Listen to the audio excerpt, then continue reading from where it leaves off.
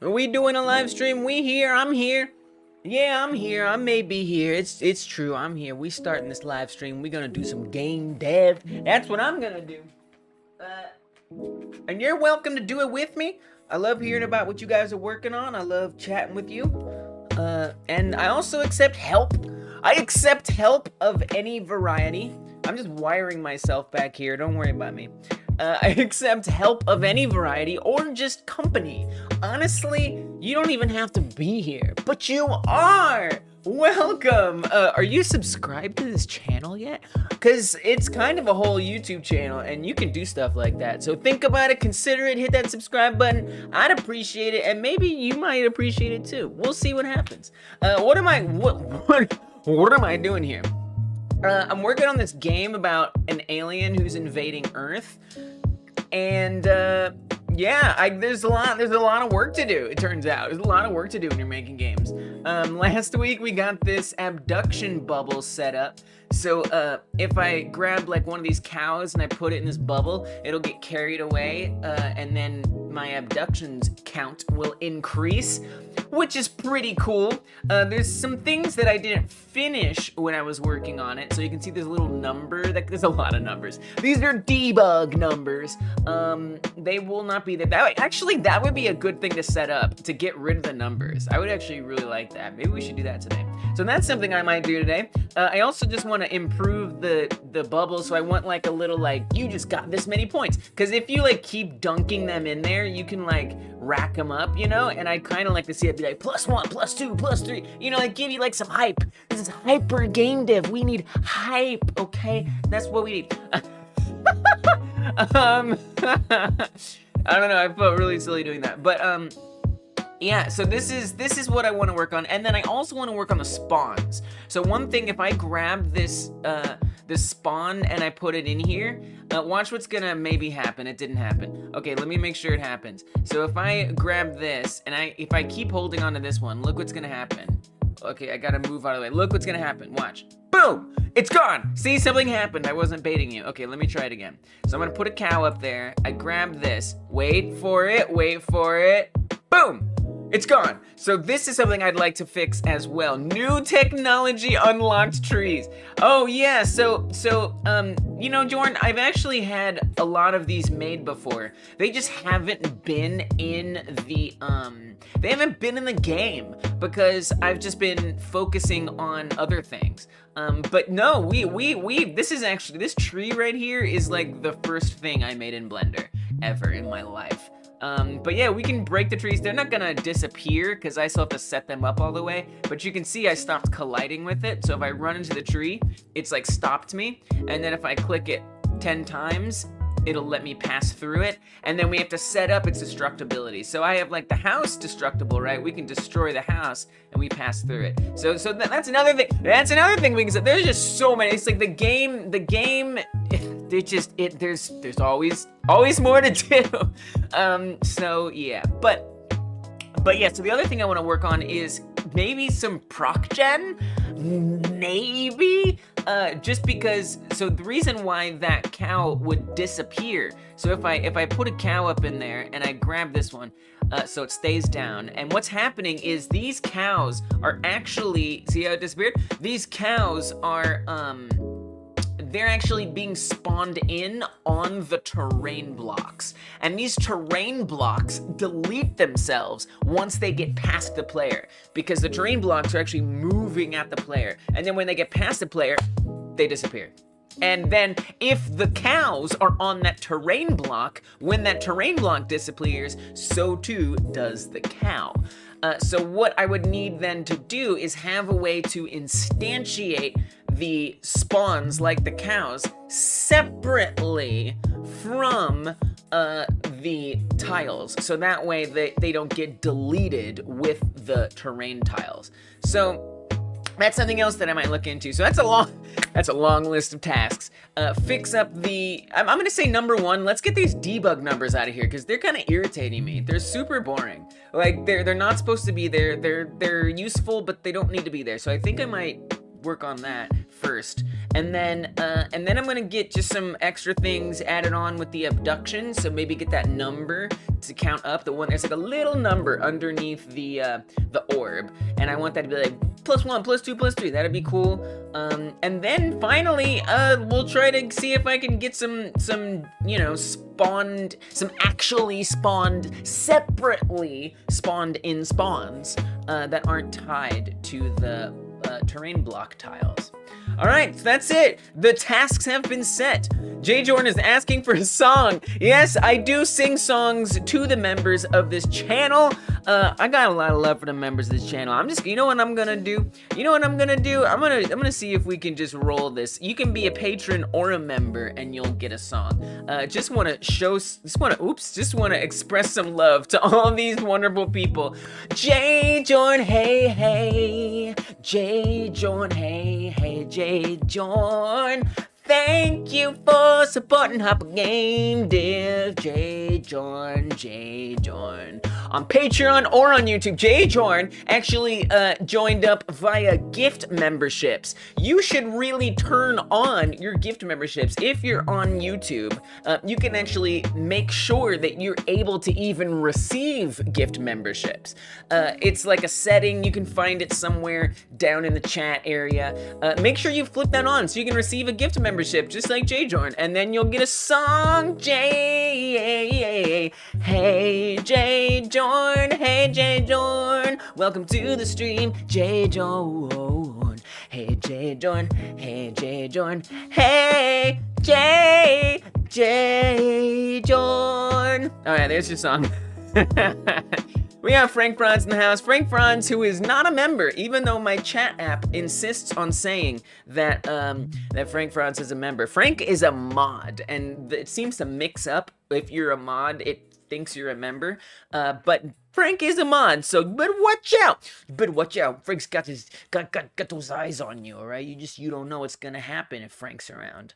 All right, be careful. Good to see you, Frank. Yes, we got cows. They don't have spots yet, but one day. All right.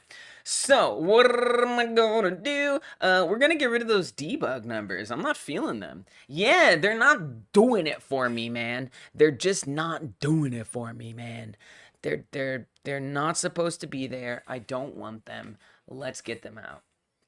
So, that's gonna be tricky because they're everywhere. They're freaking all over the place. And in regards to new technology unlocked, yeah, so this is supposed to be the cow farm terrain tile, and I made this this cow barn a long time ago, and it's supposed to be filled with cows. I need to fill it with cows because it was filled with the old cows. We have new cows now. We got new cows. You've heard of 2 cows. We got new cows. But on Monday, I made a new cow barn. Look how nice it is. I might make some changes to it in general, but yeah, we got a new cow barn. And I still haven't quite implemented it as well as I want, but it's there. It's there. And so that's why I drug this out. Normally, I've been working on like the house and the spawns, but I haven't really bothered with this other area. And yeah, I've got a few different trees in here, and in theory they're destructible, but it does need to be set up. So then that also could be something to work on today, is setting up the destructibility of the trees, but I don't know. I mean, there's so many things to work on, like why do everything? I see pine trees and big trees and cows. Yes, indeed. Actually, the cows are currently missing from this scene. I could add some in. I certainly could add some in. 2,900 errors. Love to see it. I think it's the collision. Oh, it's the animation. So, and that's the thing. So whenever we destroy these trees, when I was hitting the tree and attacking it and it didn't go away, but I collided through it, it's looking for an animation called degrade, because that's what makes it disappear over time, into like little chunks and pieces and stuff. But that doesn't actually quite exist on all of these, so who cares about that error? There is another error. There's like there's this crap. I don't know. Just ignore it. But this is genuinely, I think, a bug. In Godot, potentially. Let's get the cows. Let's add the cows in there. And I could even drag a cow barn in there. The cow barn has a few like visual glitches, but it's not actually the cow barn that's causing that. It's something else. Some of my chat isn't loading except when I turn off my extension, so I'm turning each of them on and off to check which one is actually causing it. 1 sec. Wow. I am so sorry that's happening here. What's up, future games? Was learning Godot difficult or easy? Well, so let me give you some context. I had never done welcome to the stream. I had never done text coding before I started doing Godot. I had maybe dabbled in like HTML, but CSS, but nothing very serious. And so that was part of my learning curve, was figuring out how to actually do text coding.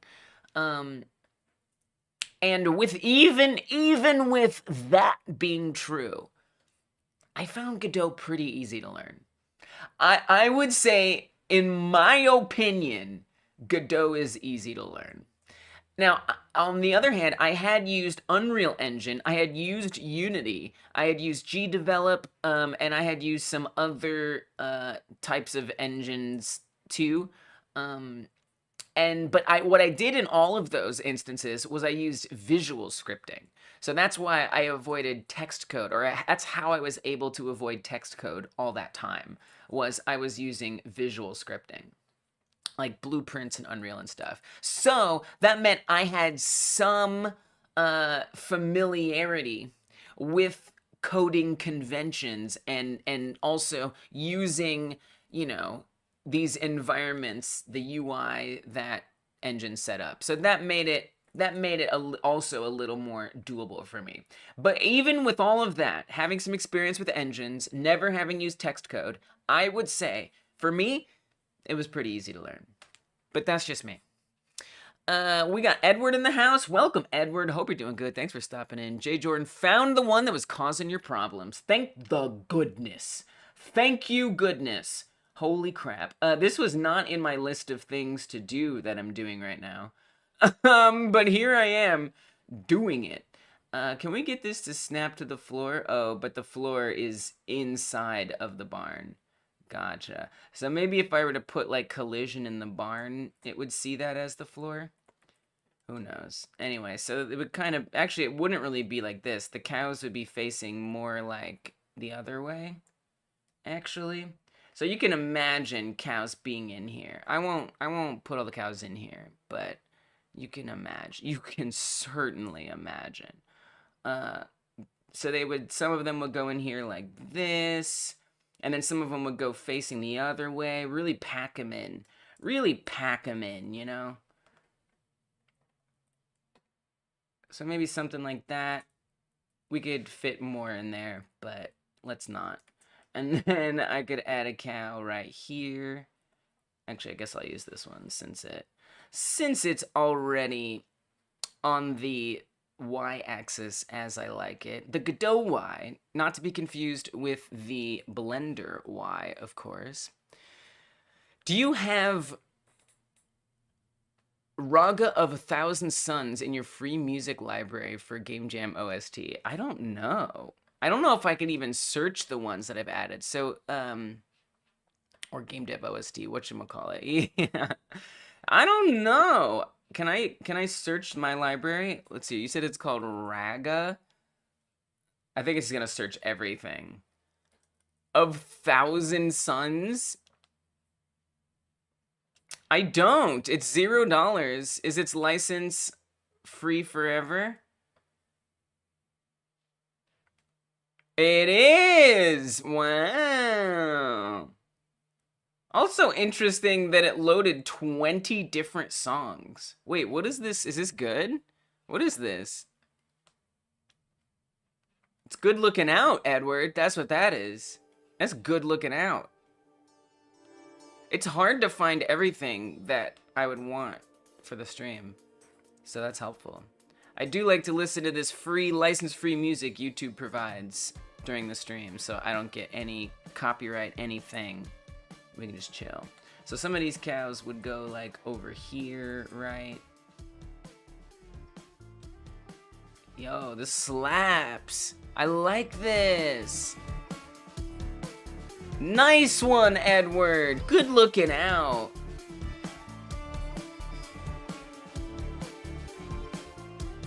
This is good.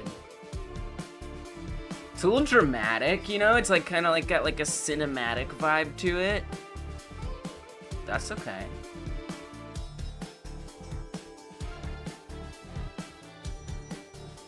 I just want the ones that I just created. Just give me the cows that I just created. No, not that one.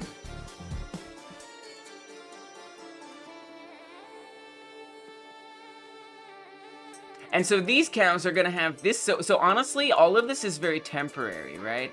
Because these cows are actually gonna have the same problem than the ones that are disappearing have.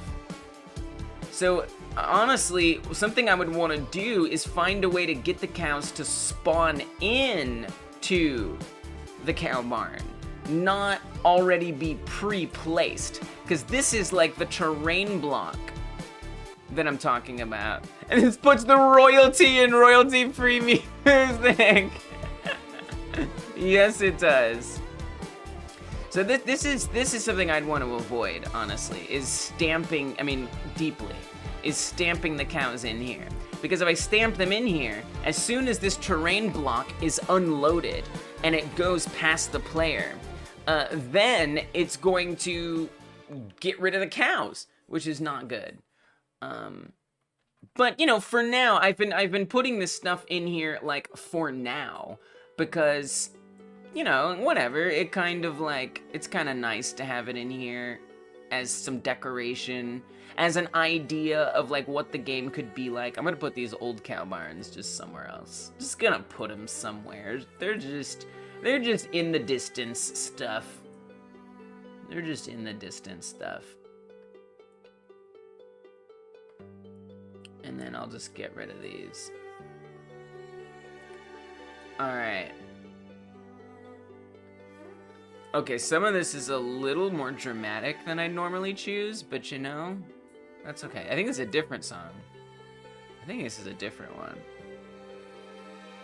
Like this is straight up a little, this is the kind of thing that's gonna put me to sleep while I'm developing, but that's not the one that you told me about. I guess we're getting experimental today with the music. We're experimenting today. All right, so now if I play it, oh yes, Requiem in cello. Now if I play the game, we'll have some cows in that cow barn. Now the problem is, it's right in front of the house. The problem, and we can grab these cows and everything, but the problem is I haven't actually set up this cow barn to be like a proper obstacle. So, so I can't actually destroy it and smash it into pieces yet.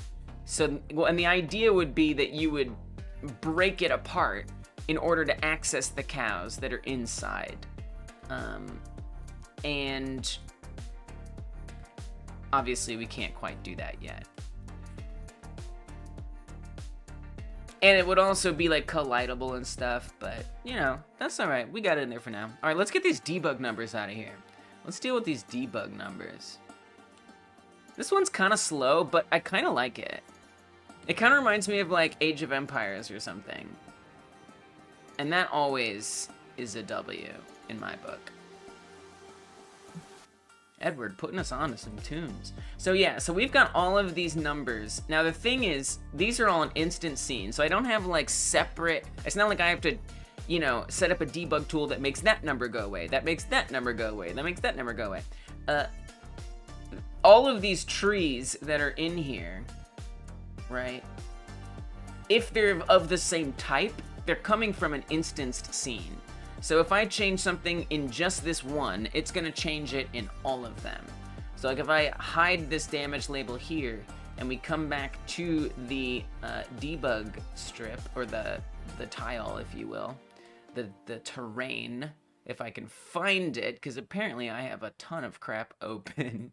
Apparently I've just got a bunch of stuff open. There we go. So if you come back here, you'll see they're hidden.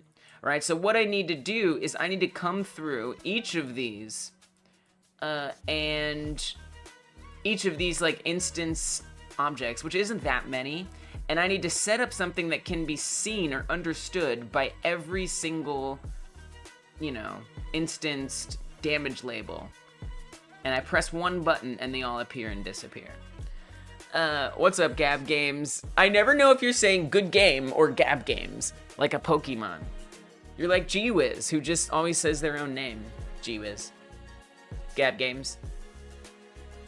But I like to think of it as good game. So like, thank you, GG to you as well. The numbers, what do they mean? Those are hit points. They are hit points, Edward. Lees. Both is implied. You know what? From an artistic standpoint, I can appreciate that. Is this that same song? I don't like this. I don't know. It makes me feel like I'm... I don't know. Now it's kind of cool. And then it kind of got dope. You know what? It grew on me. It grew on me. I'm sorry. So the numbers are hit points. So like here on the helicopter, if I hit it twice, it dies. The reason why the helicopter has an extra hit point is because it's an obstacle after. So right now it's an NPC or a copter, and on the left is its copter hit points. On the right is its obstacle hit points. So when it's like flying through the air, it can actually run into the player and hurt them because it becomes a different type of object. And so if I hit it while it's in the air as that different type of object, then that'll take away that one on the side and it'll kill it sooner. So for the houses, if I hit the house, you'll see its hit points go down. You know, not all the songs can be winners. Punk in Donuts. I don't think so. So then the same thing is true with the trees. It'll take their hit points. You won't really notice it because I haven't set up the animation that makes them disappear and actually like take damage. But what you will notice is if I run into the tree, I stop. But if I hit it multiple times, it's gonna die and I'm gonna be able to walk through it. So it's just hit points is what the numbers are. And I'd like them to go away. I'd like them to go away, personally. So the way that I'm going to try to do that, well, it's all on hit point scripts. That's where they all are. So I feel like that would be a good place to set this up. What I should do is a signal, right? And we should emit a signal when I want the debug numbers to go away. What is this song called? This song is called Dance of the G Word. Ooh. You know, for some folks that's a cuss word, so I don't know how I feel about that. But you can always rewind and look at that and think that's a slur. That's not a very nice word, so I don't know how I feel about that. But you get the idea. That's the name of it. I was kind of hoping no one would ask what when I saw it was coming up. I was like, gosh, I hope no one asks about that. And then it turned out to be a freaking bop. Not fair. So yeah, so I want to say, let's have a signal that when I press the debug button, it's okay. When I press the debug button, I want it to emit a signal that is received by all of the hit points scripts, and it tells their damage labels to appear or disappear. Actually, by default, I'd like them to not be visible, and then we can make them visible. So let's set that up. So I'm gonna say messenger. I need to create this first, actually. So my messenger is my autoload script, or like where my global variables or my global signals are kept, so I can communicate to multiple things across scripts and scenes and whatnot. I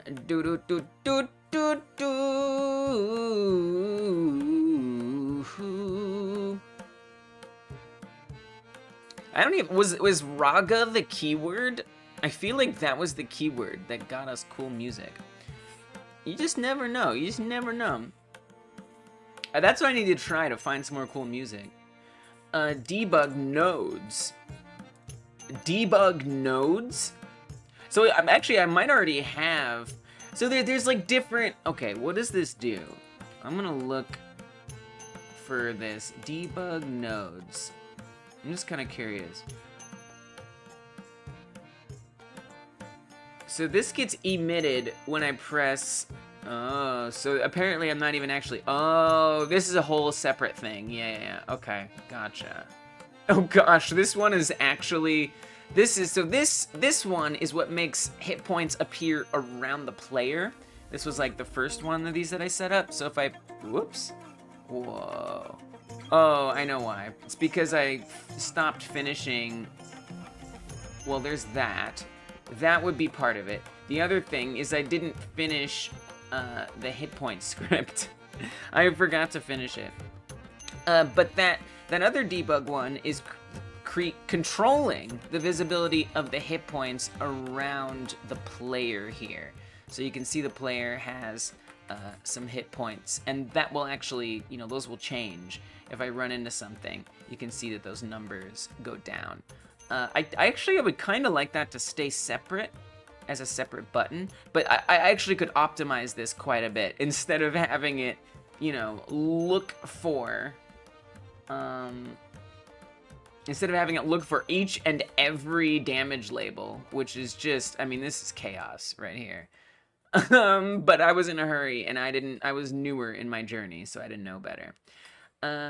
We do have this debug 2 equals true. So debug 2 equals true. What does that do? What the hell does that do? If I come to the player, so I know what that's supposed to do. What that's supposed to do is play this animation right here where the character turns around, right? And it's not really a good one, and I don't want to keep it, if I'm being honest with you. So, but I don't really understand how that goes along with, let's see, this is in the physics process. I don't really understand how that goes along with the debug 2 false or true.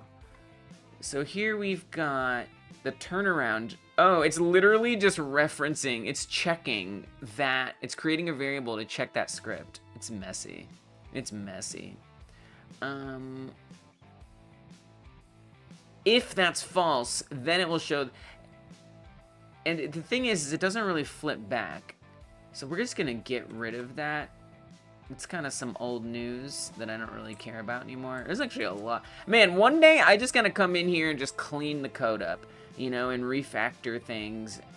That honestly, it's something that seems really like daunting at first, and then like as I continue to accumulate more chaos in the code, the more like relieving it sounds to actually get in there and make everything better. Let me make sure I didn't break anything. Okay, run and walk still work. Nothing broken.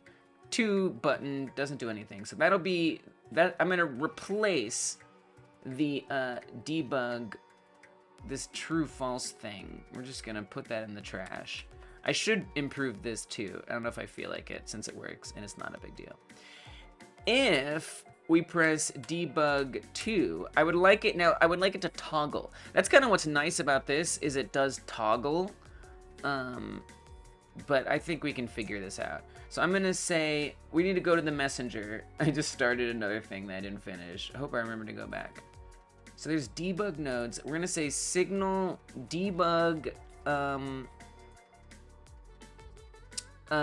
We'll say non-player HP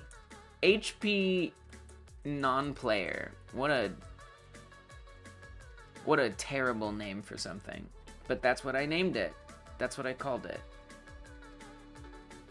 Let's say it like that. Even more horrendous. Yeah, it's pretty ugly, but I did do that. So we're gonna say messenger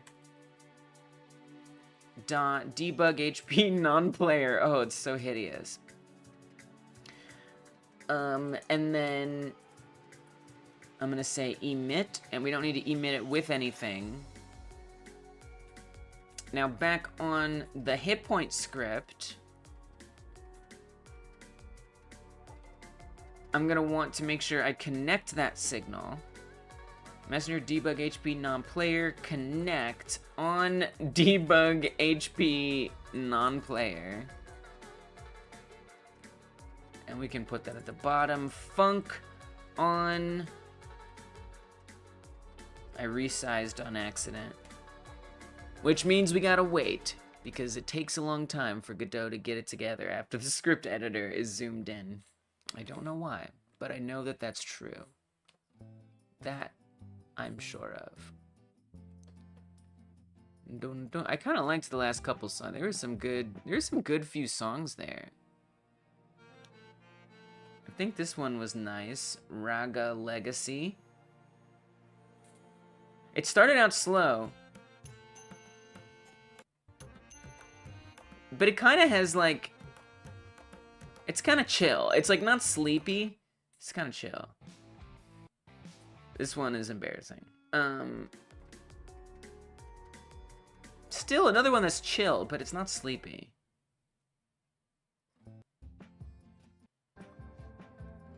That's sleepy. That's what'll put you to sleep. Right there. Okay, so func on debug HP non-player.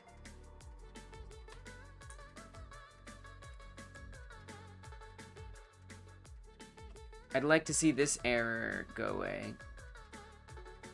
Why is that an error? Why is that an error? Don't be an error. Don't do that. I don't think I changed anything there. So, I hope you figure it out. Psychonic Joe, I think it's okay to leave long variable names. They help explain what the variable is. Thank you! And even add extra variables for intermediate steps instead of adding everything together in the same line. Whoa. Do I know what you mean by that last part? So the reason why I named it this, there's just like there's little things that I'm picking up along the way, or that I'm starting to learn that I want out of my, like, also, hey, Psychonic, out of my code and out of, yeah, pretty much my code, how I structure things. And I've noticed that Godot has an ability, especially notably in like the inspector, if you're doing export variables, for example, there's some built-in functionality to group things and identify things by their prefixes. And then even you, Psychonic, had taught me something about using the split function to, you know, say like, here's a, what is it called? It's something in the middle of stuff. I forget what it's called. Divider, delimiter. You know, then I could use it as a delimiter and say, you know, get all the debug things. And then, you know, I could check for HP. So like there is some like rhyme or reason to it. And then the reason why I did non-player with a capital P is because I kind of think of this as like one thing. I don't know. So like, because maybe there's multiple HP related. For example, the player, right? Here's the player hit points right here. And so if I wanted to make a different message that was similar, I might say messenger debug HP player, right? And so it's kind of similar, and the capital P, the idea here was to like group these into one and have them look separate without using a potential delimiter that just kind of, you know, almost like using the underscores as like a representation of like different categories that I might want to have delimited. I don't know. So that was like my thinking behind it, but I felt a little self-conscious, obviously, that it looked a little gory or a little messy, a little not great. But thank you for affirming, cause then it even gave me this impetus to come here and be like, yeah, maybe it's not so bad. I'm even gonna just like say replace with this at some point. I'm even just gonna like, we're just gonna drive it home. We're just gonna drive it home. Signal doesn't exist. Maybe make it exist then. Make it exist. For example, one thing I learned recently is if, for example, you have an array and that array being empty means enemies don't exist or whatever. Okay, that sounds important. That sounds important. Sounds like an important situation to have enemies exist. right? Should they desire it? Should we desire it for them? Okay, and then on the debug script, that's all fine. Oh, I was back here on the hit point script. Set up this function on debug HP not play. So I'm gonna need to grab the damage label. I don't know if I've set that up. We gotta reference it in here.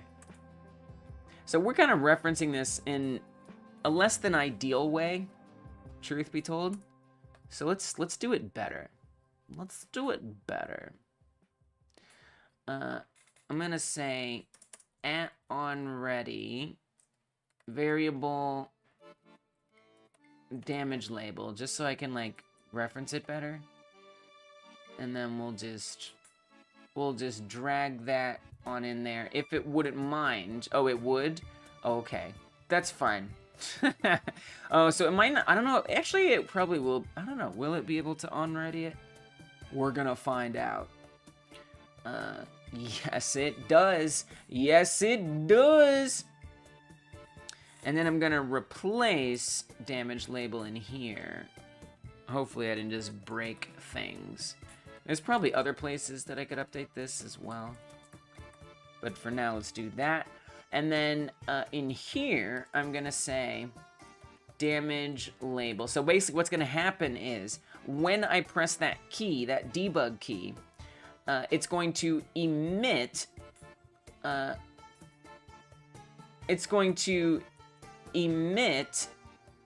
if I can find it again.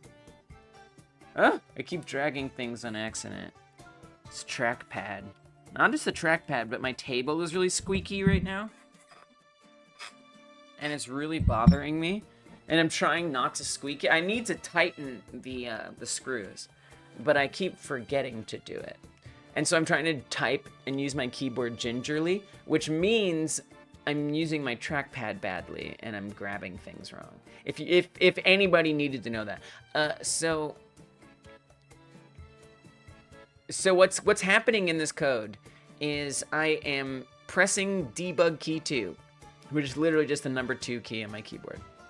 That's going to emit the message debug HP non-player, and then that'll feed through the messenger script. And then on the hit point script, since we have connected that right here, right? It's going to call the onDebug HP non-player function. And that's also where I feel like, oh gosh, the name's getting gorier, because it was something Joe Schmo taught me, someone in the chat taught me about putting on for functions, and I really like it. It's really helped a lot for me, like just reading my code better. So now it's like even longer. So it's gonna call this function, and then I want to say damage label visible. Now I kind of want it to depend, right? I want it to toggle it. And that is something that we already set up here, so I think we could just do the same thing. Equals and then an exclamation point. I think that'll toggle. It's a little hard to read, you know, it's not like very readable, but I mean, if it works. So I think this is saying set it to visible. It's a little hard to read, because what the exclamation point does is it means not. So not visible, make this label not visible. And what this means is make it visible. But I think in Godot specifically, this will read it as every time this input comes in, switch between the two depending on which one is true. Which is just like chaos to try to read, but that's okay. All right, so let me add this in. Damage label visible, and I think that might even just, if I've set this up correctly, it might all work. Now the difference is right now most of them are all I'm gonna keep it visible just to see if it like works already as we have this set up. Probably not, right? Like I probably did this wrong, right? Like what are the chances? It's just as fine. All right, let's see. Oh, one key to rule them all. Let's go. I'm spamming it. We toggling. Sweet. Oh, some of them were already hidden, and so they're like toggling the wrong direction. So I need to deal with that. But for the most part, I mean, that is sweet. Cool. Love to see it. All right, so back to Psychonic's example of sometimes needing to name things long. I think it's okay to have long variable names if they help explain what the variable is, and even add extra variables for intermediate steps instead of adding everything together in the same line. Wow. Yeah. For example, one thing I learned recently is if you have an array, and that array being empty means enemies don't exist or whatever, instead of doing if array size is less than or equal to 0, you can do a new variable, enemies don't exist equals array size less than or equal to 0, and then do if enemies don't exist. It's easier to read this way. yeah, I see what you're saying, because then it's easier to tell what the array being empty means just by reading the variable name. Right, instead of saying, you know, if it's 0, like, what does that mean? Yeah, readability. And so what you're saying is, like, readability really matters. And it can make looking through your code and updating things and making changes a lot easier if you already know what they do. And then specifically what you're talking about is creating new variables for things that might seem like, well, you know, I don't need it here. It's not going to fundamentally change the functionality of the game if I have this or not. And you know, to someone who's maybe experienced with coding, they may not even really need it there, but it'll help just lubricate the whole experience and just make it easier to get through and set things up. That's a cool philosophy. I like that. I like that. I like that a lot. Good example. Radoslav in the house, welcome, good to see you. Pierogigon says hi. Pierogigon is a member on YouTube, and so Pierogigon gets a song. Pierogigon is not gone. Pierogigon is not gone. Pierogigon is not gone for this song. You're welcome. And I'm sorry, and you're welcome. And I'm sorry, but also you're welcome. Pierogigon, who's not gone. Thank you for supporting Hyper Game Dev. I appreciate it. Welcome. Good to see you. Yeah, you know, so I've got a few tasks on my plate today.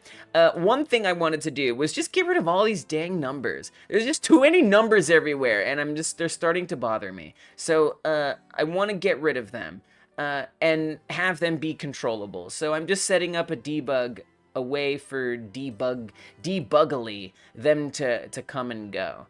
And it looks like there's a few things I got a few wrinkles to iron out here. But overall, it's not too bad. I'm a little confused with how the toggling is working right now. Like, I wonder if they're like spawned in or not determines the toggle state. So that's kind of a weird thing to think about. But you know, it's okay. It's okay. It's not bad. It's coming together. I might even want to have 2 keys for hiding and turning them on or off. We'll see. Lord of the Rings reference. I have no idea. I have no idea. You should make the variable in the global script. I like how you're giving advice that like nobody asked for. You should make the variable. No. I welcome backseating here. I do. You should. I love you, Rogi. You know I do. You should make the variable in the global script and then set visibility to the variable on ready and when button pressed. Yeah. So, basically that's interesting. That's actually interesting. Yeah, that's actually a good idea. It's actually a good idea. I should do that. Actually, I should do that. You know what? Maybe I will. Now that you mention it, that's a really good idea. Literally screaming people where I'm waiting for my bus. I am so sorry. Do. Ooh, yeah, I think it might be a good idea because like because yeah, that was good advice. Thank you. I appreciate that because that, like, hearing you say that's iconic, like, about, you know, adding variables for context purposes. That's something I need to hear because it gives me more confidence to just do it, you know, and not be like, well, should I not? No, I should. I must. So yeah, so the way I have it right now is a signal, but I think the signal might be getting caught up. I need to double check, but I think it might be getting caught up if this scene isn't instanced yet in the main scene. So I think your idea might be the right way to go, but let me at least clean things up a little bit so I can absolutely confirm that, and then maybe I'll do that. But yeah, I have a lot of things on my plate today. One of them is getting rid of those numbers. There's so many things. Oh god, there's just so much to do. I think I could never run out of things to do for this game. Yes, I could. Yes, I could. Yes, I could. Right? Anyway. Let's stay one thing at a time. We'll get this. People aren't angry screaming, they're socializing. I see. Well, at least they're happy. I see a leg that is stuck but not hurt yet. Make global variables, one for the array of objects and one for the toggle on key press and not on key hold, and make a separate function that checks if it is on or off and fill or unfill the array objects. Not that it makes any sense. No, it doesn't. I hear you, but I think in this case that doesn't make sense because we don't really have. I hear what you're saying, but Godot can have some built-in things that make that a little easier. I have 1 month to make a diploma project for final graduation.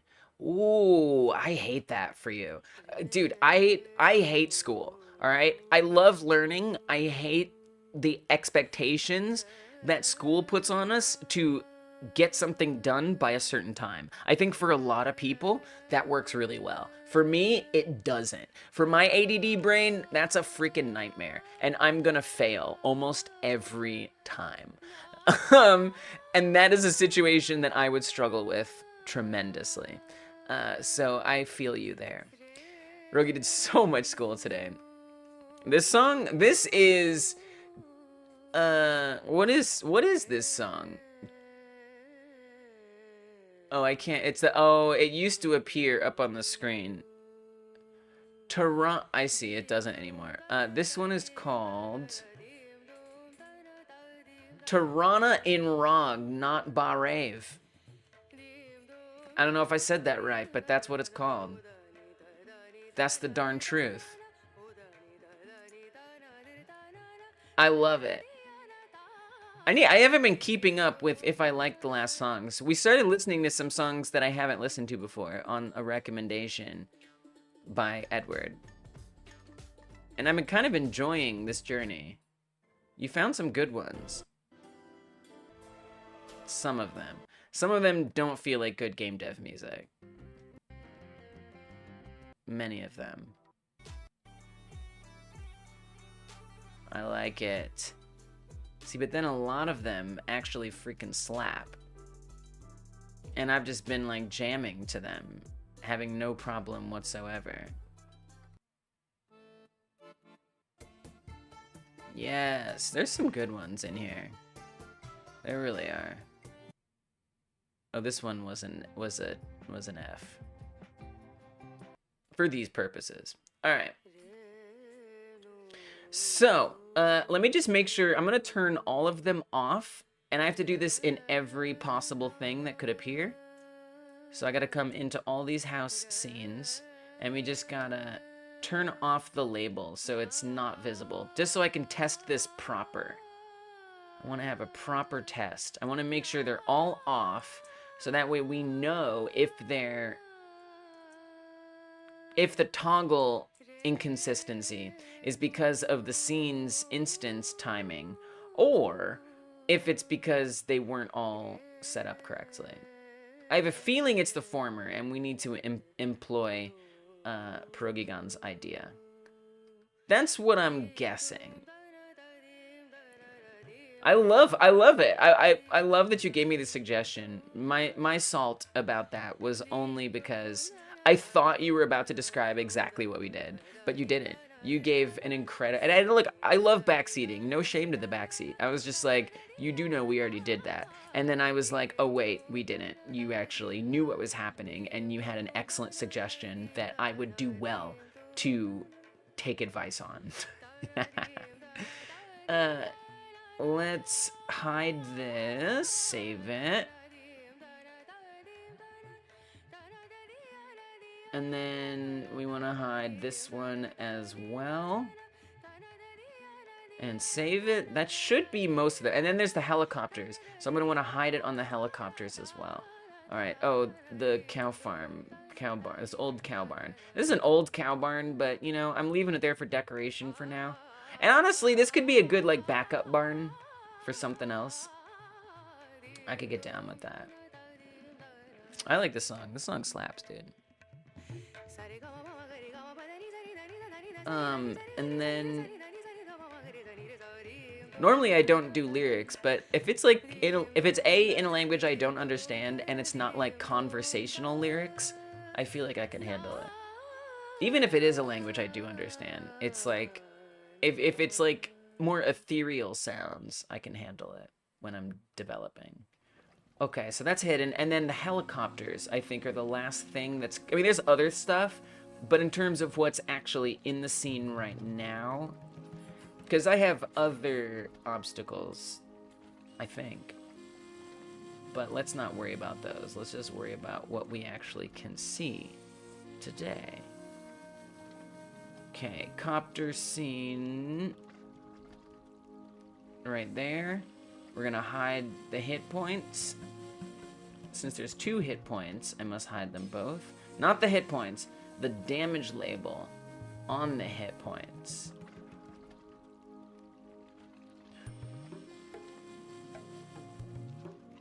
I did just realize that I could have just done them all by just coming into the hit points and just pressing that.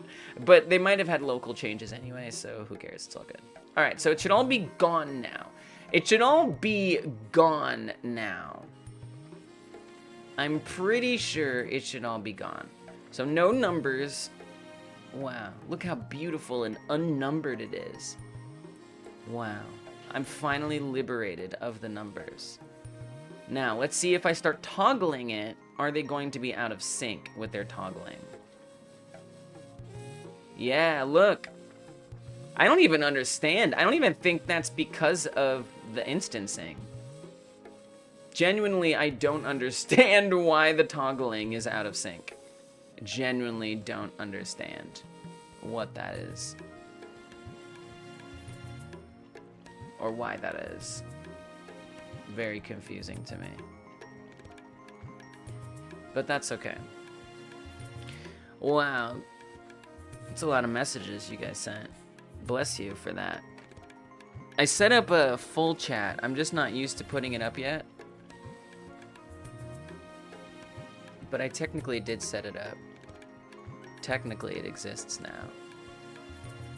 It needs some work. You know, like, but it's there.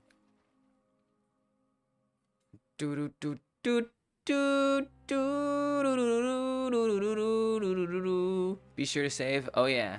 Oh yeah. I love me a Control S.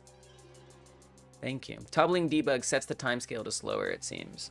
I don't think so. Oh, maybe it does. Yeah, maybe it's, maybe. I wonder if something else is causing that lag. Let me come out here. Some kind of FPS drop. I wonder if that's not something else, though, that's causing that. That is unrelated to the toggling. There are some optimization things I need to deal with, probably. You might be right, though. You might be right. When is the visibility being set? When I press a key. whenever I press a key. What was the April Fool's stream? Did you speak backwards the entire time? The April Fool's stream was that you had to guess the entire time if there was an April Fool. Spoiler alert, there wasn't. That was how I fooled you. Get a bullet time in debug mode. It needs to be set twice to never desync. Yeah, the stream was pre-recorded. I missed the April Fool's stream. I don't care if it was good or not. Okay. That was so, was that on Monday? Was that the member stream? Is that when that happened? So that would have been for members only. Remember, guys, to turn on your gift subs. But yeah, that was. Remember to turn on your gift subs.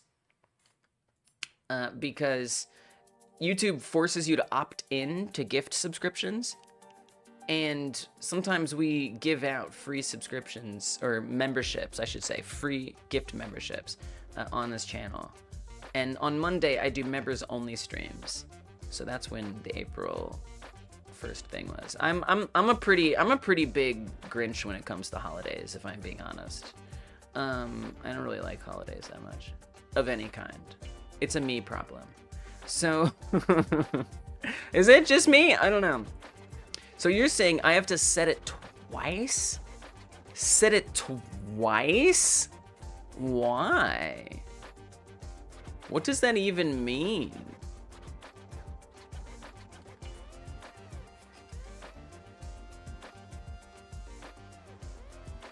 Set it twice? How can you have something happen twice? But I like your idea of the variable. That sounds like that'll work too. So I mean, I'll set that up. Maybe you don't. I think you're doing it different than I thought. Oh, okay. So here's how I'm doing it. Obviously, it's inferior. But that way is on my autoload script, my messenger script, I've got this signal, debug hit points non-player. That is to say, well, you kind of get the idea. It'll turn on and off the hit points on things that aren't the player, that have hit points. Oh, thanks, Radoslav. Wow, thank you for the good luck. Good hunting. One of the places that are unaffected by some of the stupid ideologies that divide us all, and good that you keep it safe and moderated. Well, thank you for saying that. Well, thank you for saying that. I do.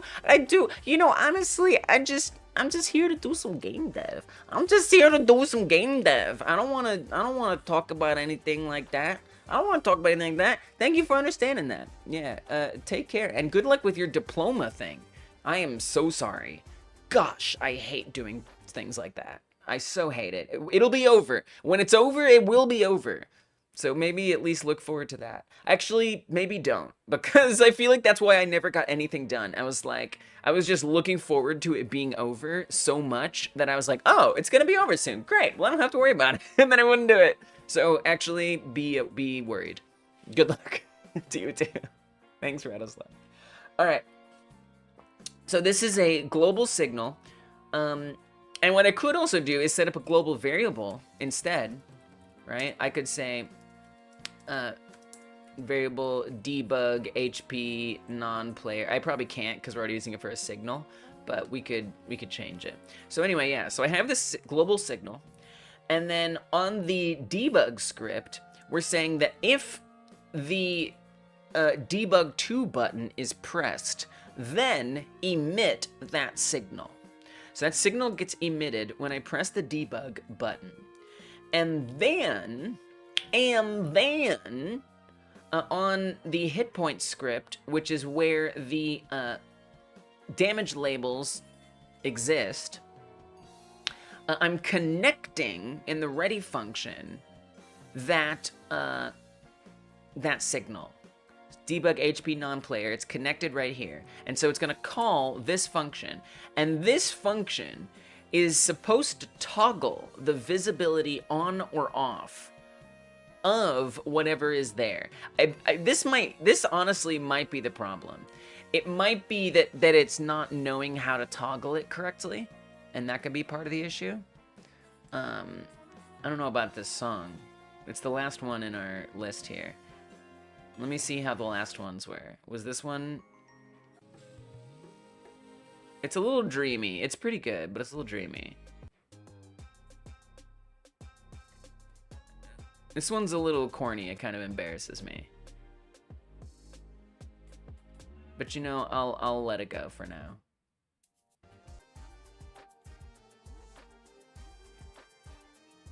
There's something about the instruments that really bother me. All right, and then let me come back and we'll just set up our normal music. We'll just set up our usual music. I just found your channel. Welcome, Gravitas. I'm keen to join in on your next 1 hour game jam. Let's go! That's this week. That's Friday. It's coming up. I love to hear it. Yeah, we do it every Friday at 6 p.m. Eastern. If you don't know what Gravitas is talking about, we make games in 1 hour. In 1 hour, we make games. It sounds ridiculous, and it is. And you know what? It's really hard. And I often don't succeed at making a game in 1 hour, but that's not the point. The point is just trying to make a game in 1 hour, see what happens, doing your best, and learning what you can from that. So cool. And you know, whatever. You don't have to, you can come to the stream and just hang out and see what we do, or yeah, you can join up. I love to hear it. That's awesome, Gravitas. So welcome. So this is toggling on and off. I could try something else just for the sake of like experimentation, even though this feels a little obnoxious. I could say, instead of it being a toggle, even though I really want it to be a toggle, I could say signal, this is pretty obnoxious, non-player off. Or we'll say this is on. And I could say this is off, right? Setting it to the opposite of what it was is causing it to be different because of instancing. See, that's what I'm thinking.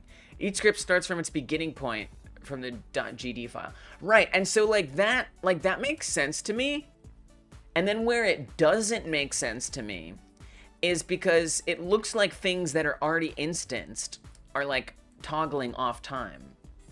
Right? Like that's what I thought too, but so let's just come here and I'll just stop, right? So everything that we can see is already instanced.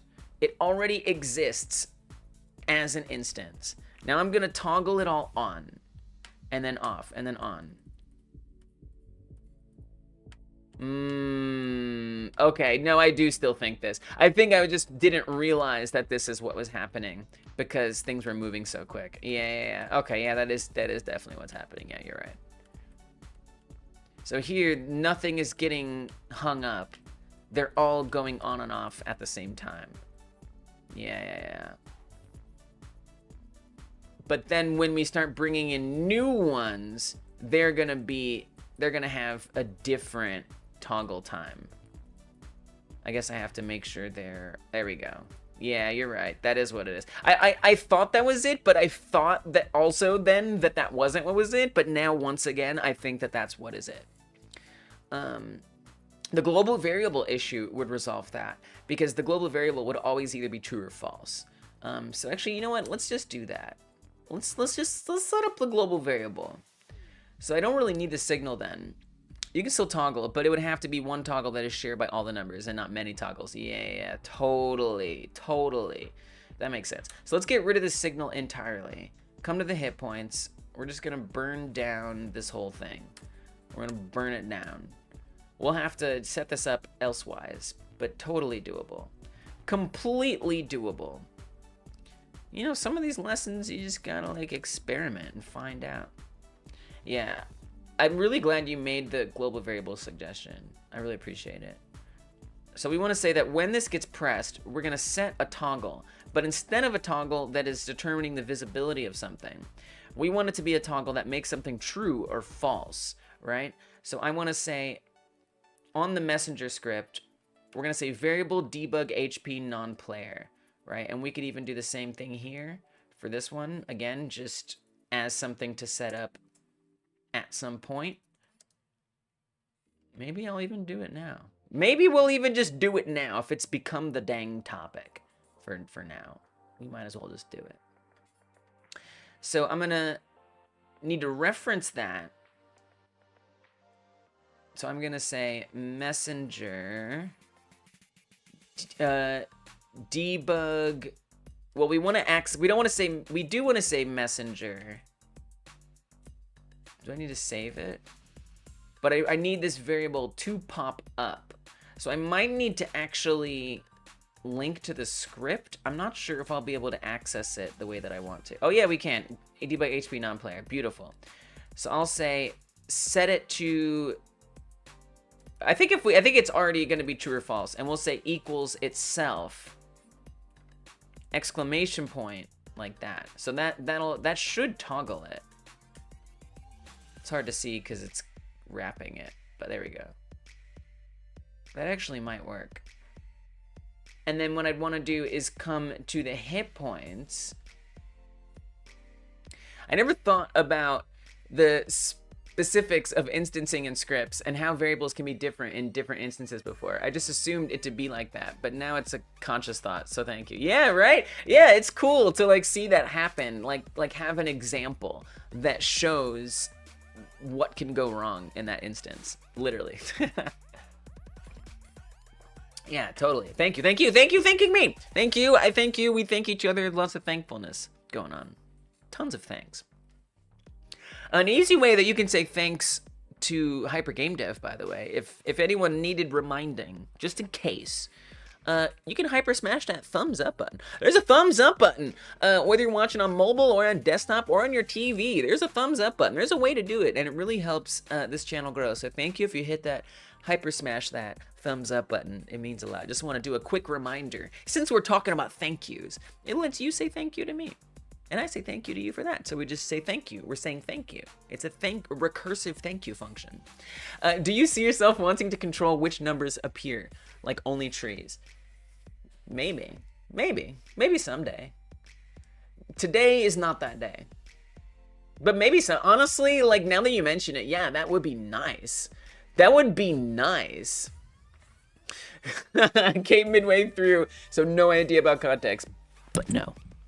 Welcome Dragonblade. Dragonblade doesn't like it when I sing a song to you. You should have opted out of gift memberships because you got one and now you get a song. Dragonblade, drag themselves on in. Dragonblade, drag themselves on in. Dragonblade, drag themselves on in. Welcome Dragonblade to the stream.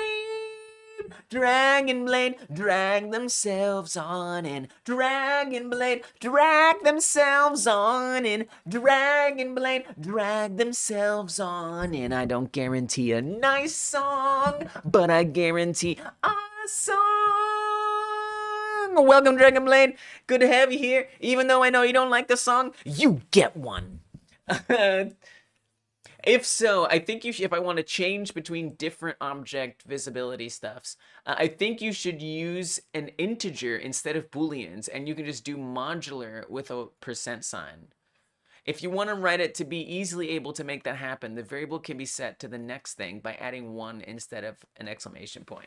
So that sounds like that would work, but that I'm very confused about how the heck to implement that. I don't know how to implement that, but that sounds like that would work. That really sounds like that would work.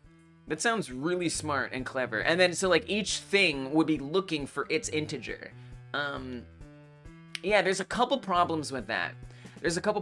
One of the problems is the hit point script, it doesn't know what kind of hit point object it is, right? So, you know, we have this hit point script, which just includes the label, right? And it has the hit point number.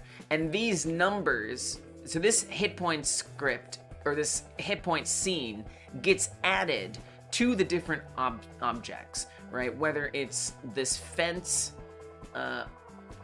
or it's a very tiny fence, but it's there. Whether it's this fence, whether it's this barn, whether it's this copter, right? Technically, the hit points scene doesn't know whether or not it is on a helicopter versus a tree versus something else. Now we could set it up to do that. You know, there's different ways we could totally set that up. But currently that's not set up, and I don't really have a need to do that. So I just feel like it's not that useful. But if I ever need to do it, I'll know that you know a way to do it. Screamy people left. Oh, good for you, I guess, because that's bad. Because that's bad. All right, so setting this up, back on the debug script, we're gonna see if this works. Right, so we have the global, so I need this global variable to be read now by the hit point script. So I would say this would probably work well, unfortunately, in some ways, on the process. Since I don't have like a signal, I could still emit a signal. Actually, we could still do a signal and it could run a function at that time that checks that variable. You know, instead of necessarily running it in process, but it's probably not a big deal to run it in process, right? Have some debug stuff just constantly being checked in the background. I'm sure that that's fine, right? I don't even have a process script on here, do I? Jeez. I mean, look, what's worse, connecting a signal or checking something in process all the time? I don't know. I hope I'm here when you need to do it, because then I can show you the wonders of modular arithmetic. It does sound cool. It does sound cool. Maybe we can come up with a different way to use modular arithmetic anyway. Maybe. I don't think I want a signal, because then I have to like use the variable name again. So I think I'm just gonna put it in process. I feel bad about that though. I don't really know how I feel about that, because then I would need like a different name for the signal. Maybe we do this. Maybe we say signal. We could do like debug HP label update. Mod is pretty common. We'll see it eventually anyway. Nice. This is a little wacky. And this is me just trying to avoid using it in process. Just as like a habit. But if someone thinks that that's ridiculous, please let me know. Clocks are modular. Nice. I don't know. I really don't know what's worse. Readying a signal or having a global variable constantly being checked in the process function. So we just want to say emit that signal, and then I'll receive it on hit points. I don't know, because I just feel like there's so many hit points instances too, and they're all going to be constantly, I don't know, it just feels, but then again, we're still connecting this in the ready function, and I don't really know how much more efficient that is technically. I certainly don't need it to be. But you know, like under the hood, technically, is it really much more efficient to be connecting a signal? Because technically that's checking, right? I don't really know how Godot works under the hood though, but like,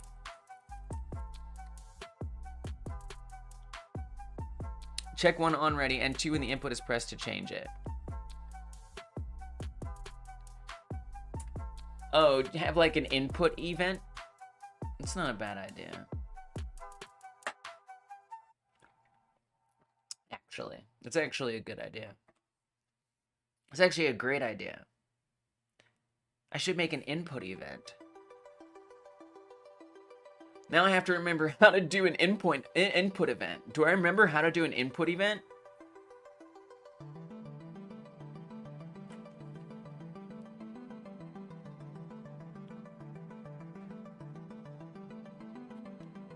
I might. It's possible. I remember struggling a little bit. Yeah, but do you know how to do that? Because off the top of my head, I don't. Like, there was a stream, so I you know, probably the best way for me to find that would be to look at the old stream where we did that, which was, I think, in the template stream, the jam template stream. Right? Or was that a different one? Was it this stream? Where ThoughtT gave me some code on how to do that? Because I just don't remember exactly how to do that. Is a conditional in the process function less efficient than so-called input event? I don't know. I mean, yeah, I have no idea. I think it must, yeah, ThoughtT was in here. Oh, but didn't ThoughtT put it in live chat later? No, they didn't. They did give it to me on here. It was when I missed a ton of messages until the end. And I had to go through all the messages because I missed a bunch. And then I put it in here somewhere. But wasn't it? Oh, it was when I was doing the finish line. I remember now. It was finish line stuff. I got like super absorbed in doing the finish line.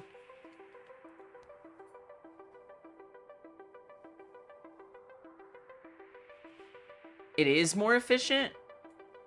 But was that thinking about, but was that taking into consideration there's going to be tons and tons of instant, like think about like literally everything in the game, like every house, every tree, every enemy, everything, right, is pretty much gonna be running that script. Which starts to seem a little inefficient, potentially, you know? That's what I worry about. I just don't even remember what stream we did this in. Was it this one? I gotta look. Let me search the transcript.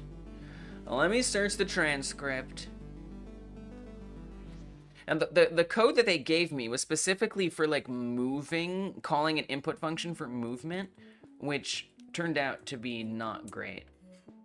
Oh, actually, it was during the next game jam.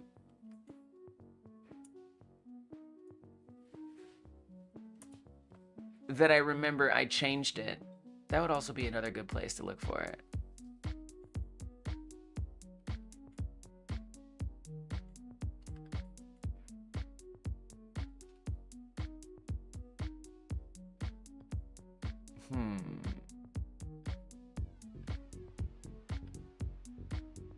Oh, here's some process stuff. Use the input that was outside of process. Some stuff here. There's some stuff here. Oh, it must have been the first one, because here I'm looking at the first one. This is me checking a stream. That's pretty funny. Oh, yeah. Oh, right there. If event dot... Oh, it's in the one that I'm... I looked it up in the past. This is trippy as hell. Okay. It's a way deep in the other one there. If event dot is action and event dot is pressed. I think that's the one that I want.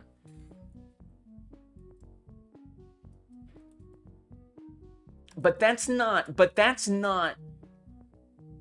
an event. Oh, I see. We do input event. Oh, I see. Okay, if event, I see. It's like kind of weird. Dot is, that's why it was so hard to remember, because it's just like a strange thing. So we would want to say, you know, whatever the button is, debug 2. I'm typing it up in my address bar. Debug 2 and event is pressed. It's a, okay, and then colon. Okay. All right, let me try that. And then we're doing it in input event. Wow, wild. You have 78 tabs open. I think I need an intervention. Dude, you're so ADD. That's like, I feel like that should be in the diagnostics statistical manual for a symptom of ADHD, is you regularly have too many tabs open. Function input event. And then in here we say if event is action debug 2 and event is pressed, then check the global variable.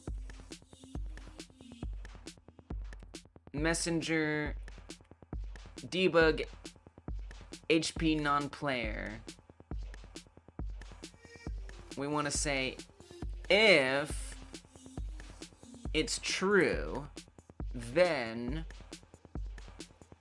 damage label visible, else damage label visible false. Woo! I use Edge, and there's a feature to name groups of tabs. Since doing that, I haven't had to clean up my tabs much at all. Oh yeah, groups are nice.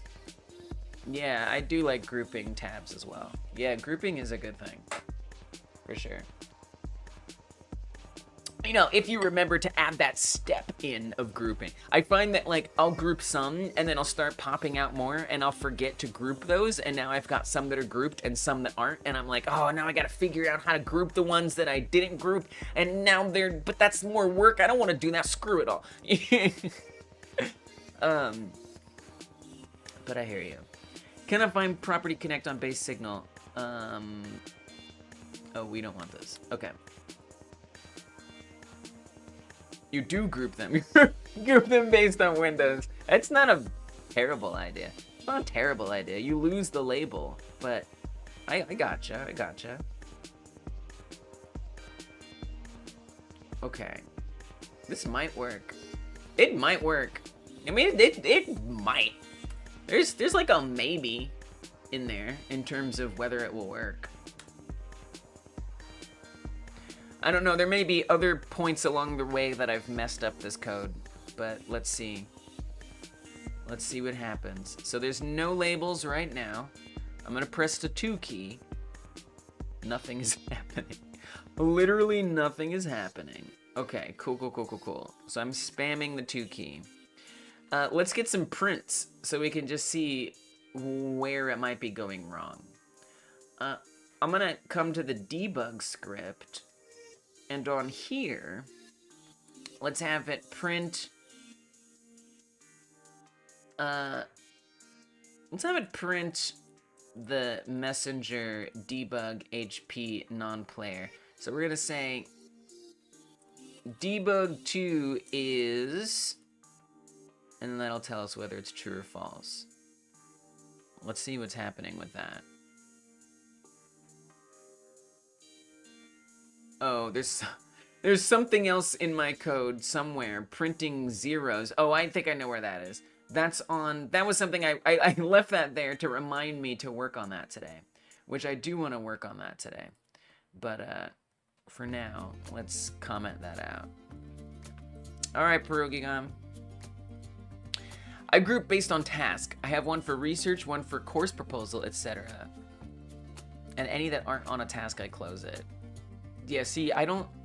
Look, I'm not here to, like, neurodivergent police anybody, but that is the most un-ADD thing I've ever heard.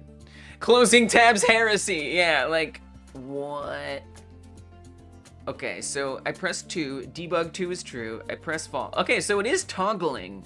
So that part's working. The global variable is toggling, and I'm accessing it from a different script. So that much is working. It may be our function with the input event that things are falling apart.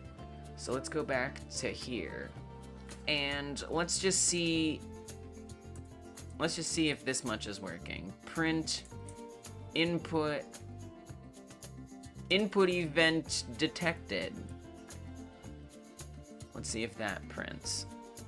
Probably not. It's probably gonna fall apart right there. Oh no, it detects the input event. The input event is detected. Okay, that's good. Let's see if it's detecting this. Maybe my maybe something else is wrong. I'm gonna say debug 2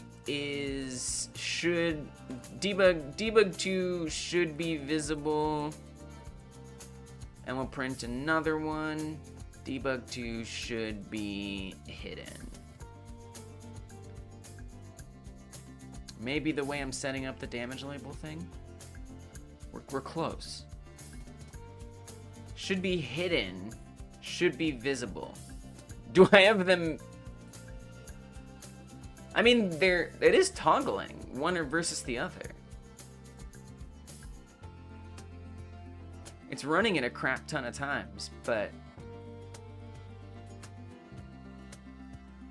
well, now I'm very confused. So then I would have to think that I'm just using the wrong things here?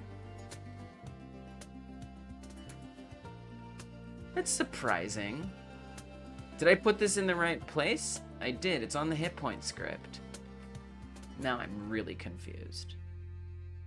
They should at least appear if we're setting it to visible. Do you want me to say true? Do you want me to say true? I can say true if you want. Does that help? I'm fine with that. I have no problem with that. Yeah. Oh, okay. I needed to put true. There we go. Let's go. Bam. Syncopated debug numbers hiding and appearing. You love to see it. All right. Frick yeah, dude. Nicely done. I gotta give Psychonic, I think. Did Psychonic give me an advising on that? I don't think so. I actually don't remember. I think it was just Progigon. Radoslav did give me an idea, although I didn't like it. So I didn't understand it. But technically they gave it to me, and that's worth something.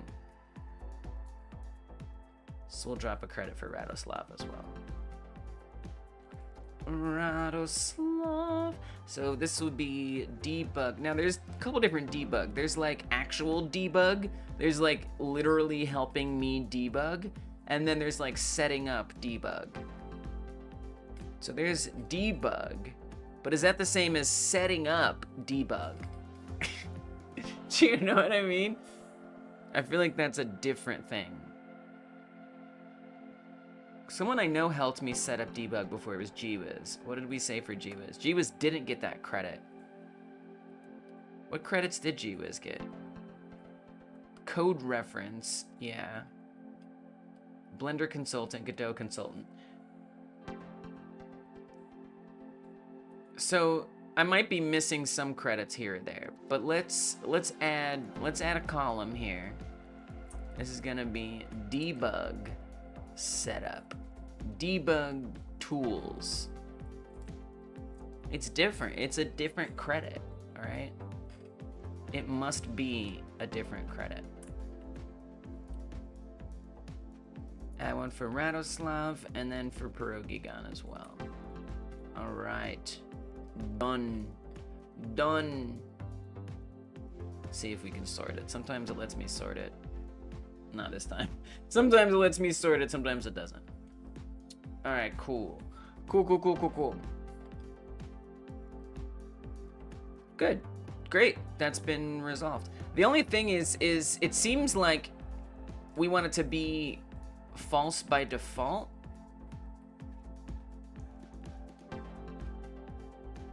So let's do that. I'm gonna come back to the messenger script and we wanna say by default it's false. So that way when we press it, it should go to true. Because I was having to like press it a couple times for it to start working, which is ridiculous.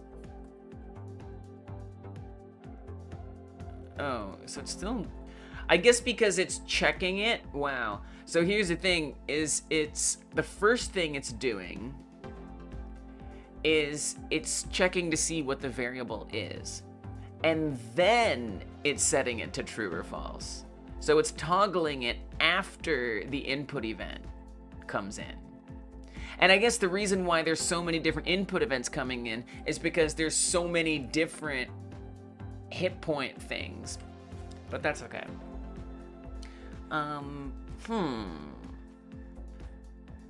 How would I get that to go first? Should I defer the call? I don't know if... Call deferred, I feel like, is a Godot 4.2 thing. And I don't think... I think that would just be like a physics process thing anyway. I don't think that would actually help in this situation. Probably. Maybe. I mean, it kind of doesn't matter. You just have to press it twice. Which feels a little obnoxious. I hate that I care about this.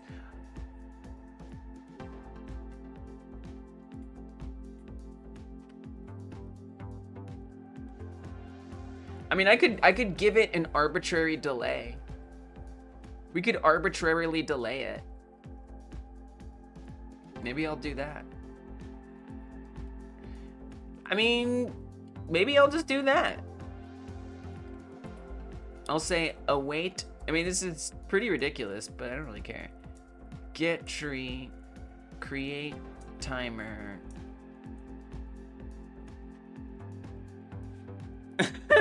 Come on, let me have it. Just help me out. Just help me out. It's okay. I will accept your help if it makes sense and I know how to implement it. All right? I'll do it.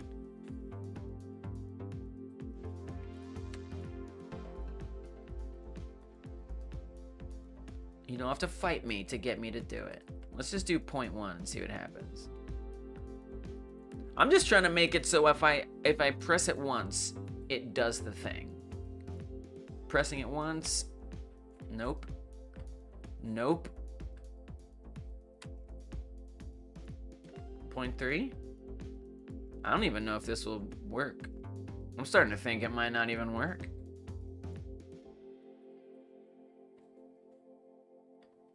I think I might fundamentally misunderstand how code works.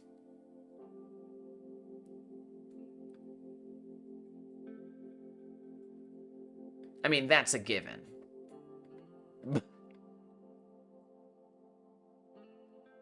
Wow, that definitely doesn't work. You shouldn't toggle the visibility of an object based on input that is detected on said object, especially when there's multiple objects that detect the same toggle. You shouldn't toggle the visibility of an object based on input that's detected on said object. So that was a suggestion that Pierogigon had made. And Pierogigon was just kind of like problem solving. But it sounds like you know why that might be not the best route. So what I was gonna do instead of this, before Pierogigon suggested that, was I was gonna create a signal called label update. And that was gonna do this. Maybe that's better. I'll do it. I don't care. I'll do it. I'll do it. I don't care. Function on debug HP label update. I will do this. I don't even care. It's fine with me. And then when this happens, then check it.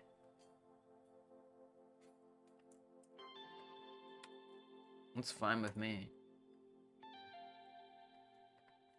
Even setting up debug stuff takes time. Just takes time. You press the toggle button, the tree detects it, so it turns it off. Then the house detects it. No. That's not what's happening. That's not what's happening. That's not what's happening. What? What would you expect the outcome to be then? Because okay. So here's the thing. So we're updating a global variable. We're updating a global variable outside of each of these instances. So there's like a script that's completely separate from all of this. And that script, there's a script that's separate from all those objects, and that script is turning the variable on or off, right? And on each of these scripts, on each of these scripts, it's then checking that global variable to see if it's true or false. And depending on whether it's true or false, it shows or doesn't show its label. So if I press this toggle button, the first time, you can see down here, all of those objects are saying they're detecting the global variable in the false state. Which actually, maybe I just set it to true to start with. They're detecting it in the false state, each one, and they all print that. And then, separately, on a different script, I'm printing whether or not it's been toggled to true or false. And so this is saying, yes, indeed, it's now true. And so now, if I press that key, it's going to see that it was set to true, right? And therefore, they're all going to become visible, and the numbers become visible. And then it's going to get set to false, right? Meaning the next time I check it, it's going to hide it. And I can just spam these back and forth, and it works great. So nothing is happening twice. You have the same character twice in the scene. You press jump, both of them will jump. Right, but I do need each thing in the scene to separately check it, so they can hide their own label. But so the multiple objects aren't toggling the Boolean. Pay attention. They're not, I'm just kidding. They're not toggling the Boolean separately. That's not what's happening. The Boolean is being toggled off of that script. I hope that makes sense. So I think actually, I'm glad you said all that, because that gave me the impetus to explain it, which makes me think that the way to fix it is to start it out as true. Yeah, then it's okay. But you would be right. So if I start this out as true, it should show them, since it already thinks it's true. Bam. And then if I hide it, it goes and it comes. Bam. Now it's doing what I want. Perfect. I thought you had the input detection for toggling on the hover text. No. Hell no. Absolutely not. I previously had the visibility of the labels being toggled on the instanced scenes. And that would result in the ones that weren't instanced toggling at different times. But that's not even what you're describing. At no point was the Boolean that is this global variable being toggled on multiple things at a time. Okay, so let's set up the player that way too, just to get it done. Not that you need to change it now, but you could move the label render layer and just toggle the layer. What? Wait. Okay, that's... Okay, but that's kind of awesome. You're right, I don't need to change it now. Except that I want to. What? So what you're talking about is on the damage label, Visual Instance 3D. We just have a debug layer. And I could even set different layers. I could say like tree layer or copter layer. Oh, wait, that's awesome. Hold up. Okay, that's cool.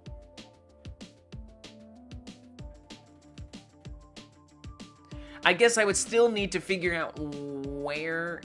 I guess I could just put the input detection on here. you know, I wouldn't necessarily be able to like aggregate it all on one debug script.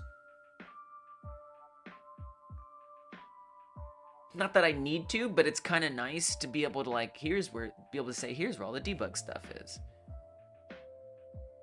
Wow, that's a great idea. Wow. I'm a little conflicted now. Because what's nice about this is it kind of cleans up everything a little bit. Like there's less code lying around in different places.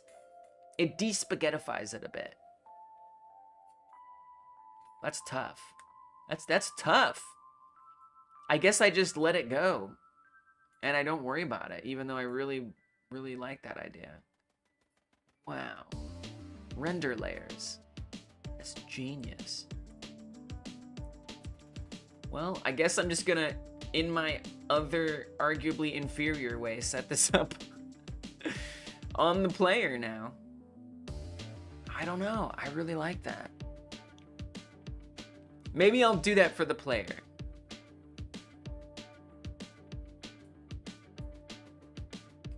Wow. Such a good idea. I don't even know what to do now. Because again, you know, I wouldn't have my like singular debug string. Because I guess part of the idea is that it would be easier to just... I said nothing leaves guilty. like I could just...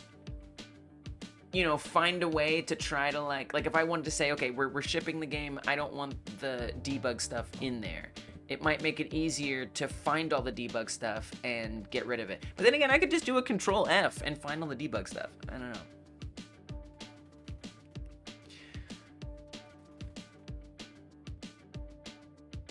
All right, you know what? I'm just gonna set it up the way we've been setting it up for now, and I'm not gonna get distracted by Dragon Blade's excellent idea. That's very Godot specific and lovely, and I really, really like it. I really like that idea a lot. It's a really good idea. It's just a great idea.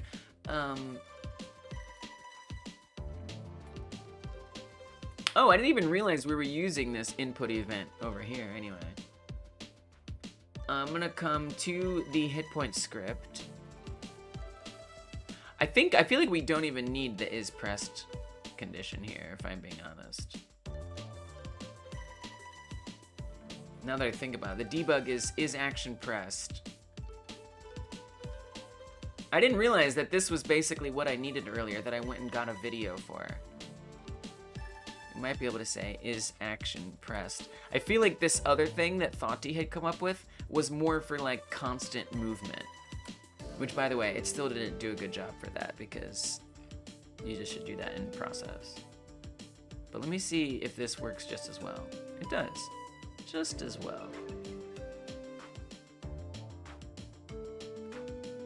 So what I'd want is to grab this. I'm gonna keep doing it this way for the sake of consistency. But I gotta be honest, Dragon Blade, that is the way. That is the way to go.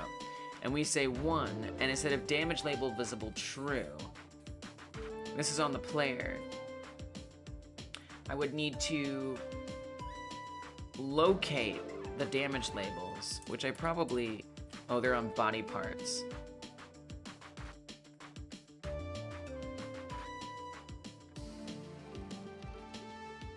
I would kind of need to instance all of those somehow. Where do these even exist?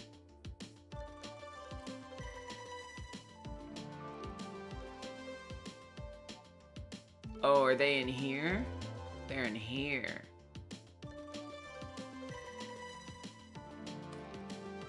It's a bit of ways away from everything else.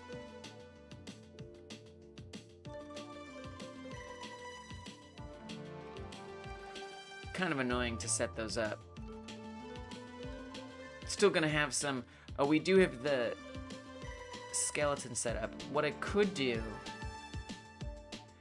Because this is in the skeleton. So if we get the node skeleton and we say... There is also on the body parts script where we use the split function here. Here, this is probably the best way to do it. Right here. Is to just say look in every one of these, find every damage label. And we could probably do a for loop on that. I assume that a turn returns an array. I'd be shocked if it didn't. And we could say, and we want to do the player one, not the non-player.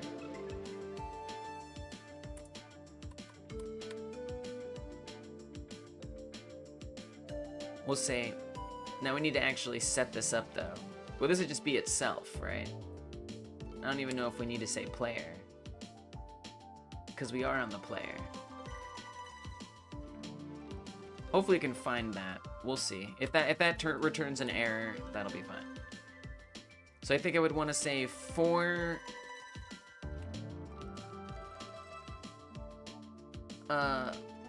damage label in this, we want to say visible equals true. Oh, damage label visible equals true.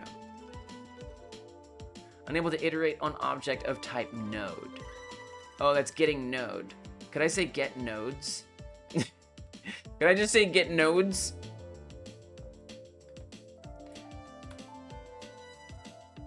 That should be multiple things. This should be multiple things.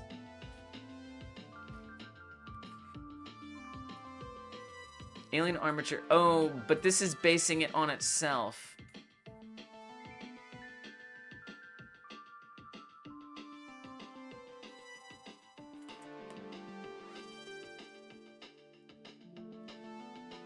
Get node and resource, that returns an array, but that's not what we want. Find children. Maybe that's what I want. Get children.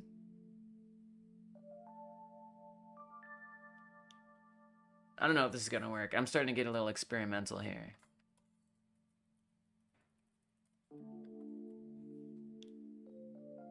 Invalid argument for get children. Argument 1 should be a boolean, but is string. Include internal.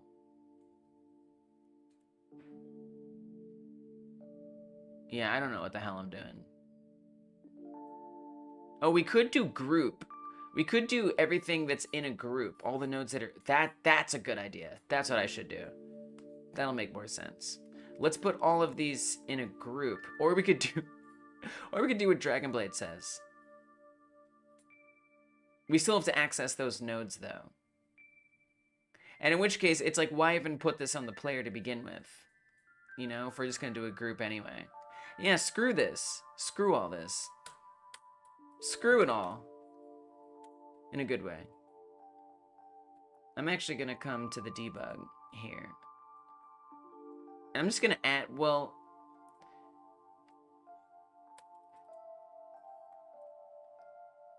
Let's go to all of these parts on here. All these damage labels that are here. And I'm just going to add them to a group. I mean, I'd prefer to do that in code, personally. But I'll let go of that desire today. Let's create a group for damage label player.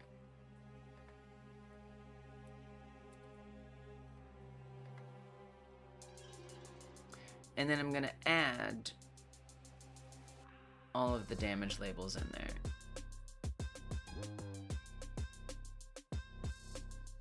So there's a damage label, there's a damage label.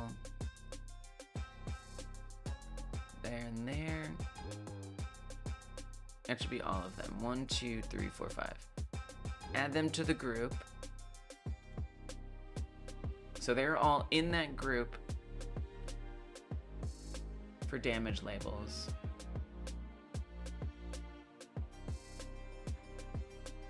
Damage underscore labels play underscore player. Don't love that syntax there, but it's what I did.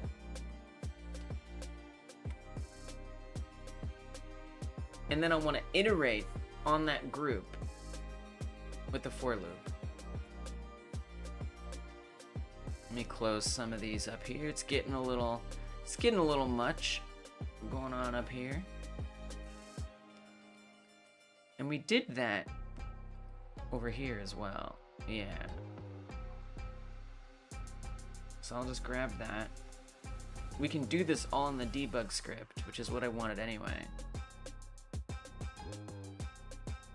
For damage labels, label in, instead of group dunked, we want to say damage labels player. Honestly, we could do the same thing for this and save us that time. Truth be told. Maybe not though, because no, actually maybe not, because then it wouldn't necessarily do it on every instance. So actually that may not actually be the right solution for that. Nice. We want to say damage label visible, and we want it to be the toggle, right?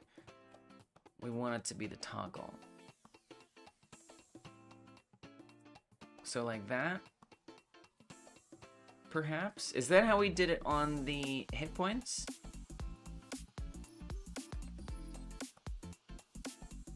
No, it's not. We just did it with if and else, and that worked out just fine. So we'll see if that works. That might just work, honestly. It really just might work. Hey, it works. Let's go.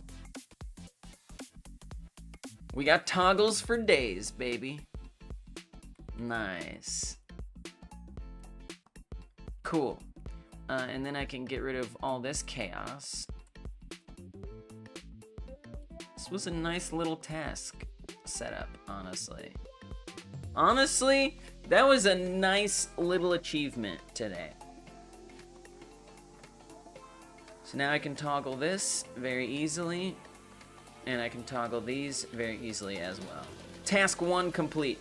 Let's get these messages being printed out of here. Then we can really say it's complete.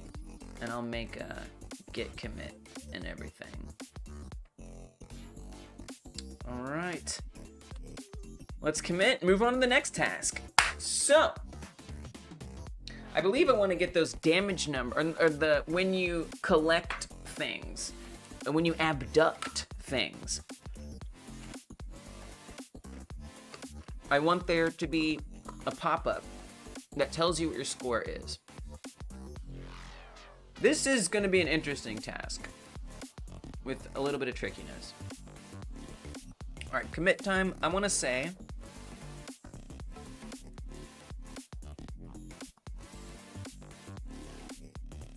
hit point debug toggles added / improved.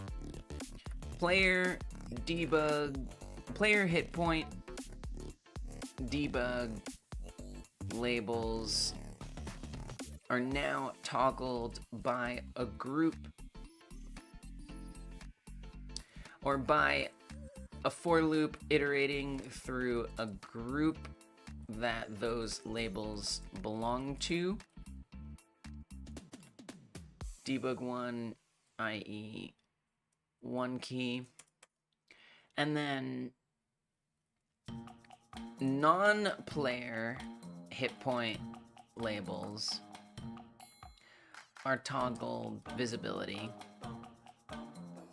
Those visibilities are... Oh, I spelled that wrong? Whatever. Are toggled via a global variable that is checked by an input signal on the hit point script.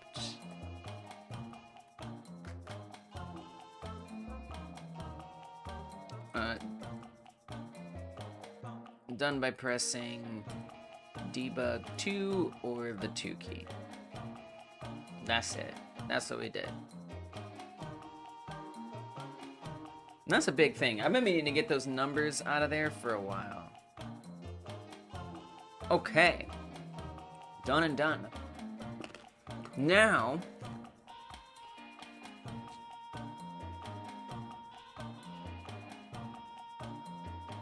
let's move on to another task. Oh, we still got a debug here.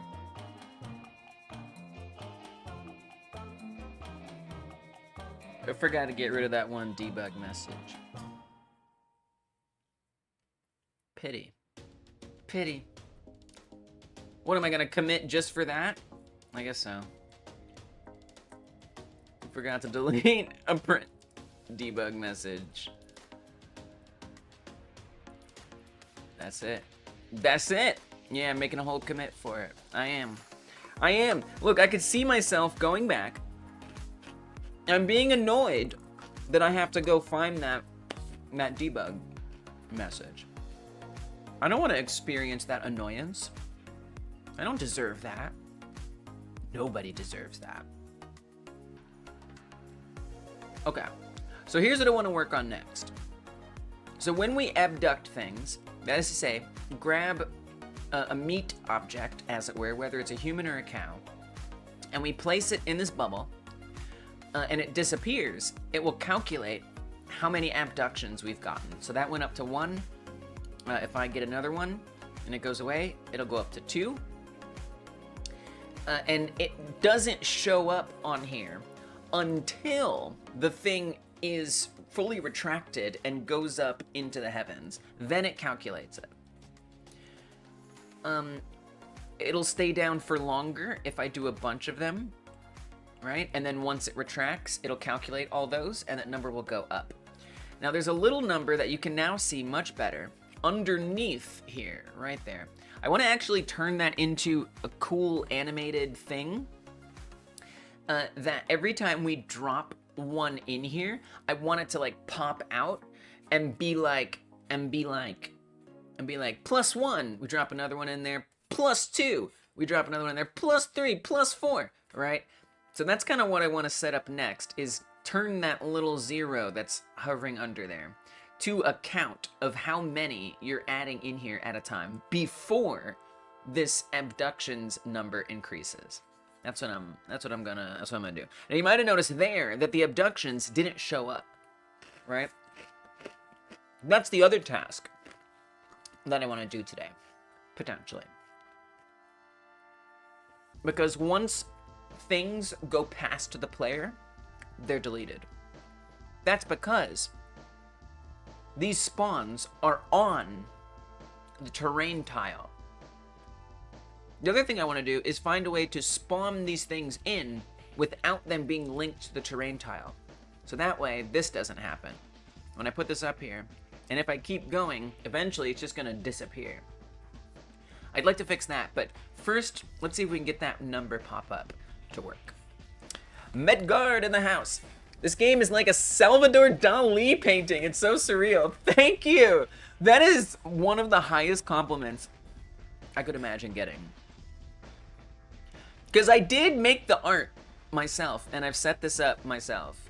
So that is, honestly, you know what also, not only do I consider that a compliment, but that's helpful like from an art direction standpoint. Like if that's the case, then maybe I need to lean into that a bit and do some research on like surrealist paintings, cubism and stuff like that, and see like, you know, what I can borrow from that and add in here. Thank you. Thank you, Medgard. I appreciate that. Hope you're doing well. Hope the things you're working on are going well. We got Henry in this house. Henry is here. Henry is a YouTube member, and so Henry gets a song. Thank you, Henry. Hello to you. Thank you for supporting Hyper Game Dev. Hello, Henry. Hello, Henry. Hello, Henry. Hello to you. Hello, Henry. Hello, Henry. Hello to you. Hello, Henry. Hello, Henry. Hello, Henry. Hello to you. Hello, Henry. Hello, Henry, hello, Henry, hello to you. For that song, you're welcome. And I'm also sorry. I'm also sorry. Nobody said I sing well, but I sing it all. I'll do it. Albeska, thank you for supporting Hopper Game Dev. Albeska, bet Albeska's here. Albeska, bet Albeska is here. You better bet Albeska is here. You better bet that Albeska is here. Bet Albeska is here. Bet Albeska is here. Bet Albeska is here. Welcome Albeska to the stream. You better bet that Albeska is here. Welcome Albeska. Yes, good evening to you. Things are going well. Things are going well. Glad things are going good with you too, Medgard, by the way. Yes, so besides singing embarrassing songs, because I appreciate the members that much, besides that, so far today, I've set up a debug situation that lets the numbers appear and disappear. So this is like hit points, so we can see how many hit points all these objects have. And they've been there, sitting there for a long time. But today I added in, with the help of Pierogigon and a little bit from Radoslav and even a little bit from Dragonblade. Even though we didn't end up using their suggestions, it was helpful that Dragonblade was here. So I should add a credit for them too. But thanks to myself and them, we can now easily toggle those numbers on and off. I also updated the way the player hit points toggle. So that's been the success so far today. And now I want to update when we abduct things, which is also going quite well, that we can abduct animals and humans, and our score will go up on the left. Along the way, I'd like to see like a +1, +2, +3 every time you add one into the bubble before it retracts. And that's sort of there. We have a little number that's at the bottom, but I want it to actually look cool and like give you feedback as a player, a little dopamine hit, like yeah, I want to get stuff. So that's what I'm going to work on next. Overall, things are going well, though. I feel good. On Monday, during the member stream, I made this improved cow barn. You can't really appreciate it here that well yet, but I did do it. And I haven't set it up to be an obstacle proper, so we can't destroy it and see the inside. You know, like the house, I can destroy the roof on it. But yeah, on Monday in Blender, I worked on that. So yeah, things are going great. Things are going great. I feel good. I feel good. So yeah, so let's get into it. Let's make it happen. Now, for that number, that's on the score dunk over here. In my main scene. Wherever the score dunk is. There it is. This score dunk, I call it. Not score doink, score dunk, floats above the player here. And it has some scripts on it. And I'm not exactly yet sure how to get it to count up along the way. That's something I'm trying to figure out. So first I need to examine how it currently works, so I can figure out how to set it up to count along the way. Because the way that it's set up right now, it only does that abduction calculation after it leaves the screen. So that's what this visible on-screen 3D notifier thing over here does, is it checks to see if the orb has left the screen. And if it has left the screen, it then calculates how many things are inside of it. So once that goes off the screen and this node runs, it then checks and updates the number. So that's how it currently works, right? And so what I want is for whenever we add something in there, I then want it to start calculating the number. And also, I want it to update this when it retracts, because I want it to have that feeling of something being abducted and disappearing off screen. Like, I want that sensation that like yes, I just abducted that thing. It is now up in space. And then I got the abduction point. So I still want it to calculate separately. However, I want it to also be calculating along the way. So the way that that works, in other parts, we have the visible on-screen notifier. You're making a mini horror game today? Ooh, what you making it in? Are you making, I know you were exploring Roblox. I know you've been using Scratch. And I know you can code entire games in JavaScript using VS Code alone. So what's it today? What's on your menu of engines today? I still think it's so cool that you make stuff in straight JavaScript. But I'm sure wherever you make it, it's also cool. Quite sure. It's about making games, not where you make it. Sometimes. Okay. So I've actually connected the visible on-screen notifier, the screen exited signal, to this function. When it exits the screen, if dunked meat is not empty. Oh, so this was like combo stuff.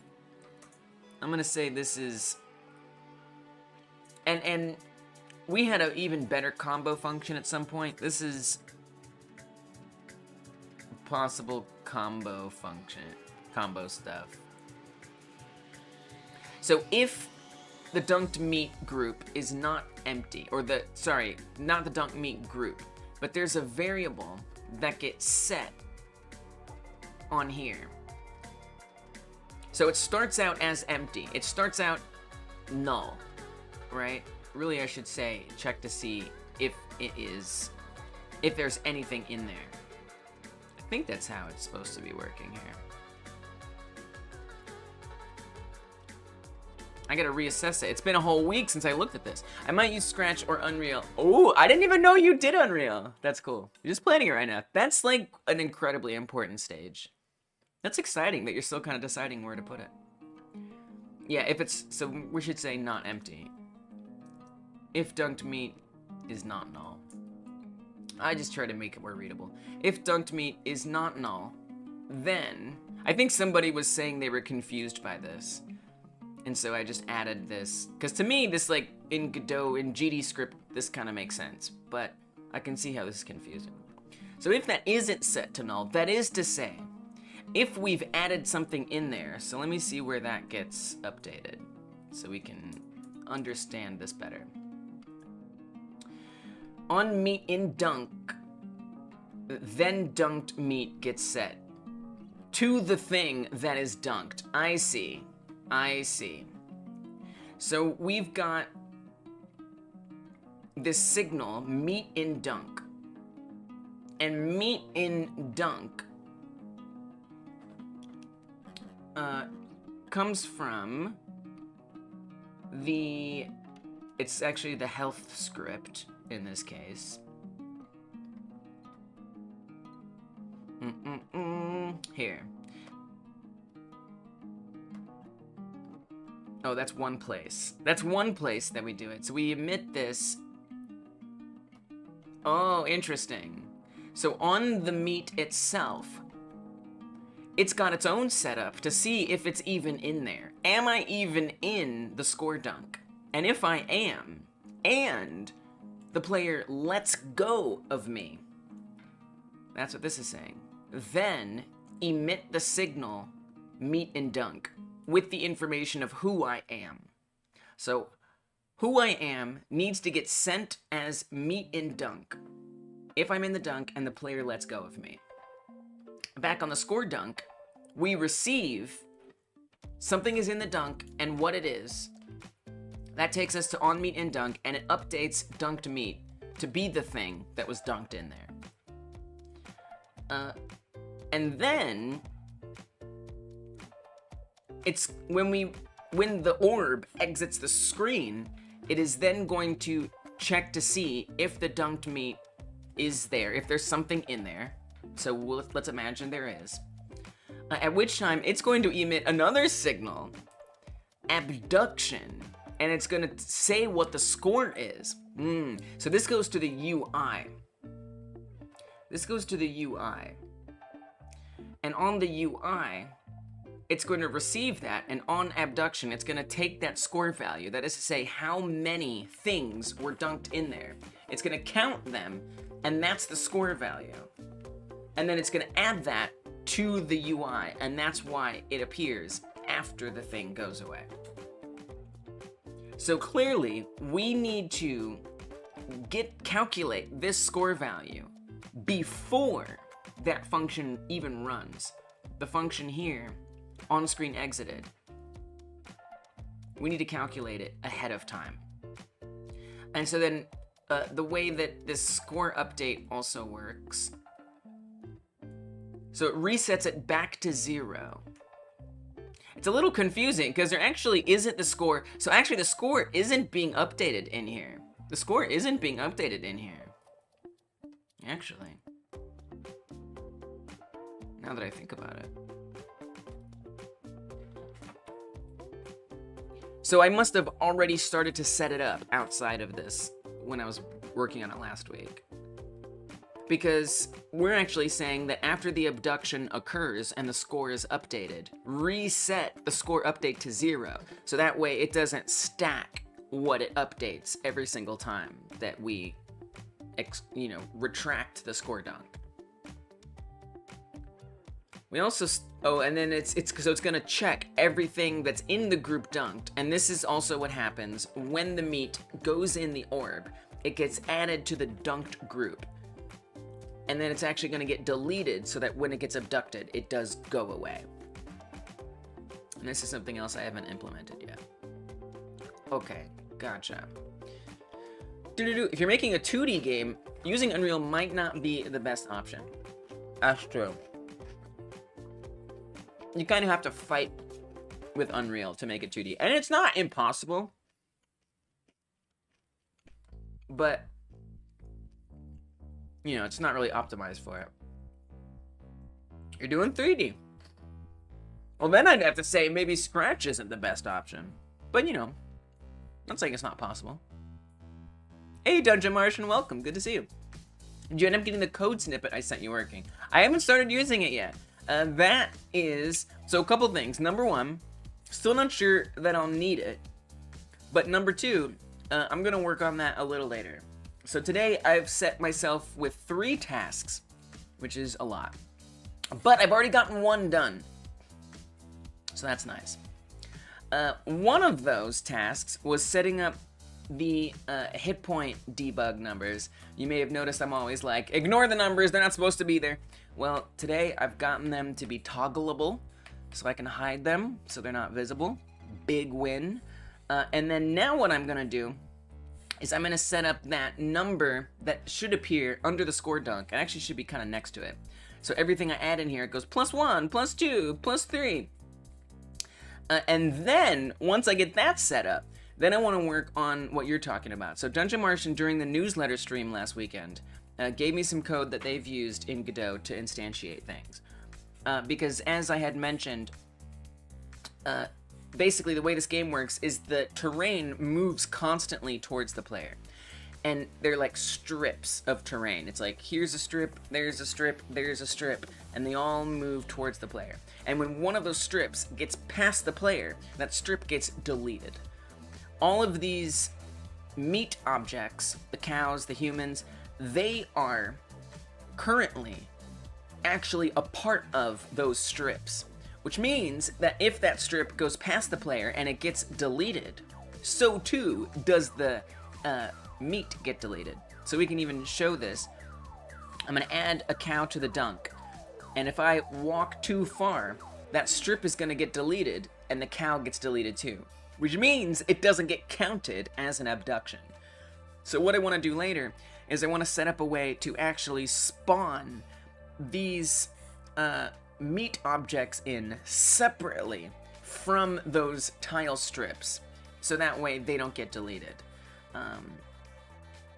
And I think Dungeon Martian might have sent me something that was helpful for that. I've taken the note down of what you gave me, and then I'm gonna check that out as soon as I get these numbers set up. I kind of want, basically what I wanted to do was I wanted to tier or like triage my tasks today in terms of what I think will take the longest. And it felt like the debug thing would be the quickest, and getting those numbers to pop up will be the mediumest, and then trying to get that spawning set up will be maybe the longest task. It'll do exactly what you need? Okay. Alright. Alright. I guess, you know, a part of me is dubious. You know, I believe you, but like, you know, maybe I'll be like, oh, but what if this situation, you know, like, I don't know, we'll see. You might be right. I'm definitely gonna try it out though, once I get that other stuff working. But you are here, which I have to say, sometimes that will adjust my triaging, because if you're here and you're willing to help, it might be better for me to start working on it now, but I don't know. I also did start working on this other thing, so we'll see. Insane Alpha Beta! Welcome Insane Alpha Beta. It's not insane that Insane Alpha Beta is here. It's not insane that Insane Alpha Beta is here. It's not insane that Insane Alpha Beta is here. I'm sorry for the song, but Insane Alpha Beta supports the stream, and it's really not that insane that Insane Alpha Beta is here. Insane Alpha Beta, it's not insane that Insane Alpha Beta is here.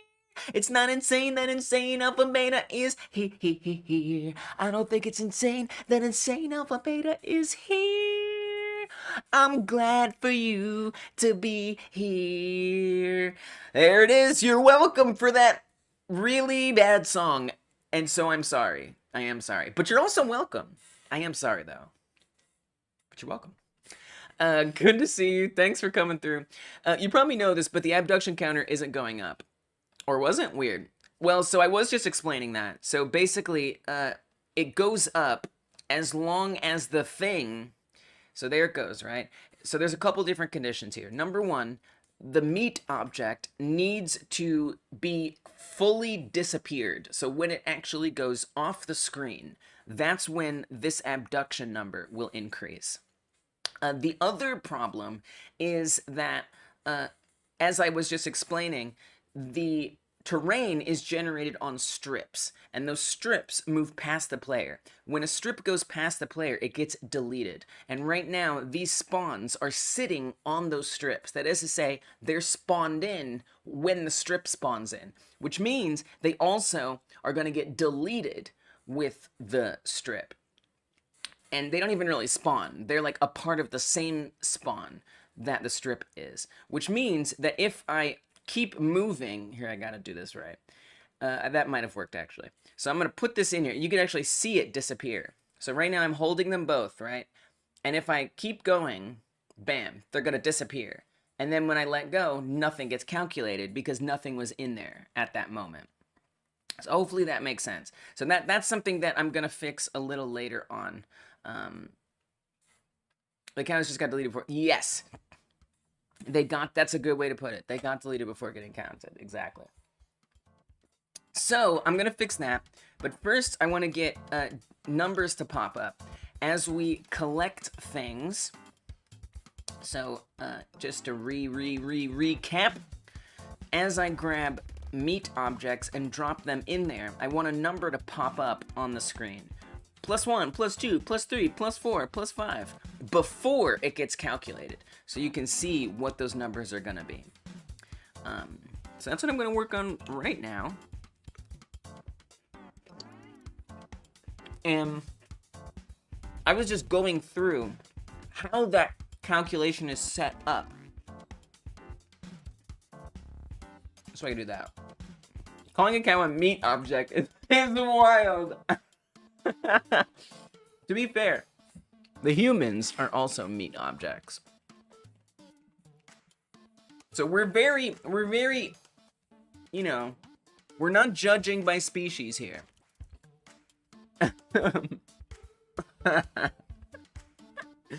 That, honestly, Medgar, that was like the original concept for this whole game. The original concept for this entire game is meat objects. We're all the same. Exactly. So you already understand. Yeah, exactly. To the alien, we're all the same. That was my thinking as well. Do I still have that original animation. There was a first version of this game that I made. I thought I still had it somewhere. Don't I, though? I think I do somewhere. Let me see if I do. There was an original animation that I made when I was just kind of imagining this game in my mind's eye. And it very much imagines them as literally meat. It's really not much, but I'm going to show it anyway. So we have, when it exits the screen, it checks to see if something has been dunked in the score dunk. And if so, it's going to calculate, or it's going to take the score that's already been calculated elsewhere, which is good. This is a good start for us updating that label. The score is being calculated elsewhere, and then it's being updated on the UI upon abduction. And then the score update is going back to 0. So wherever this is being updated is where I need to go look. So let's go see where this is being updated, because that is going to be important.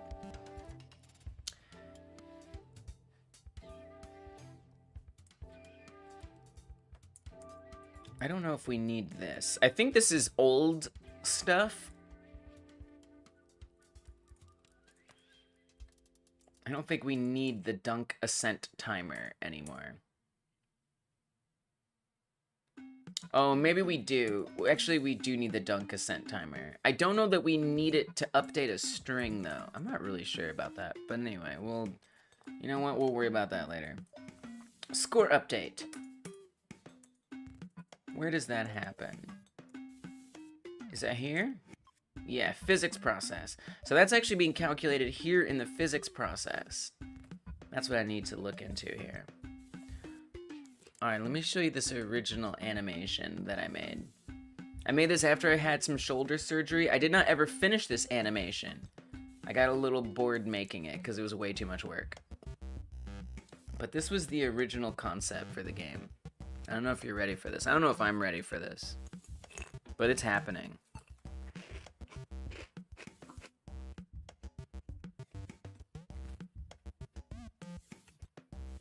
Yeah. That's it. That's literally it. This was my original conception of the game. Was you're an alien who's running. There's stuff like buildings and things that come at you. Oh, it's bright. Yeah, it is bright. I wonder if I can quickly dark mode it. Probably not, but maybe. Real sorry about that. It's worth it though, right?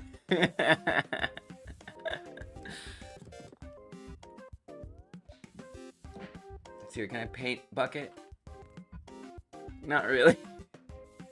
I don't know if I can paint bucket it and dark mode it. Will it play on every frame? You're AFK, but just got back here. No idea what's happening, but this looks cool. I love it. The T-bone steak. Yeah, you got it. You got it. That's pretty much what I was showing you. Oh no, that's just one frame. I should have put it on a different layer or something. Anyway, you get the idea. We don't have to. We don't have to endure this. It's just gonna have to be a flashbang.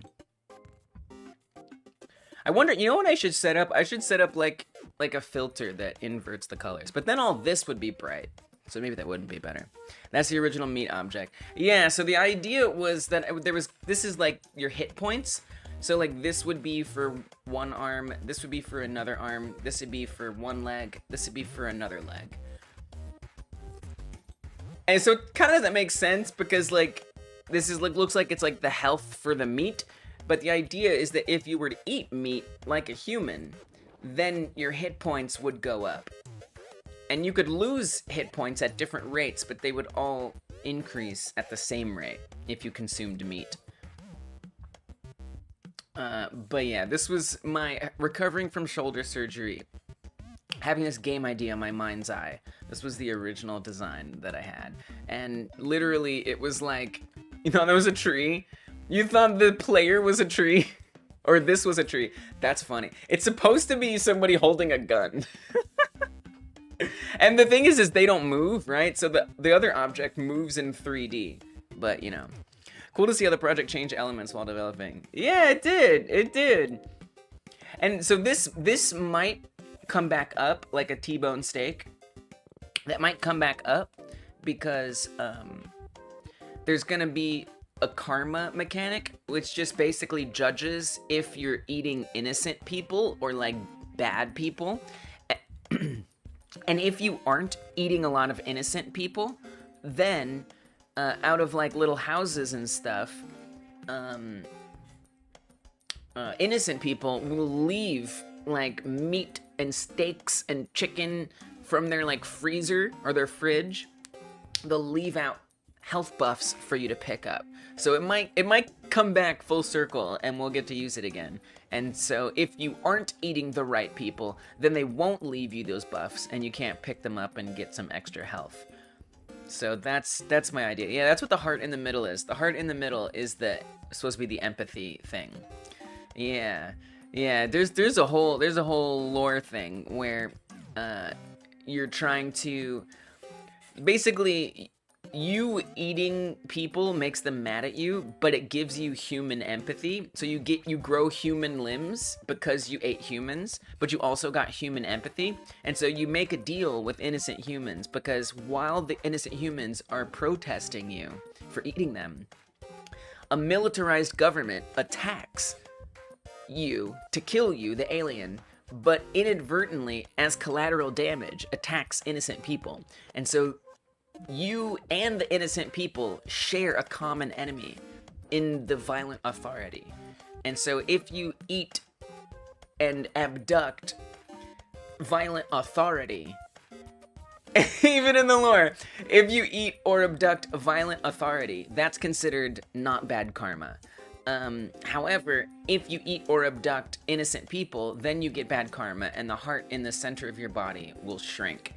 And the less karma you have, the less like special buffs that you'll get. So that's the concept. That's the concept. Thank you for this. Now I'm really feeling like I need to study Salvador Dali surrealism really bad. Like I need to put this on a to-do list so I don't forget it. I feel like you're onto something that I didn't realize I was onto. And I need to remember that. The actual monster looks so close to your original design. Well done. Thank you. Yeah. I mean, that was kind of like the first thing. And we should even drop you a credit for that. You know? We should drop you a credit for that. Do we even have any credits for you on here? We don't. Let's get you on the board. Let's get you on the board. That's some valuable feedback. Is that art direction? I don't know if that's art direction. We might just say game concepts. Or maybe we'll just create a new category called art direction. And that'll be fine.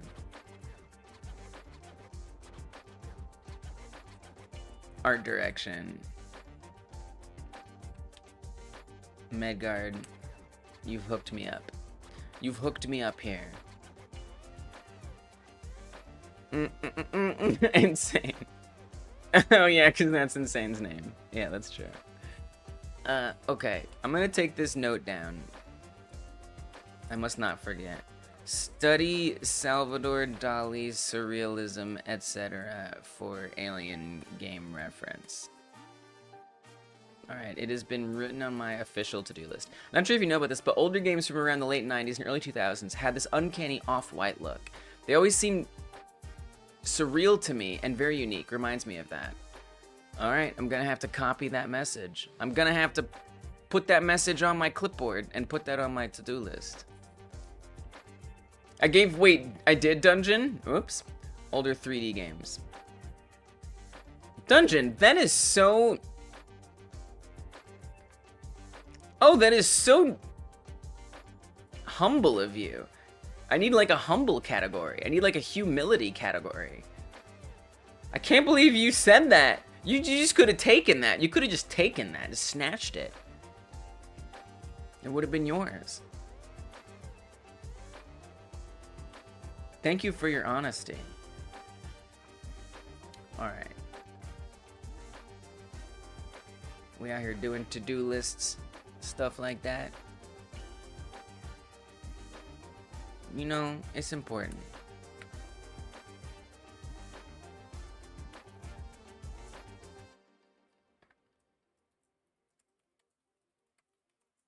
All right, I've taken many notes down now, Madguard. You have helped me. So in the process, in the physics process specifically, I'm calculating how many of these, honestly, it seems along the way, the score update, that which changes on the abductions, is being calculated along the way in the physics process, which is very useful and what I need right now. And the music just stopped, and now I need to play the music. If there aren't more distractions, then I don't think this will be a proper game dev stream. I don't think it'll be a proper game dev stream. Needs more distractions. It just does. Let me get that music set back up here. Okay, we got it. So, that abduction count is right here. So it checks dunked meets in group. This is apparently a variable. Wow, I don't remember setting a lot of this up. So dunked meet in groups equals... I see. So this is like an array that has all the nodes in the group dunked. And this is actually not just an array, it's actually just getting the size, which means that's just going to be a literal number. And so it's updating the score update based on that number. All right. So then all I should have to do is have that set to the score count. Why? And what is this? Oh, maybe I put this in the wrong place? Score count text equals string score update. Now this is in the ready. I don't think I meant to put this in the ready function. That would be my guess, is I meant to put that down here in the physics process. This might just fix it. Honestly, that just might fix it. So wait, what's score count? Score count is label 3D. Honestly, that just might fix it right there. We might have just fixed that. I think I just had that in the wrong place. So it's a very tiny number that's underneath the score dunk. You can barely see it. It's like right above the head of the person here. Yes, it says 1, it says 2, it says 3, let's go. Wow, I just had it in the wrong place. Well, that was easy. I saw a mud crab the other day. You mean, wait, are you saying a joke? Is this a quote from Skyrim? I saw a mud crab the other day. Horrible creatures, but perfect for distractions from stream as you're still reading this. Why are you reading? Back to work with you. Still reading? There's nothing left. Is that... Because there's not... Mud crabs aren't real. You're just distracting me. Chat is not a distraction.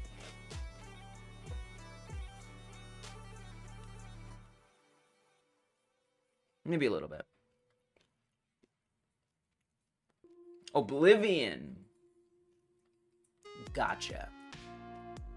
All right, so now that that actually updates, let's see if I can't get it to look better. Mud crabs are real?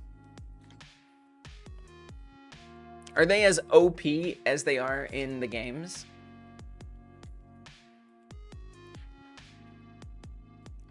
They live in our dreams. Oh, I guess that is real, technically. As long as they are in our dreams, then I think that does make it real. If they're just in our games, it doesn't really matter. Oh, they really are real? Or do we live in theirs?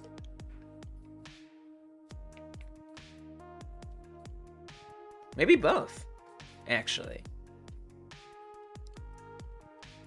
I wish I could see what I look like in a mud crab's dreams. Do I? Do I wish that? It's just like really messed up and like disgusting. So I think this is just like floating here, but I'd like it to be like animated and cool.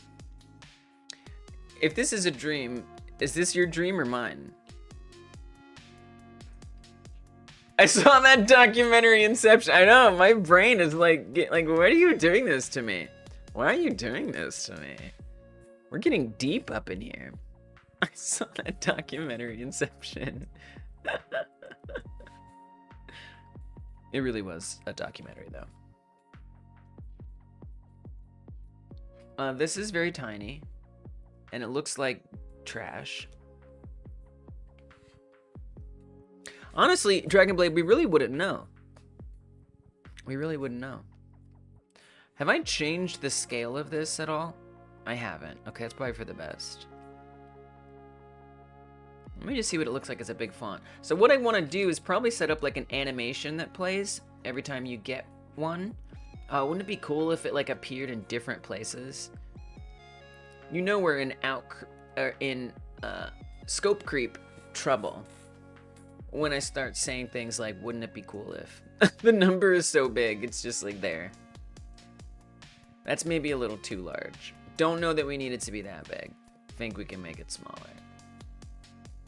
Maybe a bit smaller there. If this is a dream, then my next idea makes it into your game. Let's see. You don't lose karma for destroying rich people houses as a minor detail.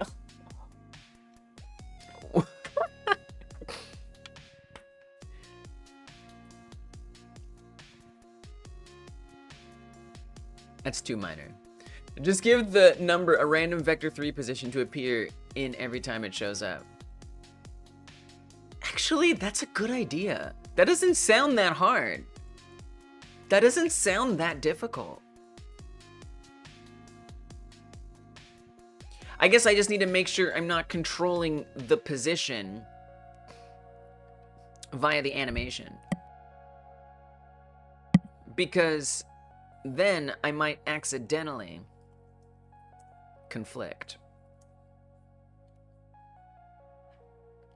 Eating them should be a core mechanic and selling point. I mean, look, I agree with you, right? That, like, if you, like, find Bezos Mansion, you should be able to, without consequence, eat Bezos. Like, I think that that definitely should be in the game, yeah, in theory. In theory. It would just, you know, I mean, look, what am I gonna really talk about this seriously right now? I mean, I could, I'm a little autistic, all right? So you're gonna present me with something, and I'm gonna literally take it and be like, oh, let's talk about that. Let's talk about whether that works or not. I have to work hard to resist that temptation. Do you understand? Like, it's like a very difficult challenge for me to resist trying to take that seriously. But I do have serious thoughts. We're on YouTube, not Twitch. You're safe here. From what? Oh, from Bezos. Well, to be fair, Bezos isn't the CEO of Amazon anymore, so it's probably fine. Even on Twitch. The thing about this stream is that isn't political. Yeah, I don't know that that's very political. I feel like class stuff transcends politics. If it didn't, then politics would actually address class issues in at least the United States, and it doesn't. So obviously class stuff should be political, but instead upper class, just like upper class, upper class. We're not talking about celebrities. We're talking about like Bezos, Musk, Zuckerberg, right? That's the kind of upper crust we're talking about here. Tech bros. Yeah, and so I think I've explained it to you, Insane Alpha Beta. I can explain it again though, if you want. I feel like I've explained it so many times. So, everything's politics. I mean, in theory, we could get into theory about it. But the point, you know, you're just mentioning it. Oh, okay. I see. That's why we need to fix it today, because otherwise it really kind of ruins the game a bit if you don't get the things you collect. So really all that I'm looking at is I'm just testing the number that's popping up, not the, I'm kind of ignoring what's happening over in the top left right now. I'm just looking at this. But yeah, I mean, you know, in theory, everything's politics, but in practice, you know, it's not like we can go to the voting booth and make a vote that's going to get big money out of politics, at least in the United States. You know, it's like we don't actually have a way to fight back against that huge money. It's more powerful than politics. You know, it's like, to me, it's a thing unto itself. But I hear what you're saying, and I agree with what you're saying, that everything is politics. But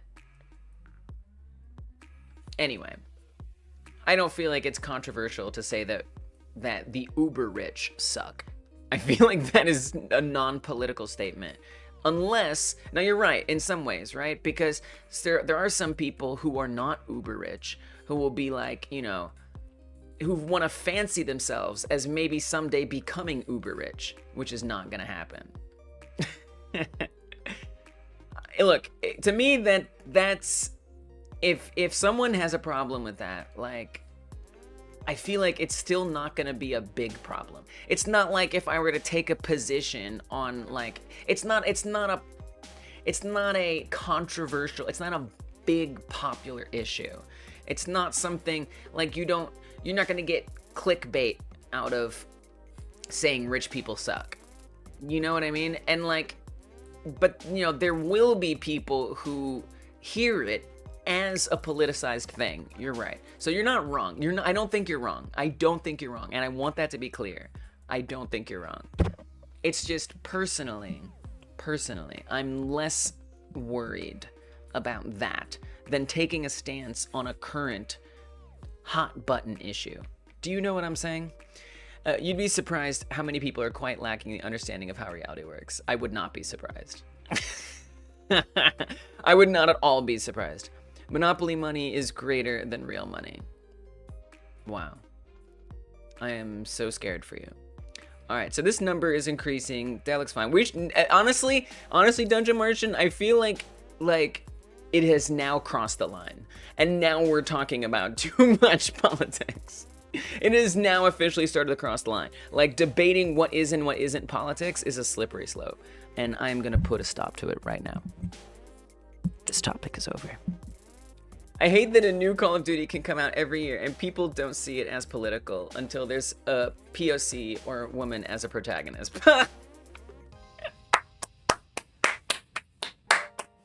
Look, I mean, come on.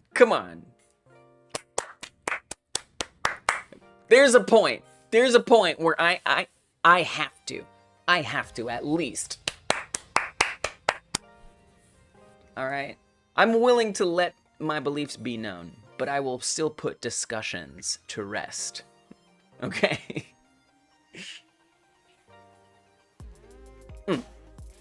Well said, Dungeon. But don't say anymore. So, okay, so I want this number to animate, and then I love the idea of having its position change at a random position. Although I do want to make sure it's like a range. So right now, I don't love the way it looks, but I don't want to worry about it too much. Let's just get an animation that has it sort of pop forward. Well, actually, right now, it's visible, and I'd kind of like it to be invisible. Actually, what if it was so small that you can't even see it? I don't think that's a good idea, at least. I'm just going to say that. So do I want to make the font size so small? So it's 80 right now. What if I make it 0? I feel like scaling the font... Oh, we can't make the font size 0. We can make it 1 at the smallest. Actually, I might be able to just test this. Maybe. Because you can't actually see it right now. So actually, I don't know if I can't test it. Oh my god, it looks like a little bubble. It doesn't even look like a... Can you even see it?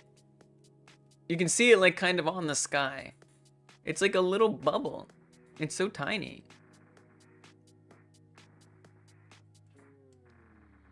Actually, I think making the font size bigger or smaller is nice. Yeah, I know. And I was just thinking, like, you know, I gotta think about timing. Sometimes turning things visible and invisible gets a little annoying to me because of timing stuff. But yeah, that would be a way to do it. Alright, so let's try increasing the font size. I actually don't think that looks that bad. Hopefully they'll let me animate it. I'm sure they will. So let's create an animation. I'm just gonna put it on the label 3D itself. I don't know if that's a mistake, but it's what I'm gonna do. It's what I'm gonna do. And I'm gonna call this animation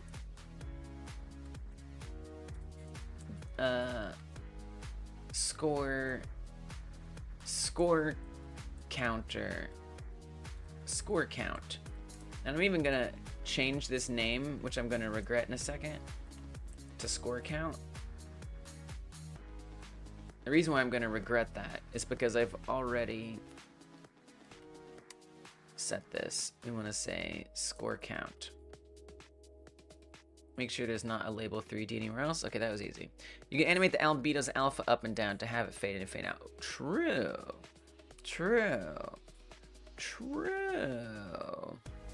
Oh, I kind of like that.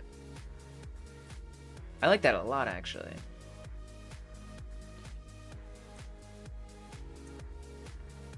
Alright, so there's the animation player. Now I'm going to create a new animation that is score up. I don't know. Maybe will it be like a score? I don't know why you get a score down. But for now, I'm just going to call it score up. And then let's just do a simple thing for now and keyframe the size. So there's the 80 size. That's it fully big.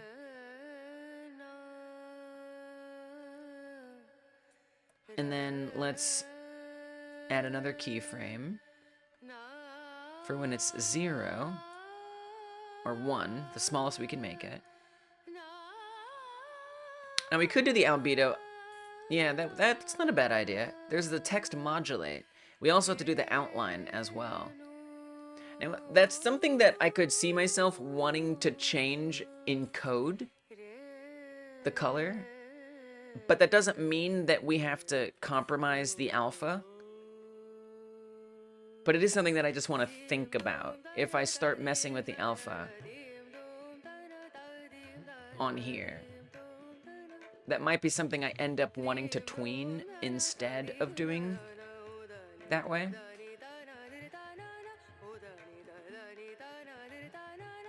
So I'm gonna say, yeah, because we have to keyframe the whole color. But I guess if we're saying score up versus like score down, if I want those colors to change, I could probably just do it on the animation anyway, so we're probably fine. It's probably fine.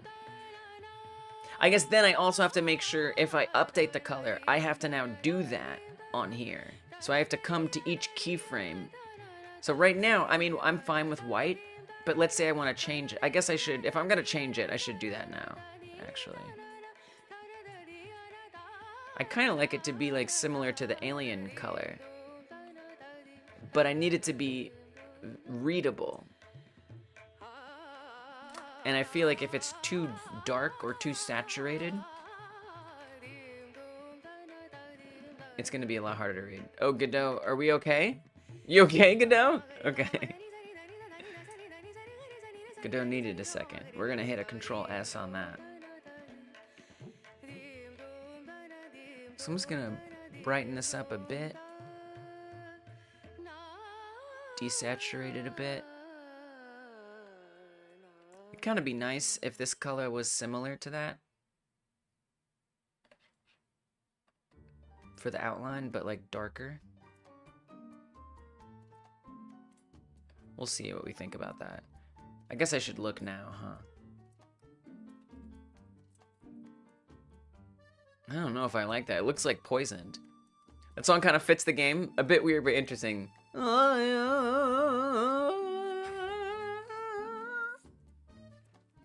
I appreciate when people say that it sounds like it. I don't know. That is a weird one. I wonder how that fits. I kind of see what you mean, though. I'm amazed at your ability to focus because I know that previous song distracted me quite a bit. It did? I don't know. It doesn't distract me. I try to pick songs that don't distract me. and that help me focus. What the kind of music that distracts me is music that I hate, or, well, music that I hate, music that makes me sleepy, or music with lyrics that I can understand. And they don't have to be in English for me to understand them. You know, if it's like in a different language, but it's very conversational, my brain will still like try to hear it and understand what's being said. I disagree in a fitting. That gives me more Egyptian vibes. Oh, I see that. What music that you hate, and why is it anything by Nickelback? Oh.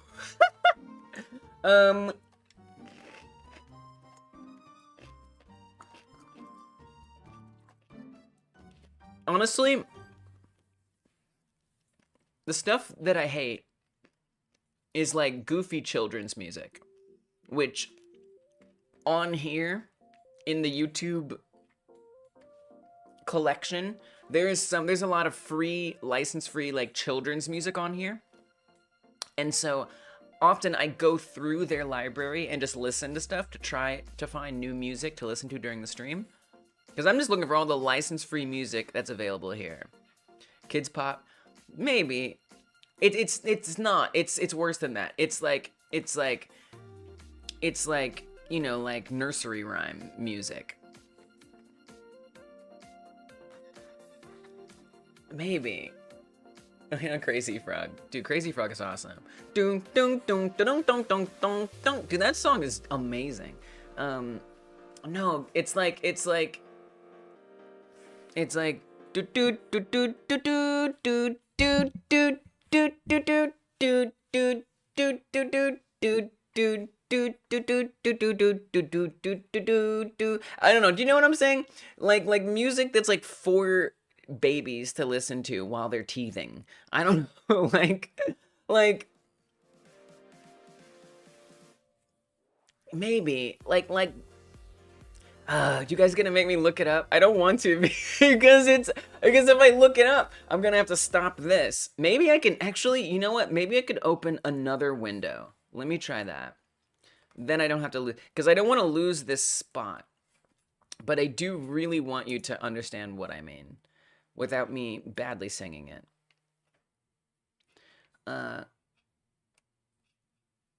Please don't traumatize us. So, like, if I pull up... I'm gonna get this out of dark mode. Probably not for stream, but you should look into polyrhythmic beats. They are very good for ADHD brains. Oh, okay. I mean, look, maybe in my, like, let me take that note down for my personal time. What I need is, for stream, is stuff that is license-free forever, doesn't cost any money. That's easy for me to get all at once and use on stream for 8+ hours. Yeah, If I Had a Chicken, yeah, that. I didn't like that one. I hated that one. That one sucks. Here's a thank you. Fluffing a Duck. These are the songs that I hate to hear while I'm trying to work on stuff. This one isn't as bad. This one isn't as bad, but I still don't like it. I still don't like it. It's still pretty childish. It's a classic. Maybe that's the problem. Maybe that's what's wrong with it.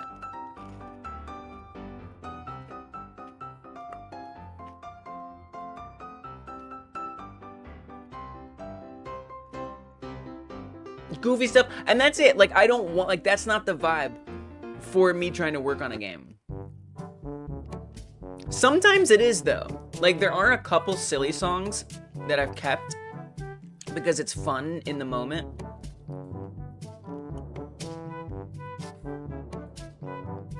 But it isn't always the right vibe. Maybe, like, Happy will do it. Oops, set the price to 0. Every light-hearted YouTube vid has a song. Yeah, right. And now you know why. Because you don't get any license claims for using it. Goofy Cats. Exactly. Exactly. Not like I hate this for trying to work on a game. It's just I don't want it. I don't want it. I don't want it. It's not what I want. Just not feeling it, you know? It's not where I'm at. Sometimes if I mark it as like happy, that will give a lot of like children's stuff. Oh, there's nothing now? I don't believe that. That's an error. I know you've got some happy stuff. Instrumental only, license duration forever. Here we go. I mean, some of these I've liked. Apparently I like this one. Oh, so this one's kind of silly. But I do have it on our playlist because I kind of like it. If you could order it according to latest, you might be able to find new songs which aren't used that much. Not sure if that's possible though. I don't actually think you can. These are all the sorting options. Unfortunately. It does make me wonder if it doesn't default sort to newest though. This one is goofy. I don't know why this one passes the check. I don't know why this one I'm okay with. I think someone in chat was like, "Oh, come on, leave a goofy one in." I was like, "Fine, I'll leave a goofy one in." And so this one, we allowed it. Ooh, this one's pretty insufferable. That's pretty insufferable right there. Old McDonald, here we go. Oh no, this one. Yeah.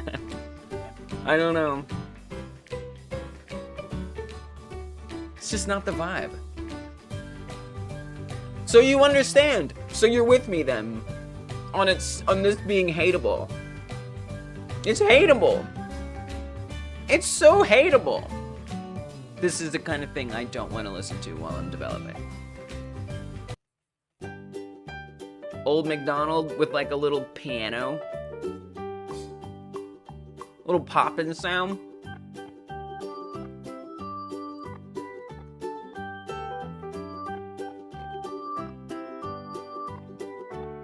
It turns out we had a shared trauma experience. It's insufferable, dude. So that's the kind of stuff that I don't want to be game developing too. Whoa. Just get a fancy audio splitter set up, and then you could listen to your stuff and force chat to listen to this. No, I want to be on the same page. I'm very adamant about I'm very adamant about hearing what you guys hear. I want to know exactly what the stream sounds like as I'm streaming. So, if you can hear it, I want to be able to hear it. Occasionally, if I hook up a camera that I don't realize has a microphone on it, you'll hear something that I don't hear. But usually, I do hear myself 110%. I listen to myself this entire time. That's often why when I'm doing songs, I don't keep time, because my microphone that I'm listening to, gradually, as the stream goes on, it gets delayed. And so I hear myself on a delay increasingly. Unless I unplug the microphone and plug it back in, then the delay. Yeah. No, but I do. But it does have a delay. Unless I unplug it and plug it back in. But then, like, the audio goes away, so I don't really like that. But, for you guys. But, yeah. I have no problem with it. It honestly, it helps me. Because it keeps me focused to hear myself. You know? It's like, it makes me more intentional about how I'm describing things. Gives brain farts. It would be impossible for you to speak if you had a permanent 100 millisecond delay. No way! That's not true. Now you're just baiting me to be distracted. That is so deeply untrue. And it's so untrue, I'm even gonna prove it. I'm even gonna approve it. So there's my microphone right there. I can hear it right now.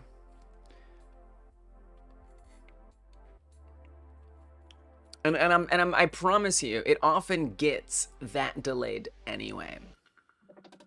Can I delay the actual monitor though? I don't know if I can intentionally delay the monitor. I can delay the microphone itself. But I don't know. Oh yeah, that's on a bit of a delay. 100 to 300. Yeah, this is incredibly doable.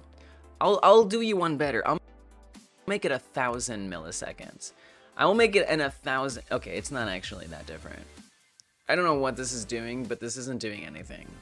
By the way, I don't hear any difference at all. So I don't know why this isn't working.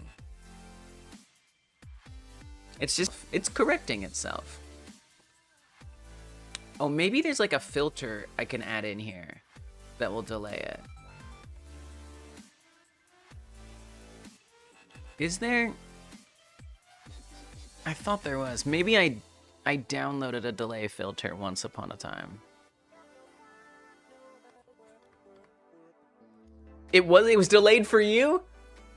Whoa. Why would I kill you? I check live chat before I put it on screen. You don't hear the sound from OBS, you hear it directly from your mic. Yeah. That makes sense. Yeah, right. Yeah, that makes sense. That's true. Yeah, you're right. You're right. Now this, the music, I actually do hear it on a delay if I were to change that on here. But that's true. The microphone, I'm monitoring it differently. I think. I guess. Maybe it's the same. I don't know. Yeah, you're right. Well, anyway, I guess I can't try the delay thing. But I promise you that this microphone will, as the longer the stream goes without me plugging it in, unplugging it, it will start to separate to the point where I will say something and then I'll hear myself say it. It doesn't bother me anymore. I do sometimes reset it because it irritates me after a while. You made a funny? Okay. Okay. Oh yeah, I forgot we have this on screen. I need to put this off screen. Oh, you took a clip? You took a clip of me listening to my favorite song? Nice. Nice. That's not so bad. That's not so bad. What's so bad about that? Let's check it out. I'm used to it. You know, I mean, I stream basically full time. And I would say half that time, there's a delay. Very used to it. Very, very used to it. Oh, it's loading so slowly. That should have been the warning. Was how slowly it's loading. What the frick? What the frick? I'm taking his sweet time. Maybe it won't show up until after the live stream. That might be why. I put a video for you to watch later on off stream about why it would be extremely hard for you to speak with the delay. I've seen a video about that before. You're right. There probably is a point. I believe that you're right. It shows up for you? I don't know. I don't know why it isn't working. And my internet's not bad right now or anything. Oh, that's a good idea.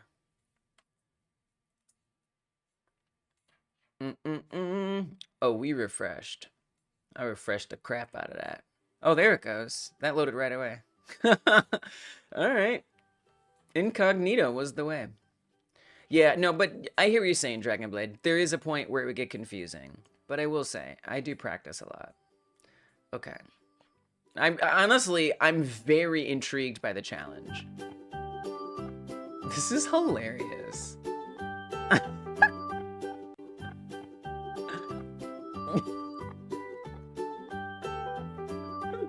Oh god, that's so silly. Can't you tell? Can't you tell how much fun I'm having?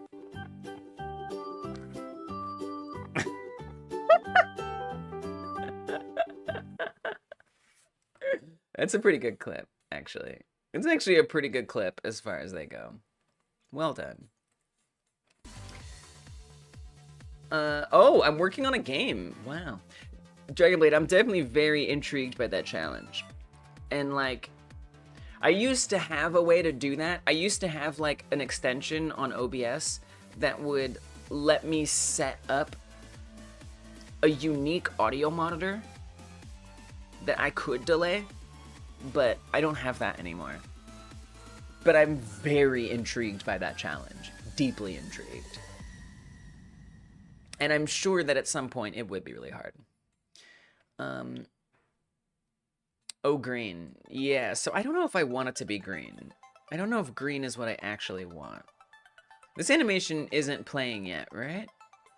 So the idea is to set up a nice little animation that plays when we collect stuff and this number goes up.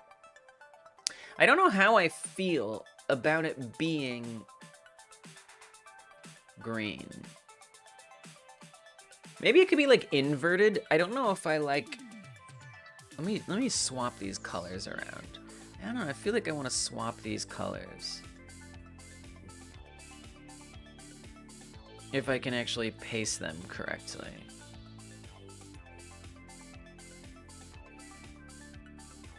I'm just kind of experimenting at this point. This is more of a touch and feel kind of situation, you know? There's scientific papers about that called delayed auditory feedback, that humans can't speak or even read if they hear themselves with a delay. It interrupts your own thought process, making it hard. That sounds awesome. There are people that are immune to it, though. I don't know, like, I've had a lot of practice. But then again, I would say that the delay that I've heard it, I don't know, but I would say maybe like a couple hundred milliseconds at most. Maybe up to 300. You know? If I hear my own voice delayed, I just try to be polite and let them finish their sentence. But I absolutely hear it on a delay while I'm streaming. A little bit. It's something that I've gotten very, very used to. So I think I would also struggle at probably that point that you're talking about. But I think I could get through it pretty well. But that's just a guess. I like these colors inverted. You can't see it because of Dragonblade's message. Let me fix that. I kind of like the inverted colors. I just think the outline should come down a bit. It's kind of like overwhelming it. It's kind of hard to read though. I need to do the black and white test too, just to see if it still looks pretty readable. I don't know. I don't know how I feel about it. I don't know if I like it. Let me bring it down a bit more on the outline. See, then it's just impossible to read at all if the outline isn't thick enough. Honestly, I'd like an entirely different font. Right? The font is not the font that I would pick. But then I gotta like go find a font and add one. Like, ugh, I don't feel like doing that. Yeah, I can put it in black and white. I put it in black and white to just like eliminate color, because it just makes it easier to like design if I know that it looks good with contrasts that aren't color based. Because like this is all really annoying, because if I say this, I don't even know how to set this. I have to like, it feels like basically what I have to do, and please God, someone correct me if I'm wrong, is I have to go get a font file and drag it and drop it in here. But I haven't really seen a good way built into Godot to find like installed fonts and just have them get added in there.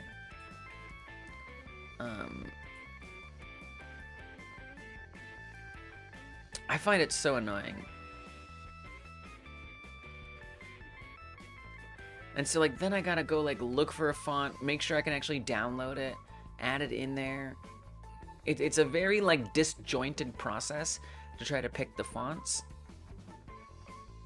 And like, not every font that you want is necessarily going to be downloadable. So like it just kind of like becomes a bit of an annoyance. I do have some fonts downloaded.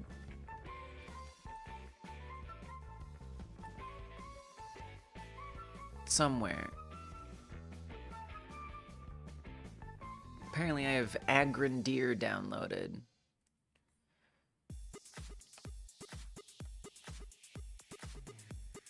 I have the Hyper Gamedev font downloaded.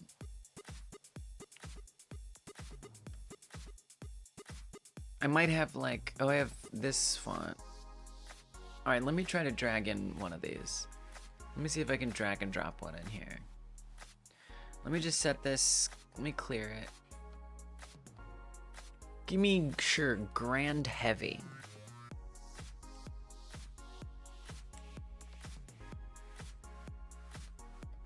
Like I would put it in my management folder.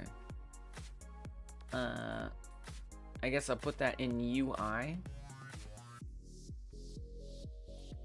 Maybe I'll create a new folder in here for fonts.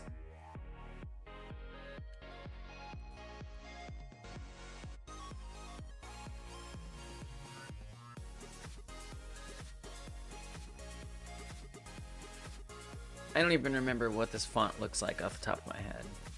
All right, let's drag it in and see what happens. Ooh, it's not a bad. I mean, it's a little squished. It's looking a little squished.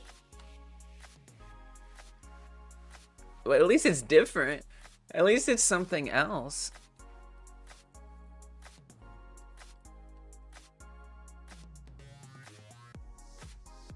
It's not. Yeah, it's a little too serif-y. I feel like this should be a very like sans. It's got like little tails. It's a little like elegant. It feels like for this purpose. I like that it's like bold and wide, but I don't know that I really like that it has some kind of little serif tails and hooks and things on it.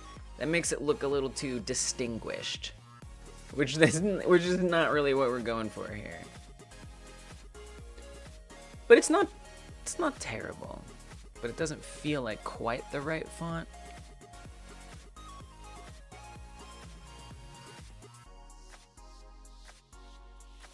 Could try this one. Wide black italic. Probably not much better. But let's try it anyway. Yeah, it's still just kind of got that serif. I actually like this one a lot better. Actually, the serif kind of looks nice when it's italic. I don't know why. That just like makes it a lot better. I actually kind of like this. Because it kind of like feels like the alien, like big. You know, it's like big and it's got something to say. It's like, hey, I'm here, we're quirky, and we're taking charge. Aliens can't be distinguished, gentlemen. Or gentle aliens. Gentle aliens. Gentle aliens. Yes. You know, maybe they can. Honestly, I like this better than what was default. Maybe this is what we go with. I also have Nor'easter, or Nor'wester is the name of the font. I have that one too, downloaded. So maybe I try that one.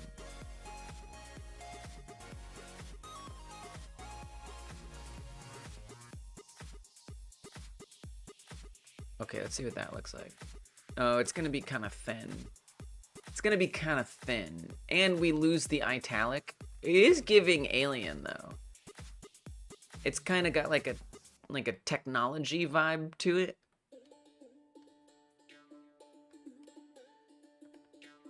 But I find it a little harder to read. So you know what? Let's just stick with this. I think I like this one. I think this one kind of works for me. For now. You know, for now. You know, I might pick a better font at some point. But I think this gets the job done. Okay. So we got a font. I guess I'm okay with the colors. Technically, I want it to be like plus in front of it. I wonder if I could do that. I bet I could in the code. Now I kind of want to try that real quick. So in the score dunk, we're saying maybe like a comma or something. If I say string, can I just do can I do like this? But that's already a string. So like, why would that need to be converted to a string? I don't know, maybe that'll work. Maybe I want to put that outside of the string conversion. Or maybe it's perfect. Oh yeah, that works. Nice, that works well. The font is cute in the stuffed animal kind of way. Yeah, I see that. I see that. Okay, the pluses are working fabulously. I mean, the 0, so I wouldn't want it to appear if it's 0, to be honest. If it's 0, it shouldn't even be there. So it needs to be at least 1. So we could also say that. We could say if score update is greater than 0, then play our animation that we're making. So let me actually set up this animation. Ooh, I might need to rename this variable. So actually, let's do that. I'm gonna rename this to animation dunk orb. Dunk orb.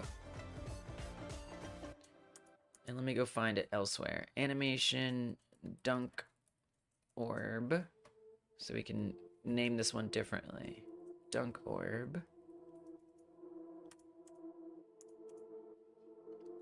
Okay, and we'll set up a different one. On-running variable animation score count equals this right here. I am gonna actually make it a unique name.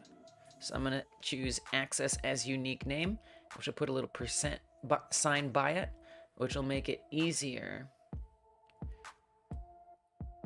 to find. It makes it a little shorter in here, and then it'll hopefully make it easier to find if I move it around. What's the difference between the $? Oh, I'm glad you asked. I'm glad you asked. And the percent sign. We can only add the plus to the string if the score addition is non-zero. Yeah, we could. I honestly don't even want it to appear at all in the first place, so it shouldn't matter. The percent is when you access add unique name. So if you move a node, you don't need to rename it. That's it. That's right. Yeah, so we can right click on these here, hit, well, this would revoke the unique name. But it makes it so, yeah, if I move it to somewhere else, it'll still be able to find this because we made it a unique name and we put that percent on it. The other advantage is it makes the reference a lot shorter, so it's not like, you know, something / animation score dunk. It becomes just that, which makes it a little neater, I think. I have a big problem with the fact that you've capitalized this S here, please. It bothers me tremendously. I think we need to be consistent. I'm gonna lowercase that S right now. And I'm just gonna hope that's the only place we're referencing it. Do nodes also have some sort of UID? So if you change the name, it'll still work in code? Yes, indeed. The only way I know how to access that is to print. But I could come into the process here. Expected, oh, I see. We're gonna pass that for now. So we're gonna come in here and say print name. So this should just print its name. I think they're called, I don't know if they're called UIDs. They're called something else. Oh, that's just the name. I think we want to say self, not name. Name would be excluding the ID. It's called something else. There it is. So there you, let me see if I can zoom in a little bit. There you can see it's got that ID number. What's it called in Godot? It's called something.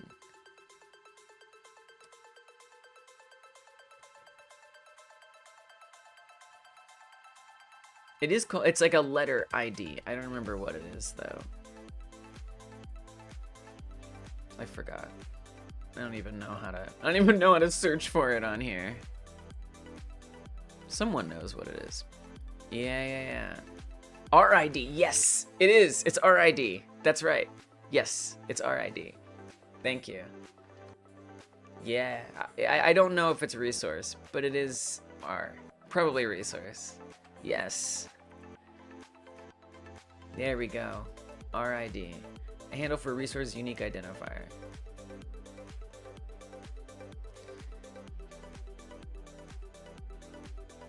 I'm pretty sure. I mean, a part of me is doubting myself because I don't, but I'm pretty sure that that's what that is. I'm pretty sure. GScript, every node has an RID. I'm pretty much 100% sure.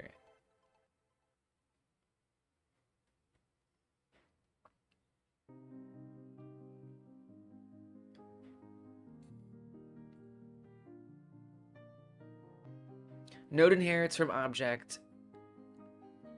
Object is an ancestor of all classes. An RID is the unique identifier number of the instance. So it's specifically the instance of the node in the scene, I think.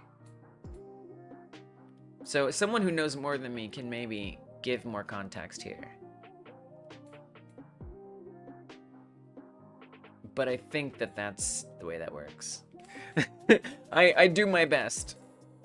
But I've definitely had to access the RIDs before, and I've not had trouble referencing nodes, so. Wouldn't it be better for you to use the RID instead of using the literal names of the nodes? I'm not saying what you're doing is bad, just interested in how you weigh using or not using it. That's a good call. I don't know. I mean, a couple things. One, I've never tried to do that. So I mean, we could check, right? I mean, I don't know if are we referring to itself? I've never really tried to do that. Couple things. One, I don't even know how to get that information without printing it, which sounds really annoying.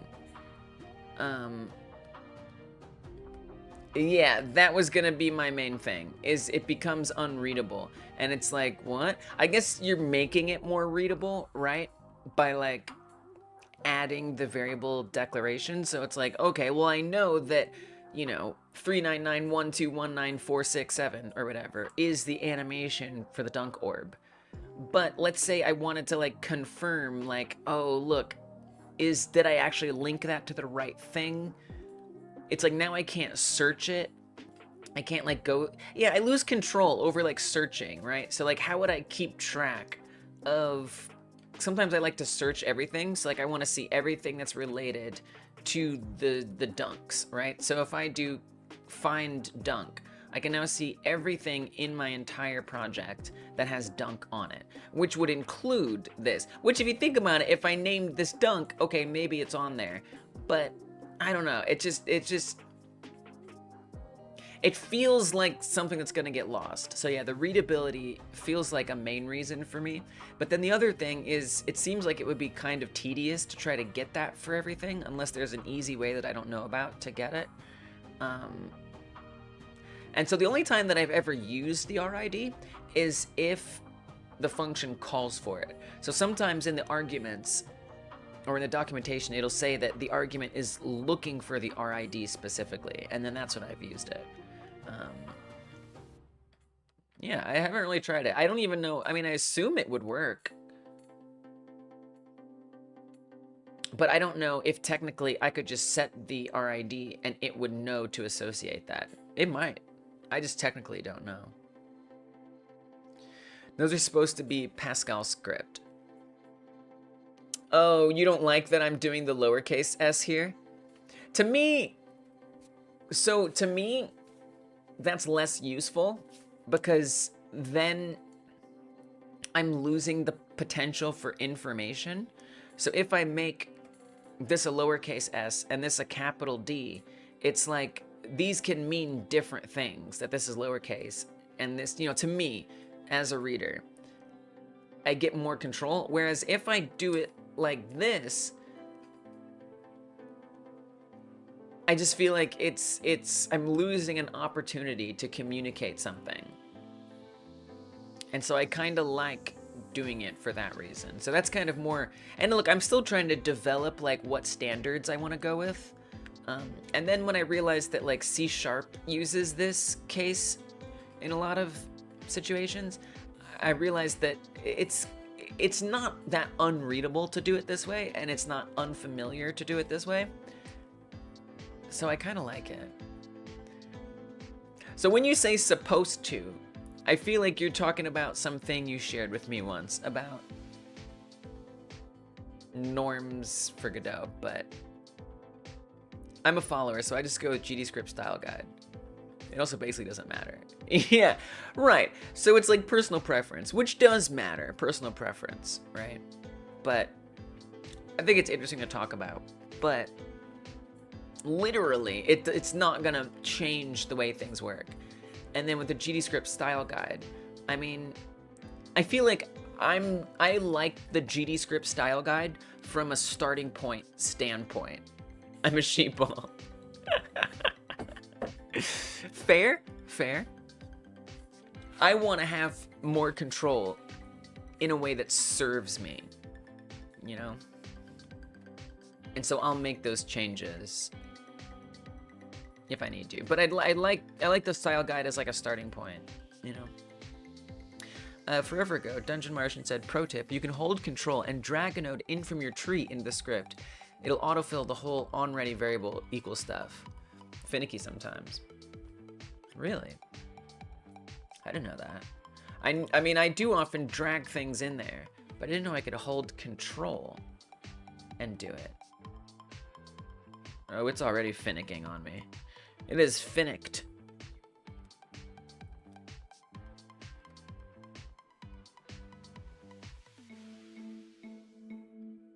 I'm not finding that working at all. Let me show you what I'm doing. There's my control key down there. So I'm gonna grab this animation tree. Control, click. It's just...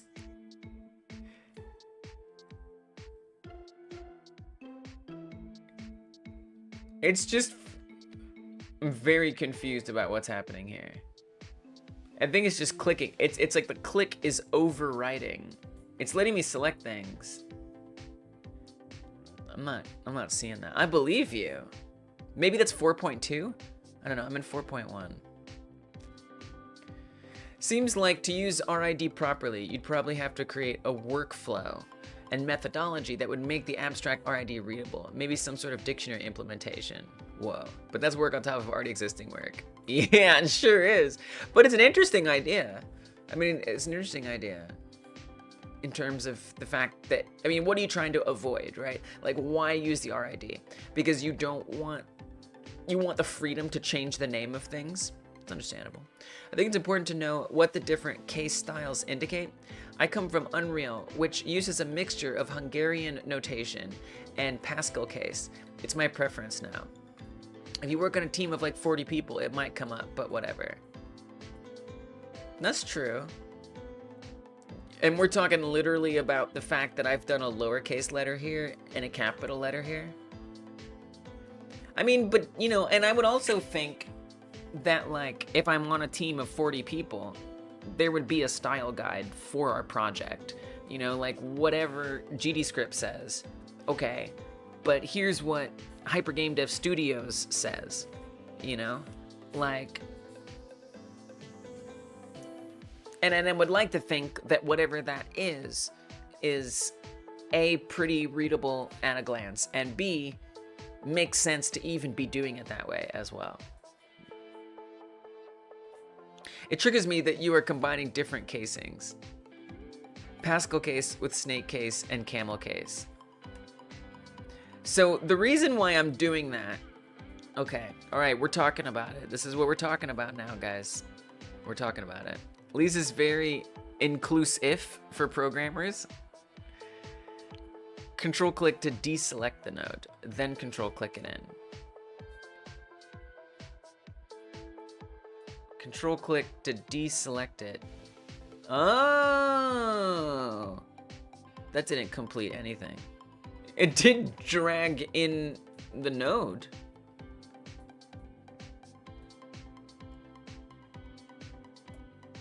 Maybe that is Godot 4.2, because it just dragged the node in regular. Yeah, I was doing that. Yeah, it didn't work. Didn't work, guys. Yeah, it might be 4.2. I mean, I could pull up, if we could pull up 4.2 and we could check it. I've got it. I'm just not using it right now. I'm a follower, so I would use Hyper Game Dev style guide during the project anyway. Yeah, right? Exactly. So the reason why I've done it this way, there's different reasons. One thing that really sold me on doing this way is one thing that you'll find in the documentation for Godot.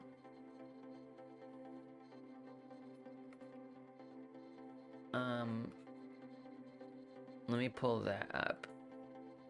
That was for export or annotation Godot. I learned something very interesting when I was studying these annotations that we can use in Godot. Let me get the keyboard out of here, get out the way. So what you can do is you can set a category for exported variables in Godot. I'll dark mode it, but it will cut out some of the colors. I'm gonna not dark mode it. Okay, let's come back in here. Now I can dark mode it. Kind of. I don't want to dark mode it. You guys will be fine, right?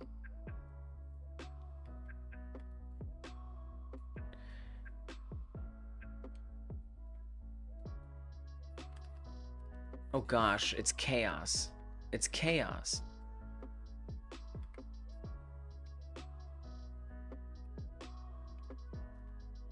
So let me find exactly where this is. Subgroup? Maybe it's a subgroup that I'm thinking of.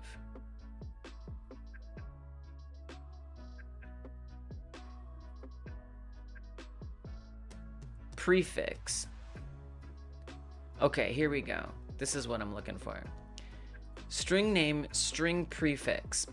So what you can do with this right here, right, is you can set prefixes. You have dark, no, weird. I didn't know you could do that. Can you do that? I want that. I don't even have like settings on this page.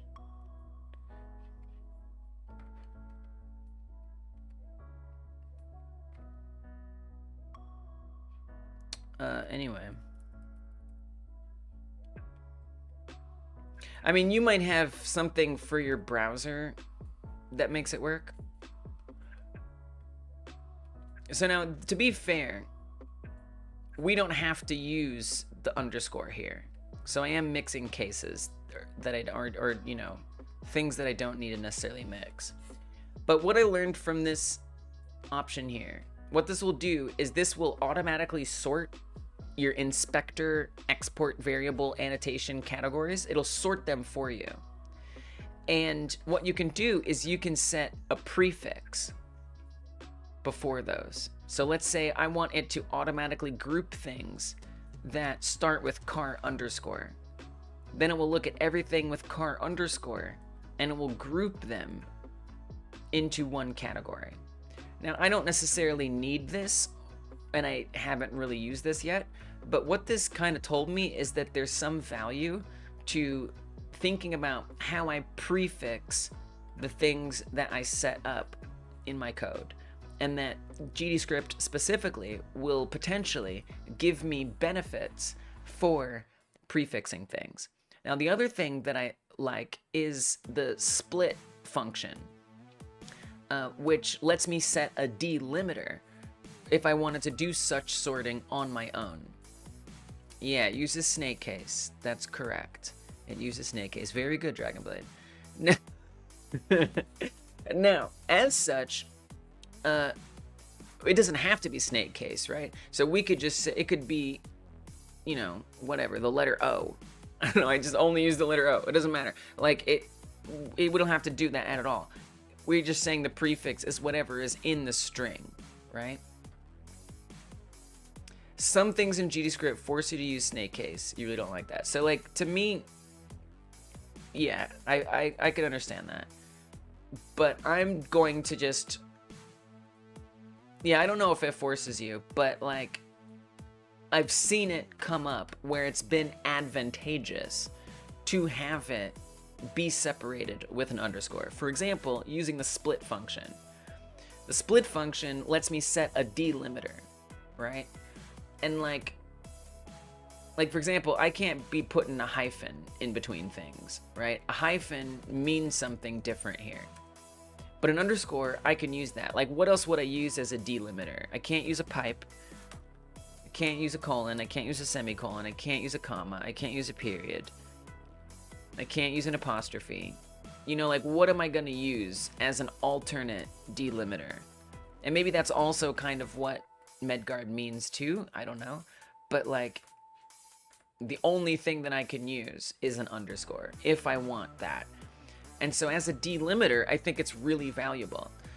And, you know, there's a case where I've used that here. Not saying it's the best way to do it, but it's a way that I've done it. And so we're going to keep it that way. But here, right, I'm asking the code to look for everything that begins with alien underscore. And it's splitting the name at the underscore after that. And so by using the split, I can define a delimiter. Right. We can use anything for a delimiter, but like, it's about consistency, right? It's about consistency. You're right. I could put dashes in here. You're absolutely right. Because when I'm going to reference it as a node, it's going to be like in a string or something. Or it's going to be, you know, with a node identifier. So if I put a hyphen in here, it's not going to matter. And it's not going to see it. Well, actually, it does see it in the wrong way, doesn't it? So I don't know how true that is, Dragonblade. I thought maybe it would just ignore the dash. But as you can see, it did not ignore the dash. I guess, you know, I could put it in a, you know, I guess we could do, oh, I know what we do. We do $: alien dash, right? Then it would work. So, yeah, I gotcha. So, it's possible, right? To me, I just want to be consistent. You know, it's just what I want.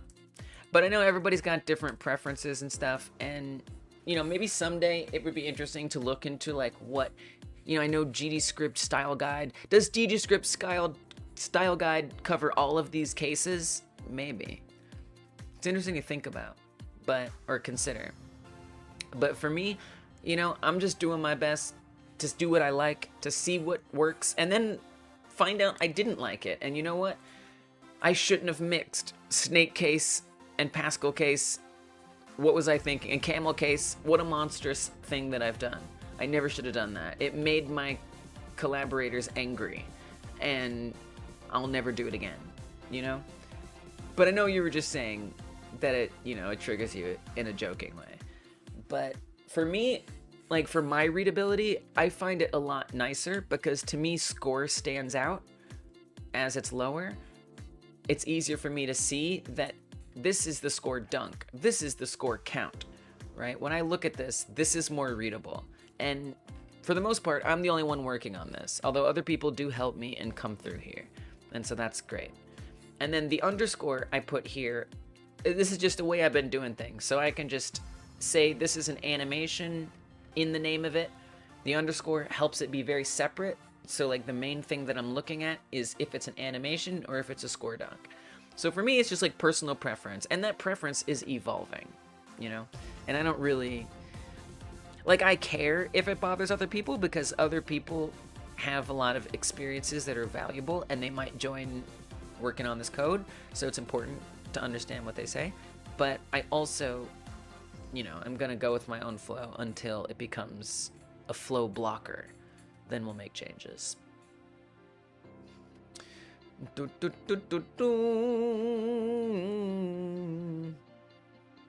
Can't split on variable names. Yeah. That's Gmail Force. Yeah, I gotcha. But you can still do all that with just using snake case. Hell, you can do 2 snake case and camel case. Yeah. The programmer's Frankenstein. That's right. But 3 of them?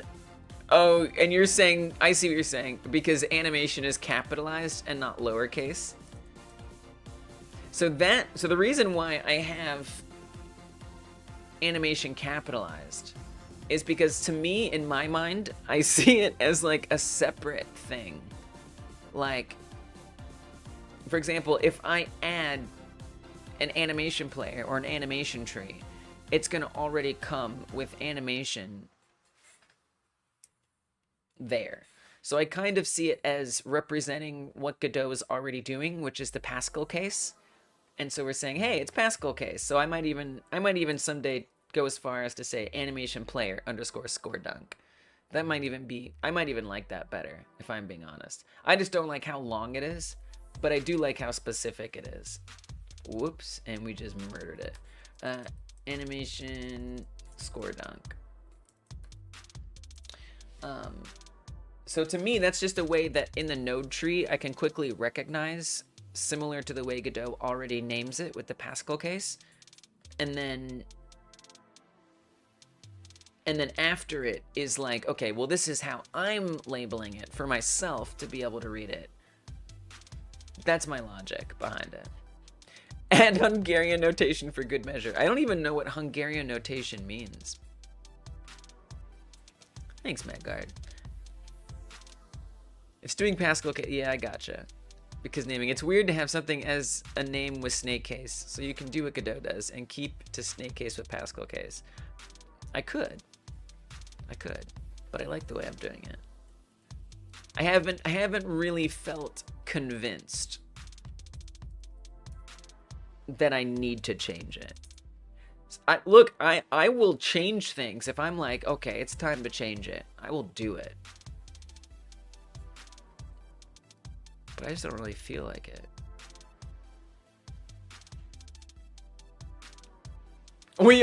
I'm doing them all.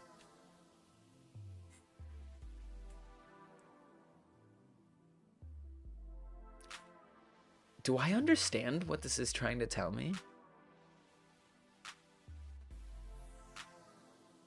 The cons and cons of Hungarian notation. It doesn't seem like it gets a lot of love. I can't say I understand it, though.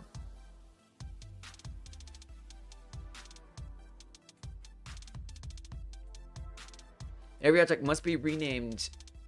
Oh, this is, I see. You put the type in capital before the name.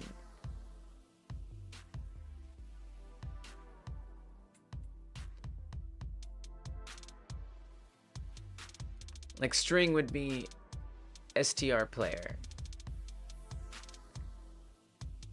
It's adding what that variable is at the start. For a Boolean, you would add b at the start. B is visible. Integer age. String slash s name. String slash text s name slash text name.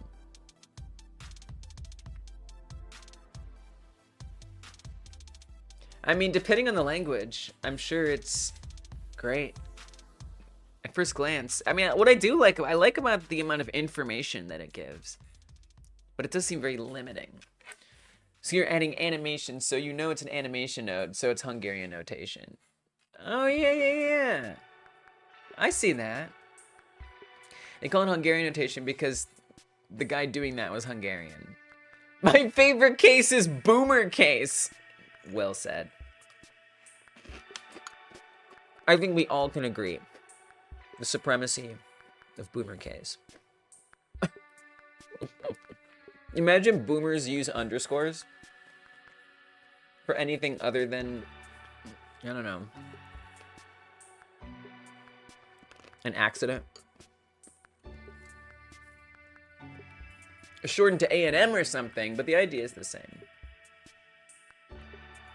Like Unreal uses BP for blueprint. Oh yeah, that is what everybody does. They do that. Oh my god.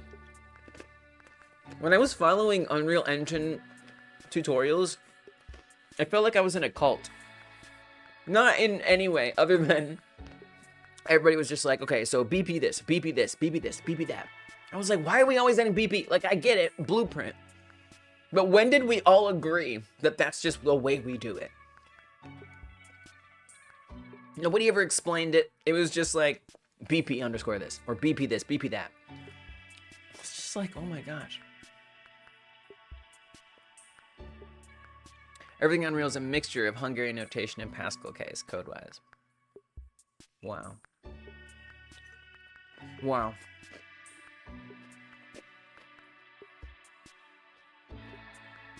Was I working on a game? I think I was working on a game at some point. There's a chance that I was. Oh, and then I started, like, naming things, and everything broke down. So I wanted the score count to only, the animation to only play under a circumstance. That circumstance being, oh, is this the YouTube premiere music? I think it just ended almost. There it goes. Now I recognize it every time someone pointed it out, and I was like, oh my gosh, that is the YouTube premiere music. The most controversial thing in programming isn't actually the logic, it's the naming. Wow. Well, AC for actor component, E for enum, F for structure?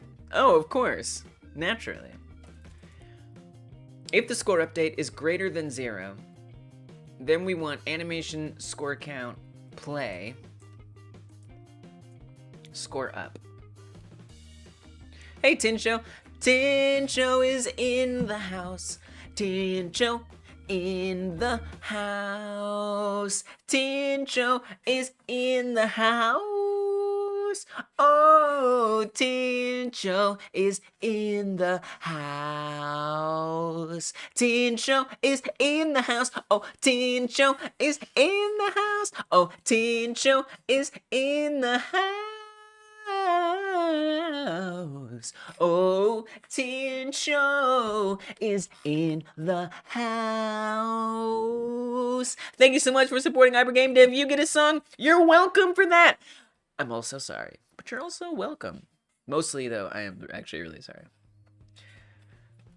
Don't hate UE naming. Actually, F for almost anything that isn't any of the other types. The part that literally doesn't matter is the part that people argue about. Yeah. I didn't even realize what I was getting myself into. Tim Sweeney really didn't care anymore after a while. If you can read it and it works, it's fine. And if your team can read it and it works. I think that is an important consideration. I do want to think about that. I do want to take that into consideration. To some extent.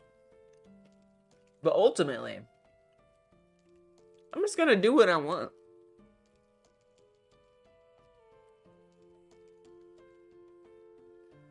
Every time the song gets better? Oh, come on now.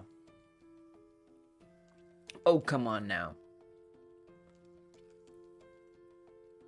Alright. So,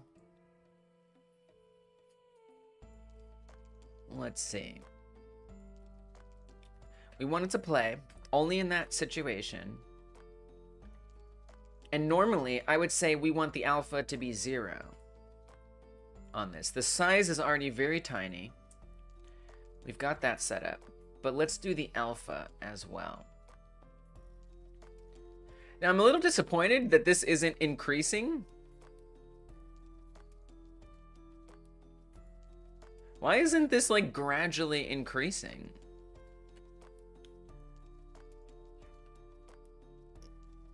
I'm actually a little confused about that, if I'm being honest. Are these messages updating? tried to set this other chat up.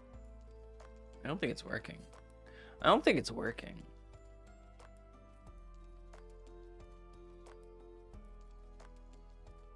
Maybe today's not the day. Maybe today's not the day. I feel like it's supposed to come in from the top. Oh, there it goes. It's just like delayed. That's weird, right? Why would that be delayed? Who knows? Who knows? I guess this chat isn't that useful. I tried setting it up today quickly, and it didn't work out, so never mind. Never mind. I tried. Oh, is it dividing where the messages are going?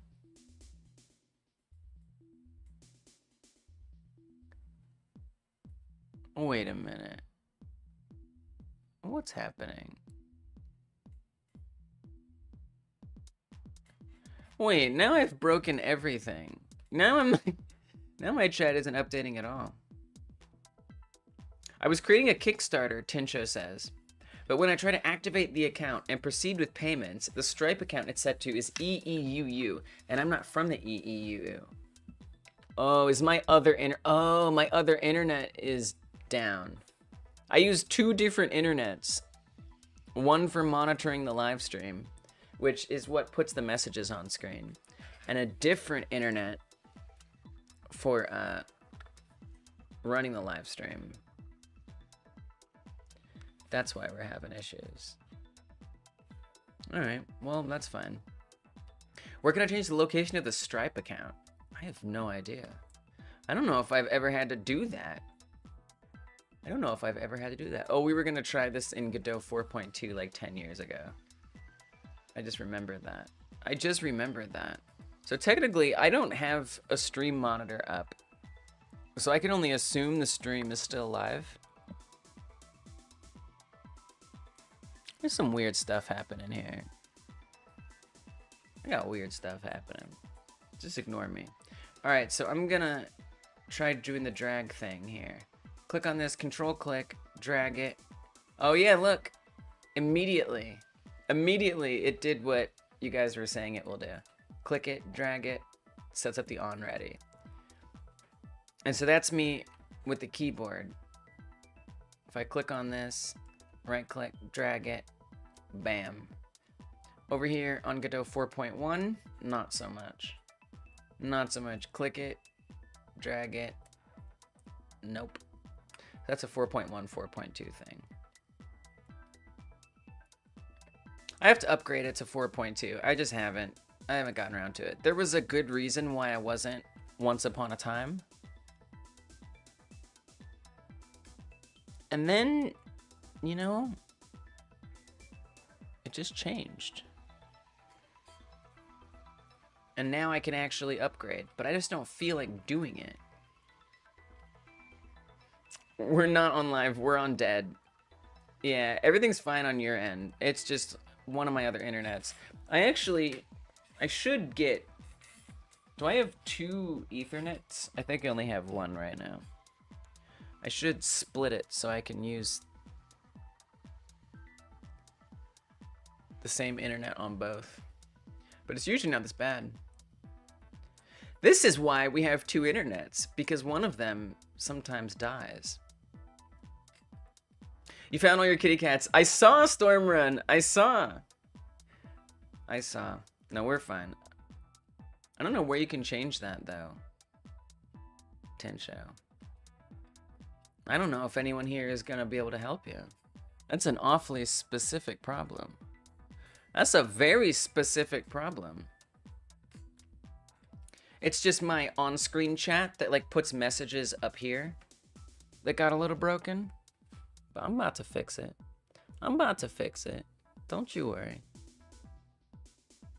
I think the internet's back now. I think we good. Okay, now if I put the messages up here, they're gonna pop up. Okay, we got it. I fixed it. Just like I said I would. Okay. Back to... I need to get back to work. The distractions have been real. Okay, my chat is now fixed. So, why is the animation not playing? I wonder if it can't actually blend the font size. Because see, when I get to the end of the keyframe, then it changes. But like other things, let me just get rid of this for now. So that's going to stay big. If I add in the alpha changing, right? Oh, did I speak too soon on my chat being fixed? Jeez. No, I didn't speak too soon. The other internet is still slow. You built that whole Atlantis game in Fortnite, Unreal, to see how it looked, because Fortnite already has working assets. You can only make 2K by 2K map in Fortnite, though. That's cool. Does it look good? Yeah, it's a nice way to, like, white box. Not even white box. Maybe not white box, but, like, prototype. Come up with, like, things that aren't finished yet. Oh, and my music just ended. Oh my gosh. Oh my gosh, is this even a live stream anymore? No chat, no music? No, we got all that stuff. We're good. Dun, dun, dun, dun, dun, dun, dun. I think so, Medgard. I think that's what Stormrun meant. So let me add the alpha in here. I didn't set the keys here. Well, I just deleted it. And the reason why I deleted it is because I wanted to test something else. So here you can see it's not actually changing it. It's not interpolating between them for some reason. It just like jumps. But then I deleted this.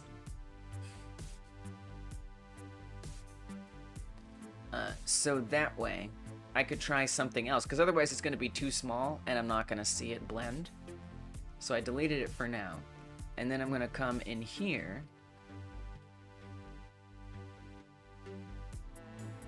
and I'm going to set a keyframe for the alpha. So let's say here it's fully visible.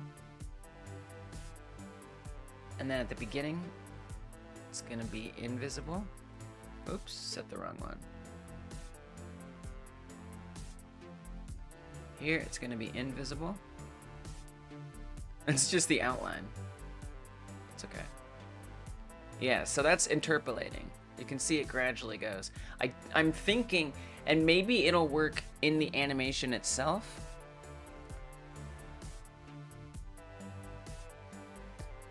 But it doesn't seem to be working with the font size. So if I had the font size back in here, if I say set it to 0 and keyframe it,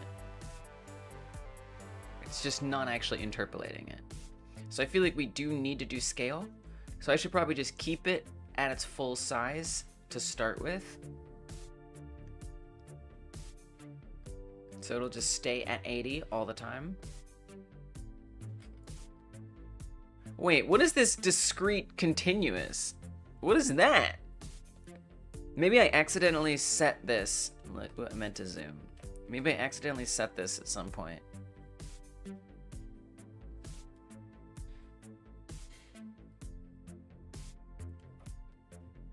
Right here. You see the difference? Somehow this got set to discrete. There it goes. Why did that happen? I don't know why that happened. I have no idea why that happened. I wonder if there was like, maybe I just clicked on it on accident. All right, we're good. It's better. Use shaders? You know, I'm kind of starting to, I do want to use shaders eventually. I've been procrastinating using shaders, but I do plan on doing it eventually. Today is not gonna be that day. You probably have to create texture from the font family. It's kind of a hassle as well though. Yeah, I do want to start using shaders and learning, because it has like a different language slightly than most of the GD script normally. So I've been avoiding it. And that's alright. I'm in and out trying to get my chat working, but it is working now. Unreal Editor for Fortnite. Yeah. Creating games in Fortnite using Unreal Engine is so crazy to me. I'm kind of perplexed by that technology. Yeah, it is pretty cool, right? I actually just used the Unreal Engine part of Fortnite for landscaping. All the rest I did in-game. I sent some pics in Discord. It's not finished. Nice. I used real-world height data for the map. It looks just like Atlantis. That's exciting. Yeah, you've been working on this for a minute, but you hadn't shared anything. I was wondering how that might be going. Apparently it's going. Do do do do do do. Now, where did you share it? Is the question.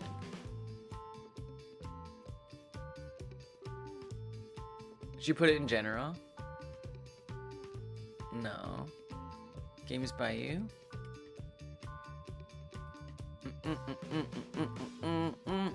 There it is. I see it. Nice. Well done. Let's go. Oh, it's a slow load. Whoa. That's pretty. That looks cool.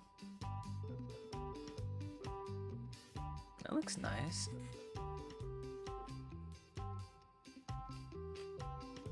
Nice to block it out on here. It's like kind of loading. It's like sort of loading.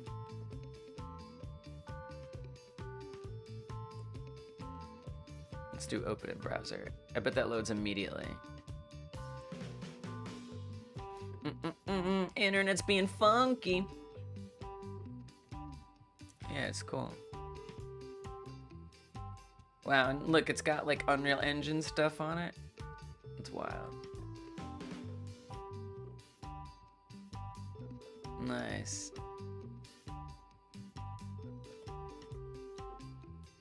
And so I guess you're saying this was a lot harder to set up in Unreal Engine, but here it was like much easier to get going. Did you send like the biggest pictures in the world? Like ultra mega high quality?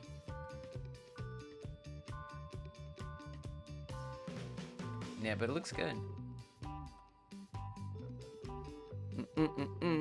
Real world Atlantis. Wait, it actually exists? I believe, and so does the height data.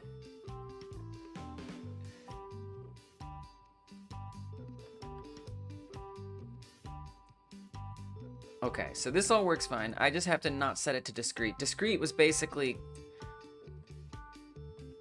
making it be like every step, which explains why it was showing up the wrong way. Unreal Engine map size is 50 kilometers by 50 kilometers. Fortnite can only do 2 kilometers, so it had to be smaller rings. That last picture is a real world location with only water added. Oh, cool. It looks good. It looks like legit. And so then you're adding on like the civilization aspect of it.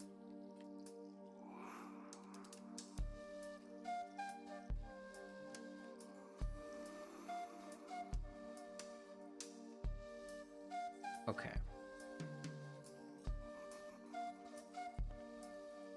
Let's see if maybe I get this done.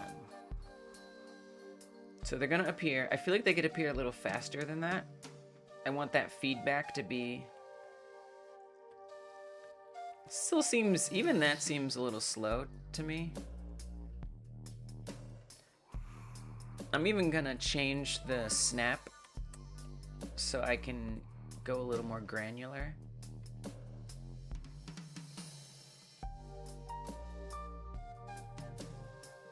Yeah, I want it to really like pop in. All the assets in those pics are Fortnite assets.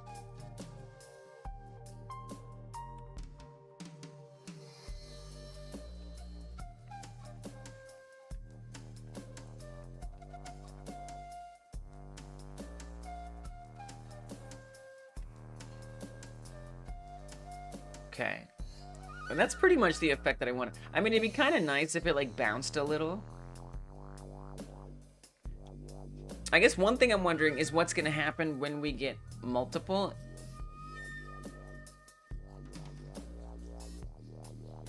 I'd kind of like it to instantiate a new animation player. Because what if you keep doing a bunch? I kind of want like another number to come up. Is that overthinking it? I don't know. I think that'd be kind of nice. But then I also wanted to have some wobble.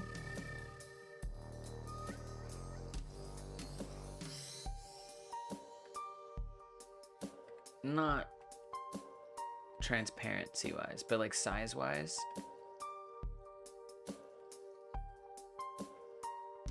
And so maybe I'll bring the font size down to like 60.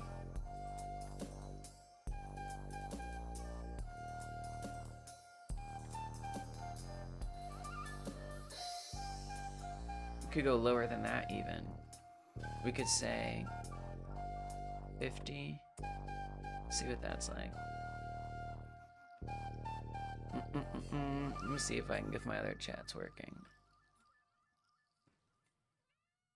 Is it? Is it though? I don't think it is. It might only work if somebody says something while it's open. It's interesting. It's especially interesting because there's already a bunch of stuff on there. That's good to know. Oh, you know what I do have is a smaller one too. I'm just don't mind me. I'm just experimenting with things. I do have this, which could be kind of nice for things. I spent a good month learning landscape materials and how to make sure it doesn't drop FPS when adding grass and stuff. Oh, Rogue, you tested too late. Then I found out yesterday I could just take Fortnite's landscape material into any game. Nice. Yeah, if you want to test it, I could put it back up. It's the kind of thing I really should experiment with in like a private or stream. Sometimes you guys are the guinea pigs. Sometimes live is the guinea pig.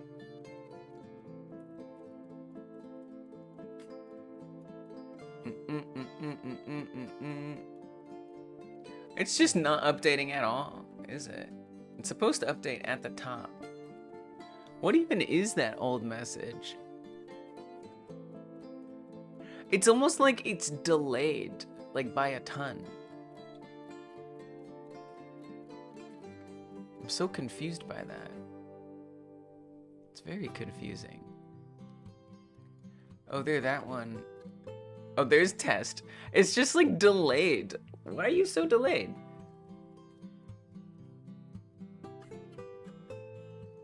Alright, I guess that idea didn't work. I guess that idea is bumpkiss.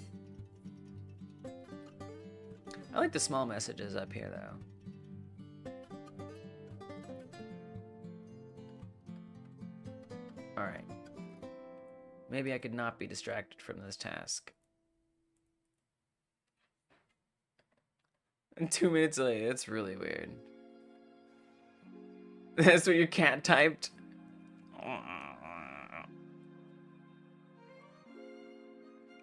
What I need is a toggle between those. Right now I have to manually swap between these, which is really annoying. I'm apparently driven to distraction today. It's the language filter making sure it's good words. No.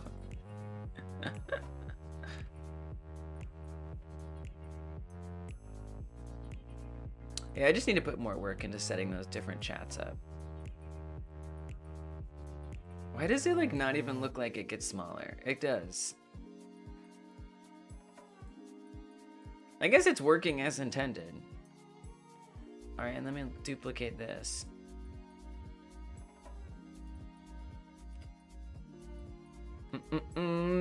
Bad word.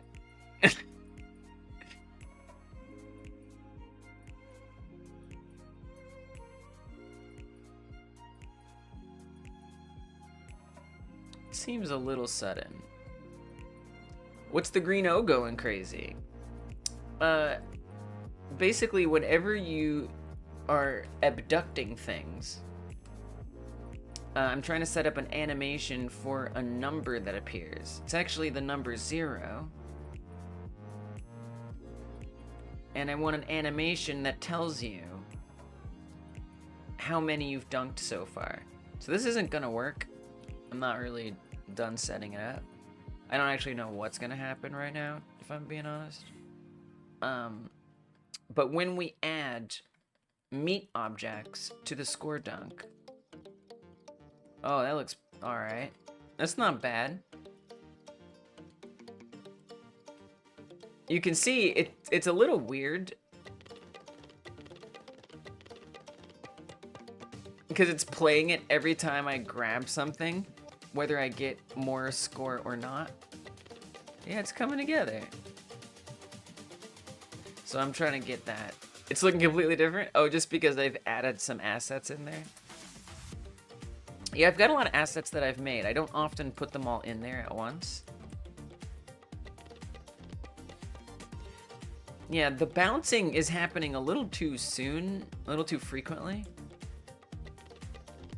It seems to happen whenever I grab something for some reason. Kind of.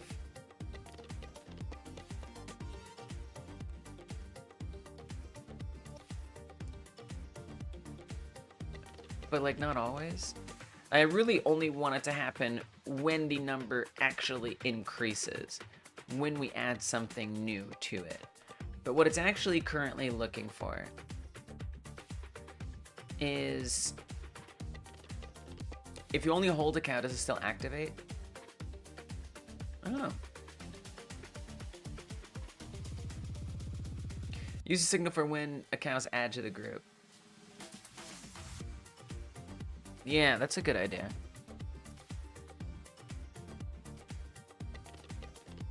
Oh yeah, you're right, Stormrun. Good call. Totally. So it's just looping it. It's just playing it over and over again. Because this is actually... So the way this is set up right now is it's in the physics process. And it plays it if the number of meat objects in the orb is greater than 0. If it's greater than 0, then it will play it. But really what I'd want is for it to play it when something gets added. Now we could do what Rogi is saying. Would that be the easiest? So I'd have to set up a signal. I could do that. We could do that. Yeah, that could work. I'd have to run a separate function. But that's... We could do that. I don't have a better idea off the top of my head. So then I need to come to my messenger. And on here, we'd want to say... Really, we could just say whenever the meat isn't dunk. Actually, we already have a signal for that. Hold the cow sounds like a metaphor for something. Hold the cow. Oh yeah, she really held the cow. Actually, we already have this. It's the meat in dunk right here. Bam, that's where we put it. Let's go. So I'll just grab this. Drop that in. And that should do that. And then the other thing I'd like is for it to kind of time out, maybe. I mean, in theory. I need to stop printing this down here. Oh, wait, it didn't work. Oh, it did work, because it wasn't 0. Oh. So actually, I don't know that we need the greater than 0 thing. Wait, that's weird. Why wouldn't that worked? Why wouldn't that have worked? I don't know. Grab this. I guess we don't need to do it if it's greater than 0. It kind of doesn't matter. Like, if it goes in the dunk, we're good. Really what I want to say is... Well, it's tough because we have the opacity. I guess I need to set the opacity to be... Oh, and only the outline opacity is set up right now. There we go. That looks a lot better. So actually, let's try this. I need to set up the animation to not only have the outline go invisible and become visible, but I also want to set the fill to be visible and then invisible.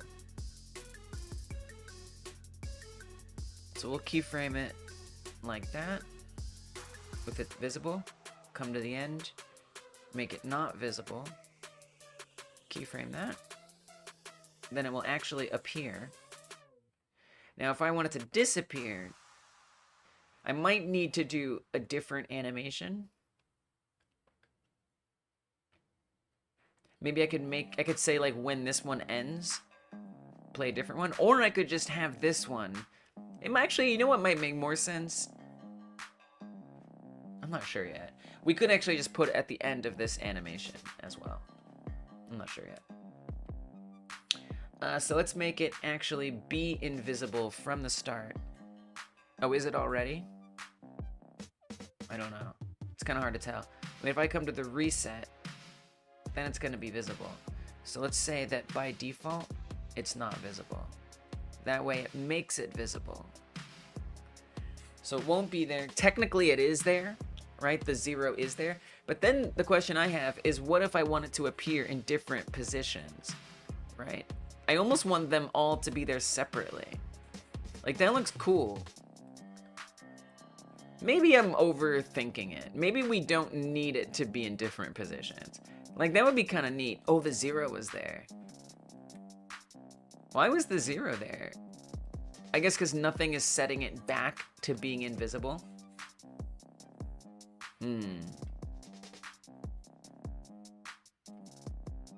So maybe we do the visibility thing.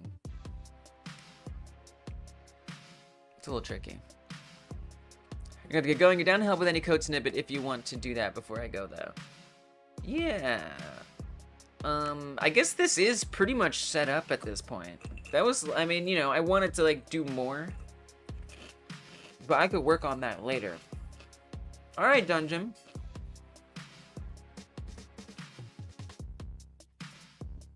Yeah, I'm a little nervous about it. So yeah, let's do it while you're here. This is nice. You know, this isn't done. I wanted to add more.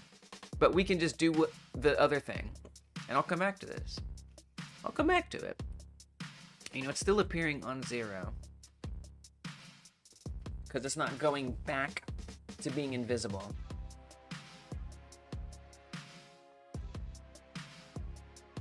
That's pretty much the main thing. And then I guess I don't love... Yeah, no, that's actually pretty fine.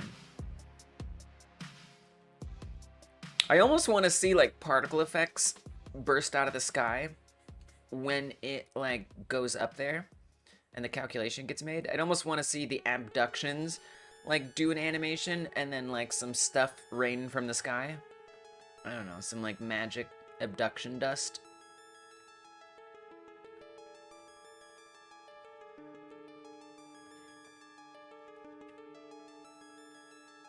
It's also very far away from the orb. Is it getting further, or am I bugging? I must be bugging.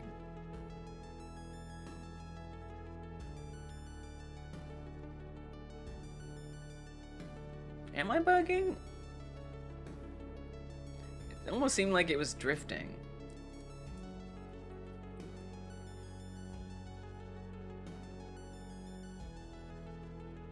Maybe that was just me. Seems okay. It looks good. It's a good effect. Except for that 0. Let me just get that 0 out of there. That's like bothering me tremendously. And then let's do the other stuff.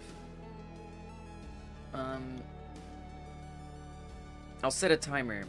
I'm gonna try to do that in 5 minutes. I'm gonna set a timer so I know that I don't go too far over time. And if I can't solve it in 5 minutes, then we just move on back to that. Or we go to what you're gonna help me with. Okay, so we could say that as soon as meat is dunked, it becomes visible. I don't want it to cut into the animation is my only concern. So we're gonna say it's not visible here. We have this instantiated or set up as, or readied, I should say, as animation score count. Oh, that's animation. Oh, score count. Oh, it's right here. Oh yeah, that's pretty annoying. If I'm gonna have a problem with the way that I'm doing this, it's that I've got snake case here, and then I've got the same information being represented differently. But then again, it's kind of in a different context here than it is there. So I almost don't mind. Because then that's kind of supposed to go with score update here. Score update looks like that. Score count looks like that. But there's something to be said about this inconsistency. That did just momentarily confuse me. And that's what I want to avoid, is confusing myself. Whoops. Score count visible equals true. Then we need to set it to go back off. Probably when it exits would be a good off. We don't want when body exited. We want when screen exited. Score count, visible, false. I don't know. Part of me thinks, like, should it ascend the score? I guess it should. Oh, we've got this thing I don't want to print either. Because then it's not there. Yeah, that looks good. That looks great. Goes away. Bring this down. Oh, did you see? That's why, the timing gets weird. Did you see? If I bring it down and I drop it in, you see how it's 0 for a second and then it becomes visible? I hate that.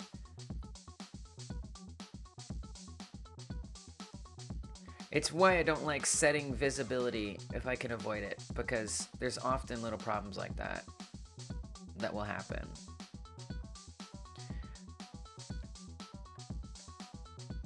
And then as you saw before, if I say if it's greater than 0, then allow it to happen to become visible. But what you saw earlier was that that didn't always work. So I don't know how I feel about that either. Then again, I wasn't doing it here. If score update is greater than, we don't want to say or equal to 0. We just want to say greater than 0. But I feel like then that's not gonna work every time.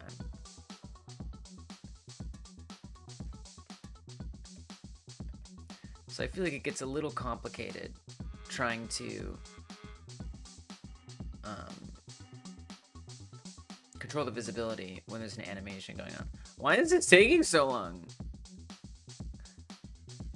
Is it because of all these messages I'm printing? Jeez. Yeah, see, then it's not appearing at all. And we're getting a very annoying lag situation that I don't understand. Alright, my timer's almost up. So I might just have to be okay with it looking ugly for now, which doesn't make me happy. But we've got somebody who can help here, and that's important. Yeah, I guess it was printing all those messages.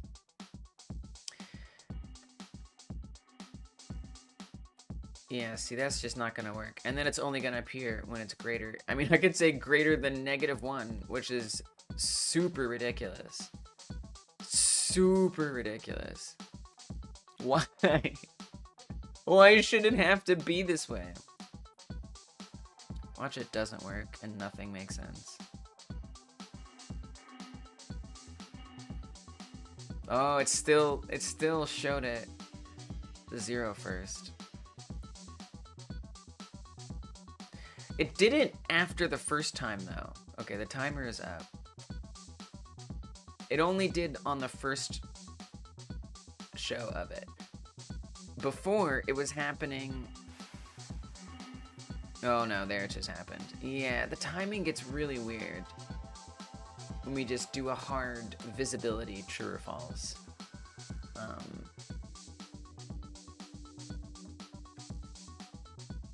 You know, I guess one idea could be we start the animation before. I know, the timer. The timer is like a... It's like a general thing. Here, I'll throw another minute on there. For myself. That looks better. Does it look better here? Nah, it doesn't.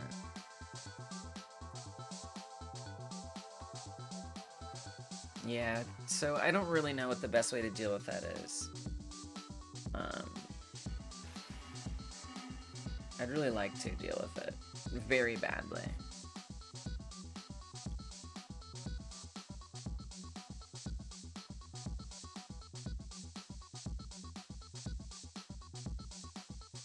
Oh well.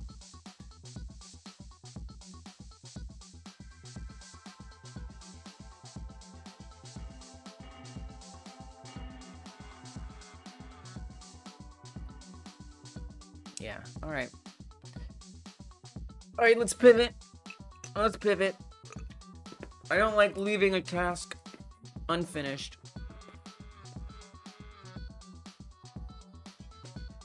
I don't know how to deal with it. My brain's immediate response is, let's kill it. It's horrifying.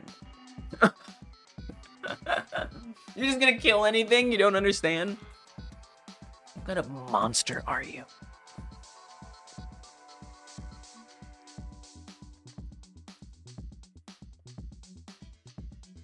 Yeah. Yeah, I don't know.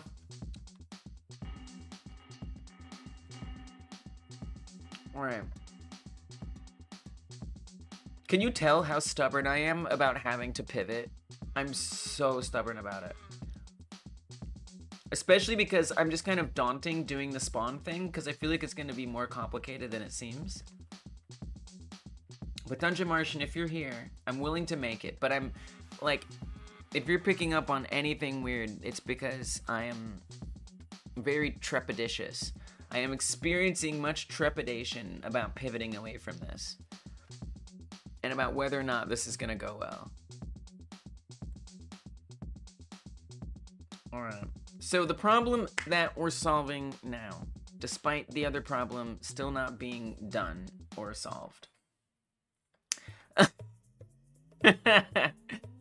Which is the 0 appearing or not up there at certain times. It is about whether or not things get counted. Oh, the lag. That's actually on my computer's side of things. Oh, criminy. Yeah, it's looking good, right? What's my computer's problem right now? Is it the chat thing? Why is... It's actually my entire computer being a little slow now. Why is today the day with the issues? Why gotta be today with the day? It couldn't be a different day.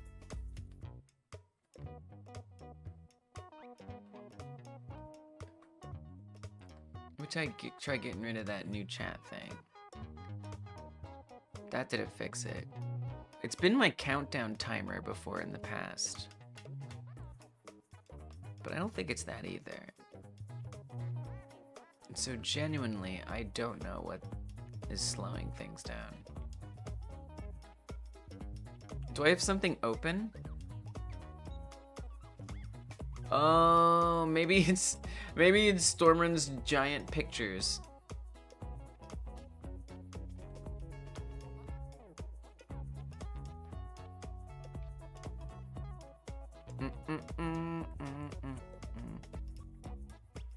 I just have no idea. No, it's still lagging. Irritating. Irritating.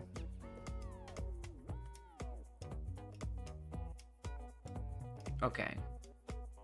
This is not worse, right? What if it's the numbers thing? That can't be it. Surely that's not it.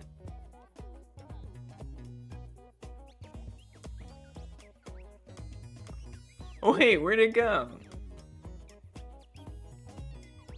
Oh, because are we setting it to false? I think that's why. I think because we're hiding it. Yeah, that's why.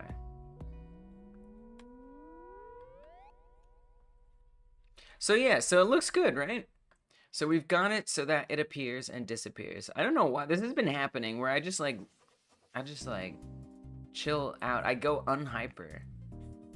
I de-hyper at some point during these streams. I'm actually not going to be streaming next Wednesday and Thursday. I think I need a break. I think I've been working on this game too much. So did you see what just happened? Whenever I put this meat object in the orb, and if I go too far, it's going to actually despawn the cow before the point can be calculated. And it's actually a little bit more obvious now. Okay, I've solved the problem of the computer being slower. Thank goodness. So it's despawning it, and that's because these meat objects, the cows, the humans, they're a part of the terrain blocks. So these terrain blocks look like this. There are these strips right here, and that's where I have the meat objects stamped on here. And when these terrain blocks get past the player, that is to say they move, the player doesn't move, the player stays put the entire time, and the terrain blocks are just like cruising across here. They're going past, and when they go beyond the player, they get deleted and they disappear. And so if these are on here, and that's where they come from, and then this terrain strip gets deleted, then these get deleted too, and they don't get counted. And so what I want to set up is a way that we can dunk the cows and people in here, and even if that terrain strip that they come from goes away, they don't get deleted along with the terrain strip. Now, in order to do that, I'm gonna need them to spawn in from some place other than the terrain strip. Now, that's not necessarily true, right? Because I could have a spawner on the terrain strip that spawns them in, right? I can have the actual terrain strip generate it. That's very different than having it actually built onto the scene tree of the strip. So in theory, what I would be doing if I had a spawner on here is I would be adding the cow to the main scene tree instead of it being as a child of the strip itself. So that's I think that's kind of like a main thing to figure out, is where are we going to add the spawns that or where do those children get added for the meat objects? Breaks are important, gotta take care of yourself. Yeah, for sure. For sure, absolutely. Now, Dungeon Martian, when I was describing this in the newsletter stream last weekend, Dungeon Martian said that they had some code that I could use that would help me in this situation. So we're gonna see how helpful that is, and Dungeon Martian is gonna help me. Crowdfunding platforms don't work in Argentina? Nuh-uh. What? Are you serious? That's outrageous. Wait. Why?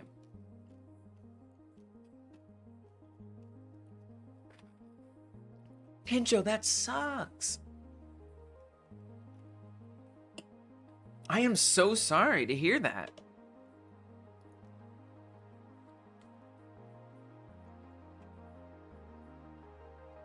Dang.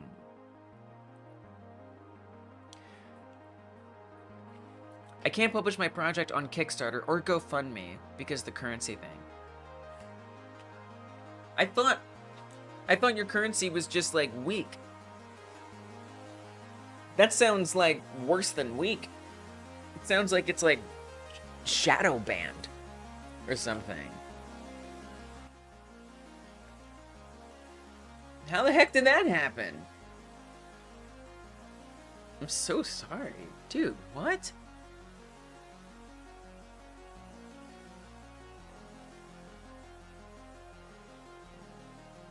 I mean, have you tried Crowdfunder? I don't know if it's any better, but I've seen some folks having a lot of success here. Economy's getting better. Just as an alternative platform.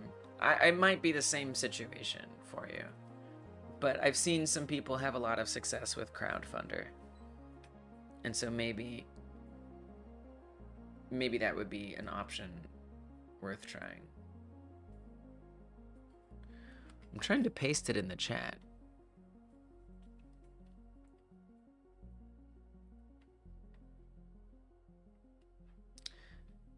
There it is. So I think the best way to do this will be to make a new script in your top level node.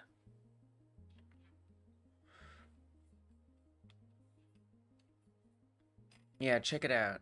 I hope it is. It's a little bit, you know, more generous and in, you know, stuff than the other platforms. I hope it does work for you. Hey, what's up, lead name? Welcome. Good to see you. How you been? We were talking about how in Argentina, it's hard to set up, if not impossible right now, to set up on GoFundMe or Kickstarter, which Tencho is just now finding out. And then besides that, I'm setting up some code for spawning things. And look, lead name, there you are. You can set up 2 functions in there, 1 for each of these. So immediately, I'm allergic to this idea. So far, my main script, I don't actually have a script on my main node.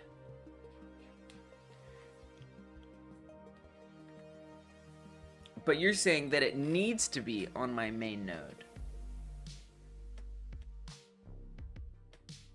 So my question is, why does it need to be on my main node?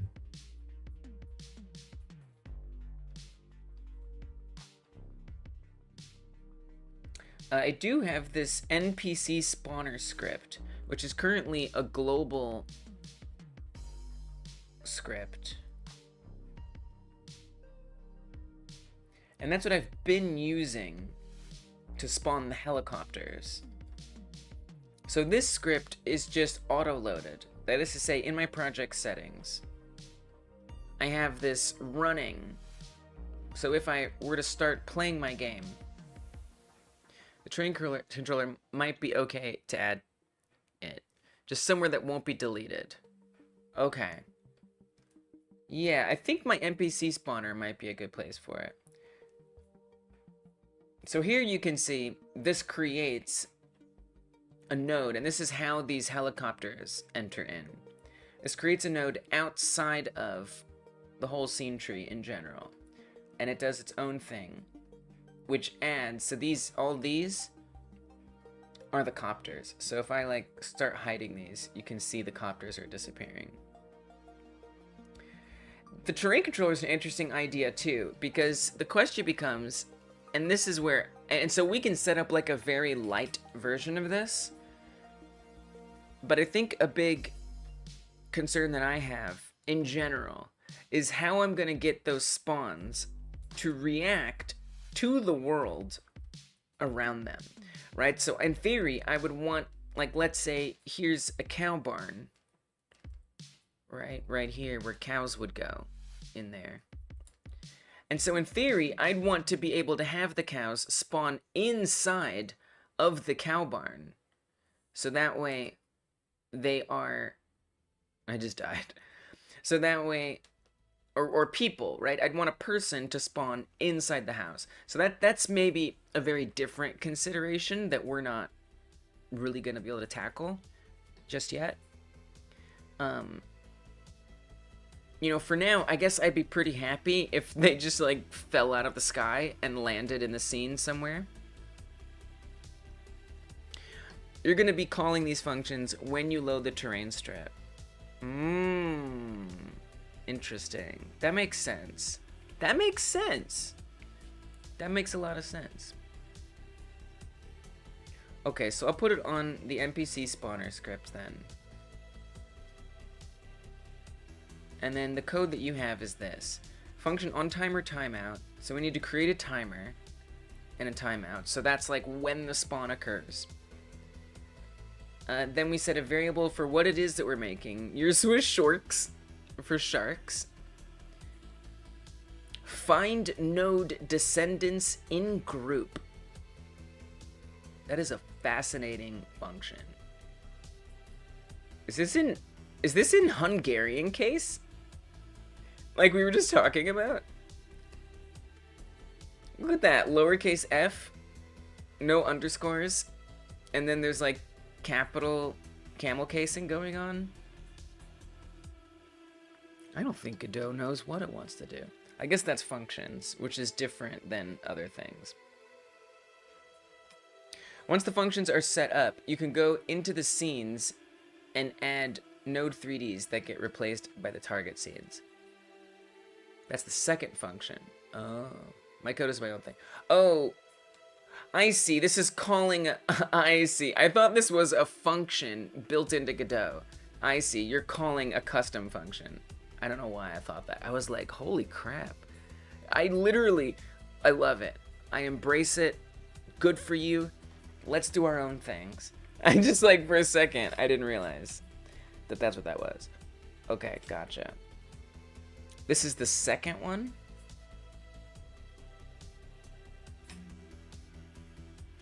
What's the first one? First one is this one?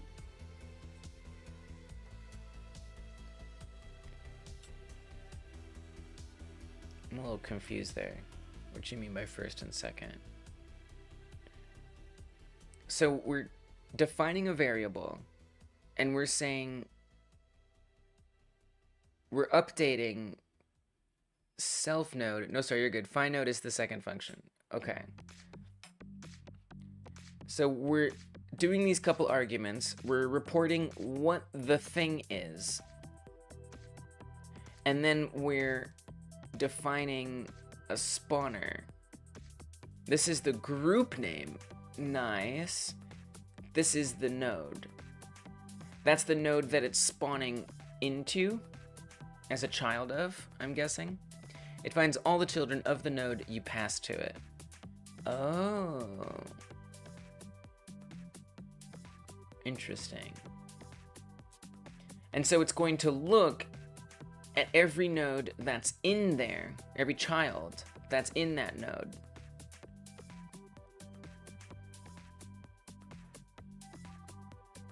It creates variable s, and it instantiates a shark scene, or the NPC scene. It then is going to change the global position of the thing that is instantiated to the for loop's global position. That I don't really understand, if I'm being honest. That's just from a me not knowing things perspective. Don't understand what that does exactly. And then it adds those children. Specifically, it adds those children. The instanced NPC scene. So when we created this variable, it would call this function here when the timer times out. It's going to create an array. So if you just add the new scene as a child, it'll add it at 000. So what do I, okay. For child in node get children, variable descendants in group, hint equals an array. So create an empty array. For every child in the node that was set up here, check to see if it's in the group that we defined up here. If it is, add it to the array. And then, outside of that if function, or within the for loop, we also want things in the array. We want to add the equivalent of find node descendants in group. Child group name. Whoa. Return descendants in group. Is this recursive? Is it calling itself? Since you are looking to place it in the spot that your node 3Ds are, you find their location and then set your new scene to that spot. It checks all the children of children.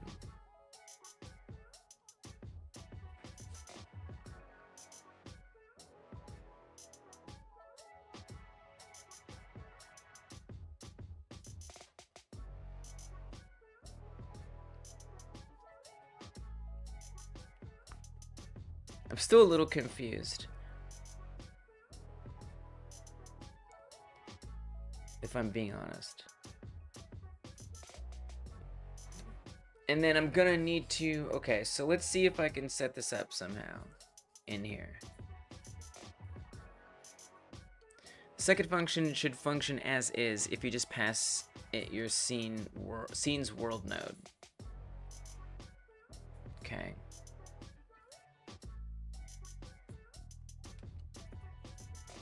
Right, and obviously we need to set up the timer timeout.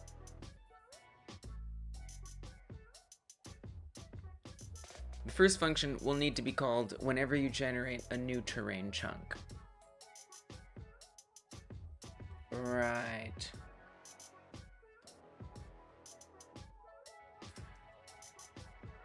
Now, I'm not exactly sure when that happens. This terrain... Probably don't want it as a timer.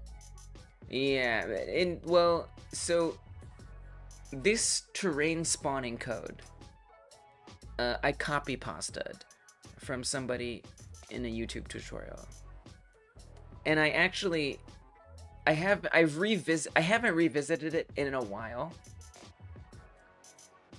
but the last time that I did, I still didn't really understand how it worked. Like, I kinda did, but I also kinda didn't. And I'm still not fully sure how it works. What's up, Mohammed? Welcome back. Good to see you. Thanks for stopping in. Hello to you. I am setting up some spawning stuff that I barely understand. After that add child block, I think you can call the first function.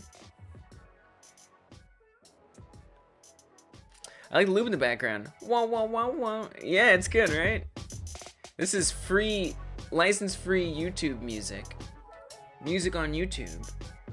That is not gonna cost me any money to play on stream. This is what it's called.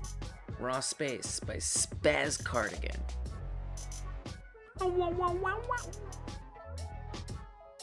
And these are all the ones that I've found that I can tolerate.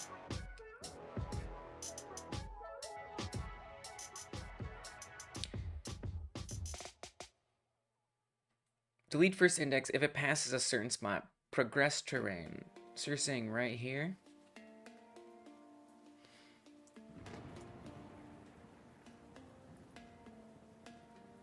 So I'm probably going to want to emit a signal then, or something. I should probably put that on the NPC spawner. So I'm going to say signal.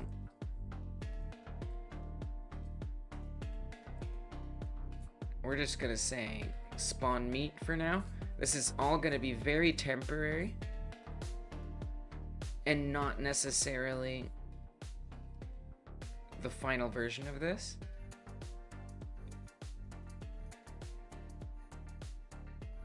It's a little tricky because we want to actually be connecting it to its own. So actually I don't want to set this up here.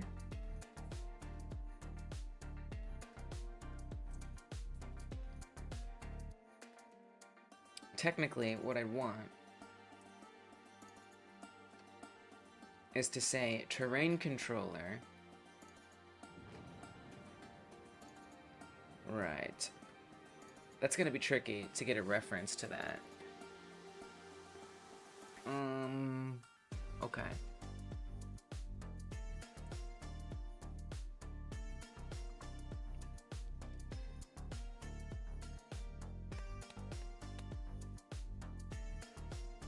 Yeah, I think that's gonna be a little hard to set up. Hey, Dragonblade. What's happening? Oh, we got Dragonblade up in here. You ready for this dungeon, Martian? I don't know. We'll see. So I need to set up instantiated, or, all right, let me be more specific. I know you're not gonna be able to stay Dungeon Martian.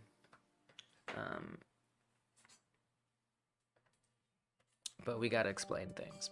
So the problem is that these spawns are tied to the strips, that the terrain strips that come in. And so if I walk past that terrain strip, it's going to delete it and thus delete the spawns. And so what I want is to spawn things independent, spawn meat objects independent of the terrain blocks, so that way they don't get deleted before they get counted. And Dungeon Martian had a bit of code that they wanted to share on how they did this, and we're currently trying to figure out how to implement it. I'm a little unsure of whether it's going to work for what I need, but it's very interesting and it seems like it could be useful. And so this is the code here. You can find it on the live text if you scroll up a bit. The code is in there in the live text channel a few days ago. Friday it was posted in there. And we first have to call this function here. You can just change the parent from the terrain to the abduction ball. See, I knew there might be something that's easier than this that we could do when you capture.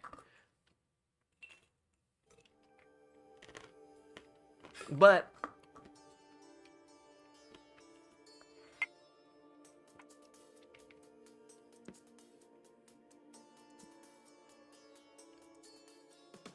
oh, nice, Dungeon Martian, for finding the terrain thing. But, like, I wanted to check out what Dungeon Martian was sharing, because this seems like some very cool code.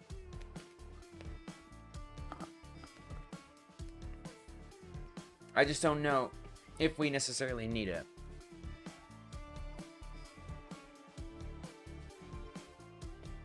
Change the parent from the terrain to the abduction ball. I mean, I'd almost want to change it to the main scene. Okay. So let me try that. Dungeon Martian, I like what you've shared, and I hope you don't feel rejected. But I'm going to see what Dragonblade is telling me, because it seems a lot simpler. And if it doesn't work, that'll be important. That's what this is doing in a roundabout fashion. Oh, interesting. Right, because it's changing the children's parent. I see.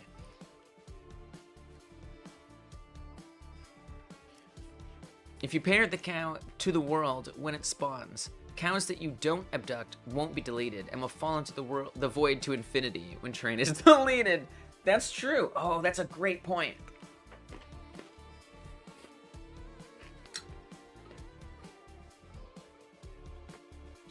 Oh my gosh. Okay. See, now I hear that and I'm like, okay, now Dragonblade's idea, I gotta try that. I gotta do that. That's perfect. You can just add a death plane under the player that eats the missed cows. That's true. That's true. But I guess the advantage of what Dragon Blade is saying is it already is like kind of like built into the system that's already set up. Like I don't have to like change the way I do things as much.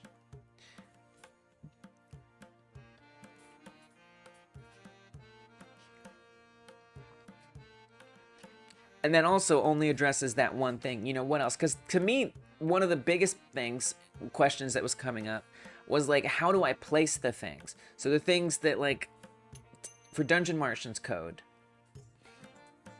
right? I'm going to want to be able to line up these cows in these same spots, right? And like, it seems like with Dungeon Martian's code, I might have to like tell them to come to these spots in code. Correct me if I'm wrong. Whereas with what Dragon Blade is saying, I can just already go ahead and stamp them in here anyway. And I don't even have to worry about, you know, where their positions are in code or anything. They'll just already be there. And then they can become, you know, unique things. And then they don't even have to become unique things if they never get grabbed.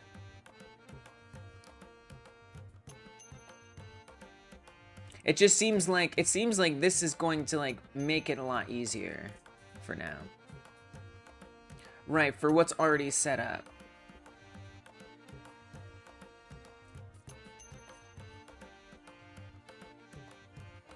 Change the parent in ready of the cow. I didn't even know that. I didn't even realize you could do that. I literally have never considered that you could change the parent of a node during code. Why not? I don't know. I just never thought about it. I never thought about it. Variable child node. Get node. But it's like, it seems so useful. It seems so useful.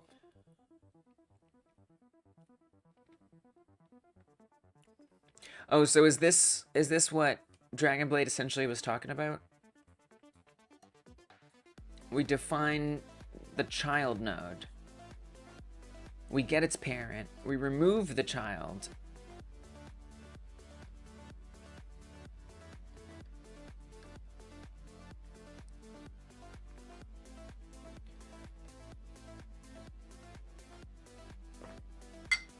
And then we find the new place that we want it to go, and we just add it. Why not? Why the frick not? If you put this in each of your objects, they'll reparent to your new intended node. Teamwork! Let's freaking go! Okay. So, Godot doesn't have a specific function of changing parent? Weird. Maybe. We haven't really looked that hard. I wouldn't count that out yet. I think Dungeon is just like coming up with a way to do it based on what does, or you know, what they know exists. All right, let me pull up the meet object script.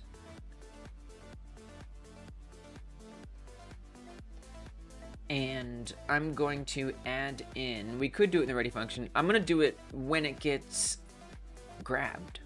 So right here, not there, right here. If is in group grabbed, and it has not been grabbed, run the function has been grabbed. Okay, grab begun. Probably right here is where we should put it. More or less.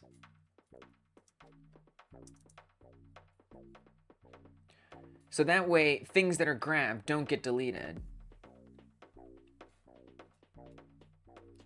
It does have one? What's it called? You must tell me. You tell me now!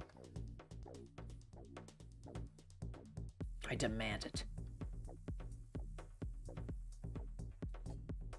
Is it called like reparent? It is called reparent. Nice.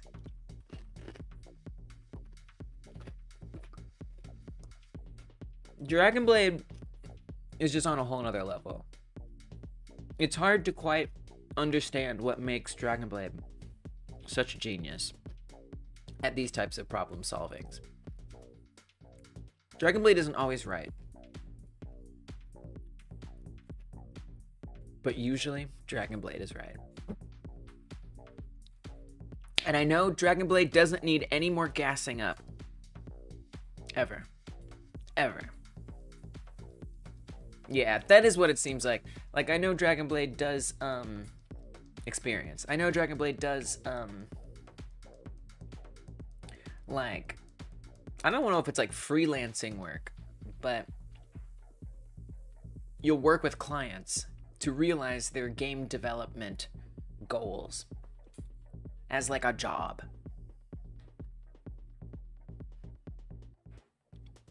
So I can imagine you would get a lot of experience there. Actually, Dragon Blade is very new to Godot. Dragon Blade, correct me if I'm wrong, Dragon, but you started using Godot after hanging out in these streams. And only then did you start at least digging into Godot to this extent. You might have tried it before, downloaded it before. But it seems like you've been using it more than ever since recently. I think just like the breadth of experience that they have has given them the ability to problem solve in these ways. Honestly, that I would consider goals. Your code was better for your project because there was too much done on startup. So I could offload the spawning until 2 or 3 seconds later. And so that's something that I find so impressive. And again, no need to gas up Dragon Blade any more than we already do. But Dragon Blade does a great job at tailoring code suggestions to the project that at least I find myself working on, which is always really awesome. And so that's why I'm sometimes apprehensive about code that other folks bring from their projects, because it's like, I've been spoiled by folks like Dragon Blade about what it's like to have suggestions that are made very particularly for the project that I'm working on. And so I'm like, okay, it looks like this code might not meld in the same way as something, you know, Dragon Blade says, why don't you just do this? And I'm like, oh, that makes sense, right? Because this and this and this. But yeah, I hear you. That probably made a lot of sense for your project. Dragon says, my main job is programmer in the marketing industry. As a hobby, learned modding for games, then switched to looking into game engines as a hobby. Interesting. And then started to offer my game dev skills as a freelancer as a side gig, mainly Unity. That's pretty cool. Dang, that hobby really, like, that hobby became more than a hobby. It's obviously a hobby, but the fact that, like, that the skills that you developed in the hobby are monetizable, I mean, it makes sense. But that's amazing. That's like beyond hobby. It's not beyond hobby, but it's interesting that being a hobby game dev can yield professional results. I think that term hobby game dev can often come with like a connotation that it's not professional. That's pretty cool. I kept track of other engines like Unreal or Godot. Gotcha.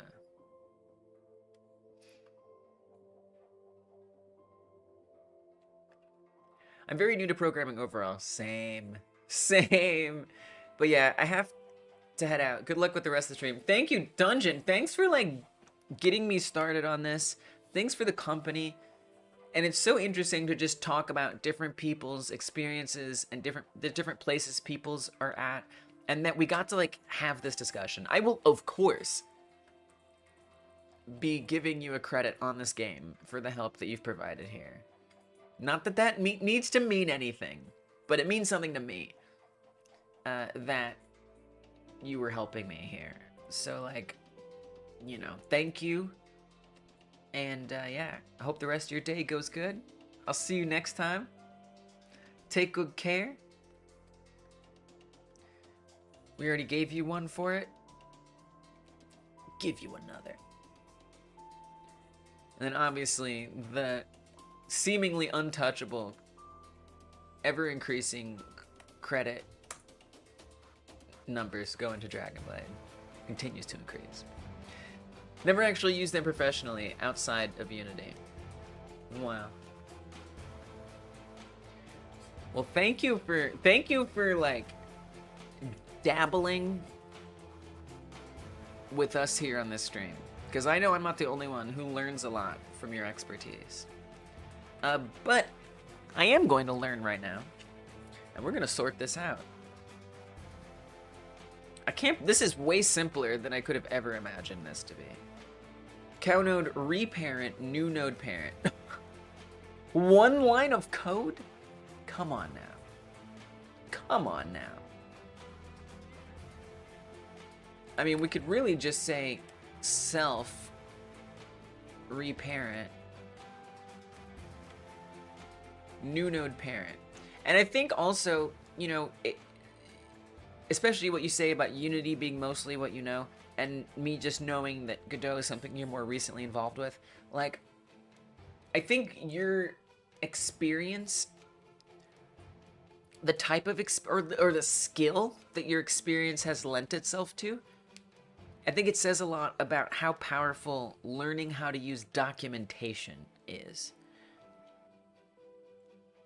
Because while that is something I think most of us who are doing programming know is important, the fact that you're able to help so much with an engine that you don't even use as much as like another one tells me that just being able to find the things that you know should exist, could exist, or how to get there is maybe more valuable than almost anything. Your job helped a lot by learning how to read documentation. Oh, the marketing gig? Interesting. Interesting. That's not games at all. So we want to reparent it. I gotta find the message again. And just put the new node parent. I mean, I would just say do the main scene. Honestly.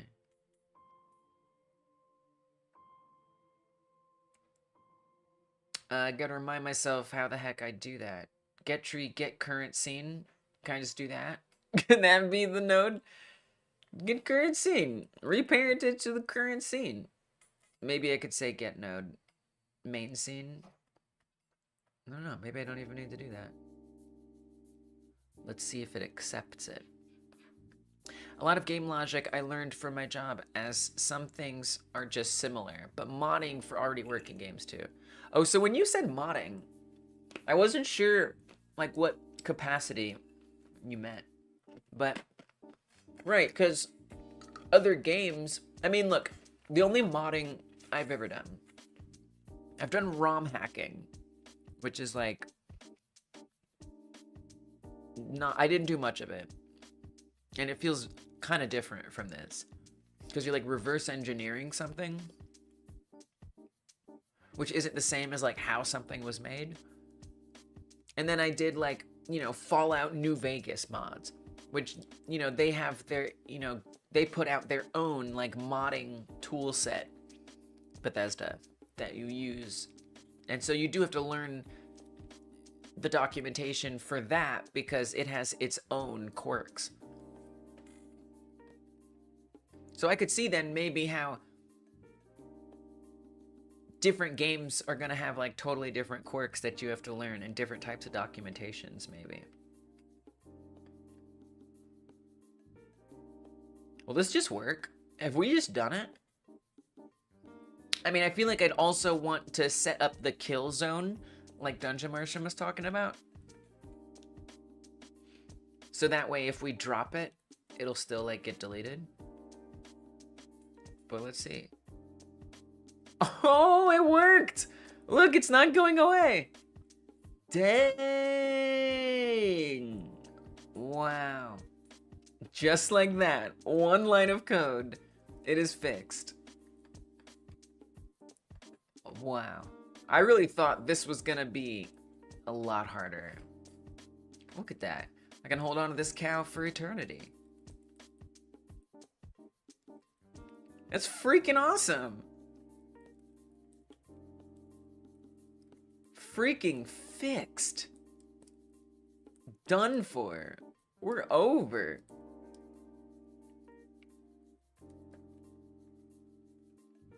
So now some of those... Oh, look.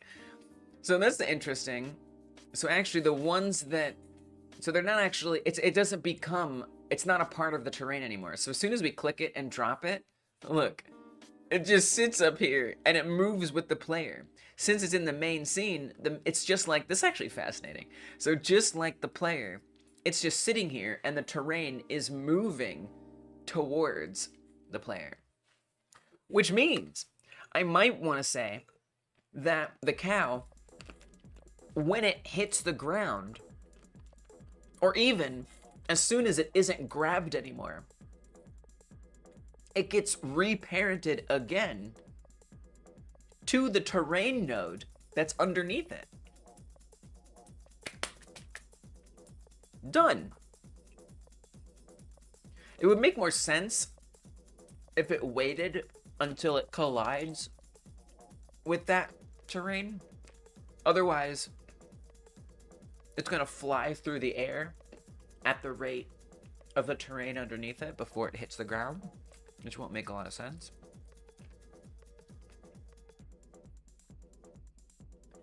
But that's kind of cool. It's like we've set up a bank. You can set up a little storage. I mean, did we just make inventory? like we just have a storage now. We can set up like another little orb over here where you can like set them aside. I don't know why you'd want to do that, but like in theory, that would kind of work. The name called of this game. So I don't know yet. I do not know yet. This is a working title. Alien Meat World is the name of it right now. But that is a working title. That is to say, I would like to give it a different title at some point. But for right now, it's Alien Meat World. As in, like, Alien M-E-E-T, Meat World, like Alien, Meat World. Except meat is like meat, like the stuff you eat. Definitely not the final title, probably. But currently, that's the title. Dragonblade says that they made actual mods for games, like Minecraft mods, custom map/games for Warcraft 3, StarCraft 2, Dota 2, game plugins for Source games, Counter-Strike, Gary's mod, etc. That's pretty hardcore. That's pretty hardcore.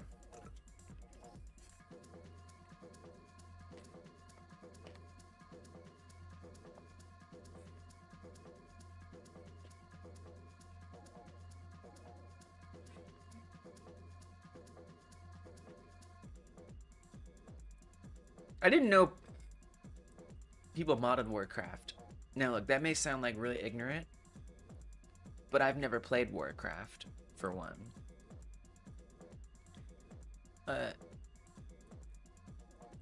And I don't really know anybody who does play it. So I wouldn't know anything about Warcraft. I am just like fascinated by it. I'm just like kind of having fun, just like racking up all of these cows. just building them up. You touch GTA roleplay servers plugins too. Whoa, that sounds cool. Cause like That's like a huge community. I've always been really fascinated by that. Like, not always, but I just mean like when I see the streamers doing GTA roleplay stuff, I'm like, that doesn't look like GTA 5. Why does that look different? Why is everything different? And every time I see it, I just ask myself, like, who's making this? Where is this coming from? This looks complicated. Dude, I don't understand it either. Like, the actual people who do it, like, what they're doing, dude, I don't get it. I don't get it. I'm just like, wait, are you guys hanging out? Or are you serious? Like, what is it? Like, I can't tell what's happening.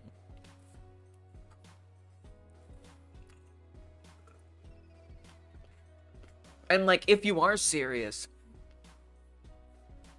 why aren't you more serious? Or less serious? Yeah, watching that is like... It's like I'm in an alternate universe watching GTA roleplay live streams. So confusing. But I can see why you might be drawn to, like, developing those things, whatever it is, games, servers, mods, because it's like very specific and unique, and a lot of people would get use out of it, whatever it is that they do. It just confuses me. Like, you know, I watched one streamer who was like a police officer, and they were like arresting somebody who's like a repeat offender, I don't know, drug dealer or something. And she was just being like an abusive cop. And he was just like, you know, trying to not be, I don't know, it didn't make sense, because it's almost like he wanted to be arrested. I just didn't understand. Like, why would you play as somebody who's getting arrested for hours and hours? Like, it wasn't even like they were doing like an exciting car chase or anything. Basically, this person was just getting booked. It was like being in a police station, and the streamer was just filling out forms about like the criminal's like criminal record and behavior and stuff like that. And then the perp was just like sitting down in a chair with handcuffs on. And they were playing for hours. I was just like, what is this? Why are you doing this? This looks like work. Deeply, deeply confusing to me, but fascinating, to say the least. I tried to play it once. I played like 3 or 4 hours, riding around being a postman. Got pulled over by police. Did some awkward roleplay because everyone expects you to know all the roleplay rules and what to do. Oh my gosh! Oh my gosh. In different situations. Apparently, flex your muscle means leave the car. That's not what that sounds like. That is not what that sounds like. That doesn't sound like leave your car. That's very confusing. Gonna have to read some documentation on how to roleplay in there. Then I went back to being a postman and nothing else mattered. Haven't played since.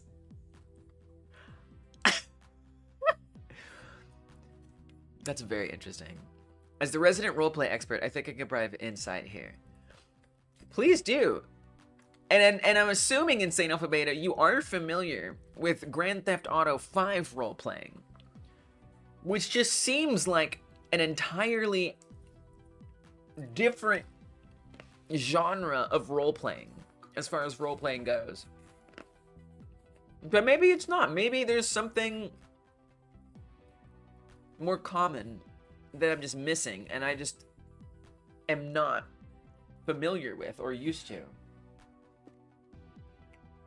Or it's like taking on a form that I just am completely ignorant to, apparently. Alright. So we've got cows that are reparented. I'm gonna say let's get them reparented to the terrain block that's underneath them. I don't understand role-playing as an entire thing. I mean, I understand it a little bit. Maybe. Maybe I don't either. Like, I always... So for me, when I would play MMOs, sometimes when I got really tired of not being as good as everyone else, I would just be like, hey, I just want to roleplay. I just want to pretend that I'm this cool, like, merchant in the desert, and people like to come here and chat with me and hear about my experiences living in the desert. And, you know, that didn't have, like, rules with it. That didn't have, like, a whole community with it. It was just like, we're just playing pretend, and please go along with me, I beg you. And I understood that, and I liked that.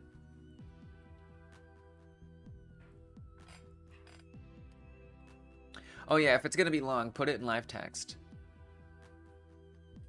I tried D&D once. I just played it like any other board game. Oh yeah, is that really role-playing? I mean, I guess it is. That seems a little more structured. But then again, the Grand Theft Auto thing is very structured. It's all very confusing. Do the cows get bigger when you grab them? They actually just get closer. So their Z position is matching the Z position of the player. So wherever they are in the distance, they'll just zip to the front. So they're right next to the player. And thus, right next to the score dunk as well. That's why they appear bigger. And then we just have so many down here. So many undunked cows.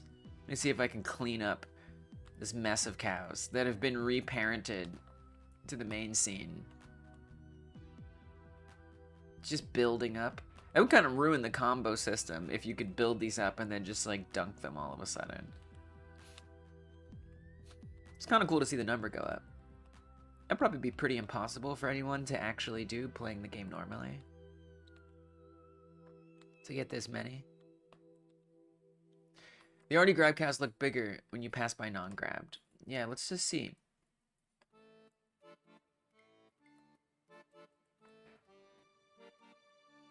No, they're the same. I think that's an optical illusion. They look the same to me. It's just like, it takes right at that moment. Like, it has to be right at that moment when they're right there. Then they look about the same. Yeah, I think they're the same. But I hear you. I see why you'd think that. Look at it. That's the same. But it does kind of look that way, doesn't it?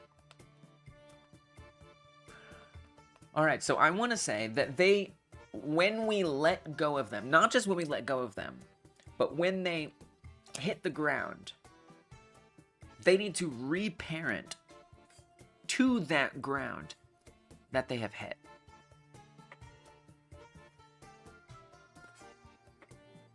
So, now it's going to be tricky too, because what if I want them to collide with roofs and things? So I'm going to have to think about that too.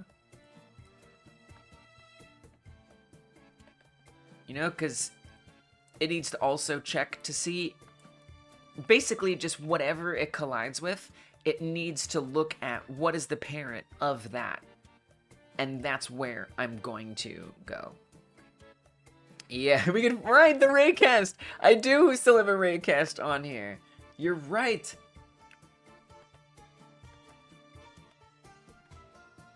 Yep, there it is. I think I put one on the person too.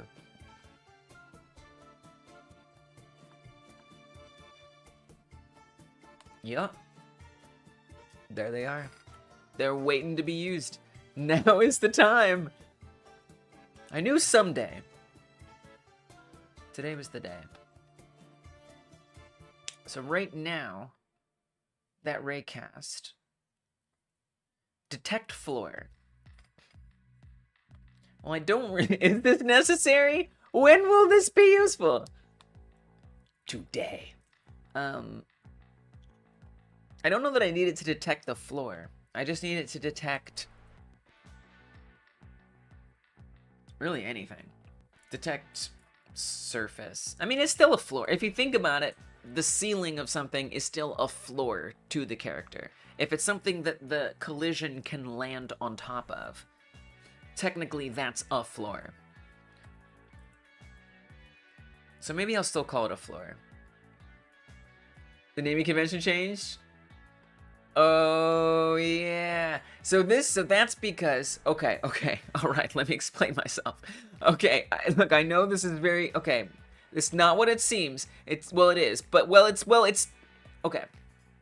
So the reason why this is different is because I'm still figuring out what I want to do, what feels good, what feels right, what do I want to be normal, what not. And at this time, I was experimenting with the hyphen. And at now time, I'm experimenting with this. Now, just thinking about it, next is using emojis. Just thinking about it, I like the hyphen because, again, we can use it as a delimiter. Whereas I can't really use the case as a delimiter. I can't say, look for the thing that is a capital letter next. Or whatever. Like, if there is a way to do that, I don't know what it is. So, you know, in deciding, do I like the, what would I call that? Snake case? Do I like the snake case? No, that's not snake case. That's camel case. Do I like the camel case more than the hyphenated Pascal case? Honestly, I kind of like the hyphen more. Because it's like the underscore is saying, here's the Hungarian style thing that we're... Yeah, right. Snake is like connecting it via the underscores. Pascal is capital before. Camel is like humps. So we still have the Hungarian style prefix, which I like. And then this is serving a similar purpose. So if I were to copy this here and type it the other way, like that. I mean, there's a couple advantages here. Let me just change this so it doesn't read red. So what I like about this is we don't have to have the quotation marks. I think that's nice. To me, visually, I actually like this better. But what I like about this is that we have a delimiter in here. And so let's say we've got like floor explode, floor color change. I don't know. Something else, you know, it would be maybe nice to have a separation here. But then what I like about this is it draws us more to the detect, which is really the main thing that I'm interested in. But I want to be detecting the floor. So I don't know, I'm a little unsure what I actually like better. But since you've pointed it out,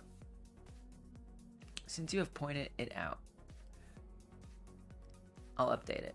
Now that does mean I have to change all these messages here. I gotta change them anyway. I could say if has node, if I wanted to do my split thing, I could do that right here, couldn't I? And I could say that if it has a node that's prefixed with raycast underscore, then we're solid. But I'm gonna say, let's rename it to something else. If you change that name, you need to change the actual node. I know. I know, but I'm just too insufferable not to change it. So I'm gonna change it all right now.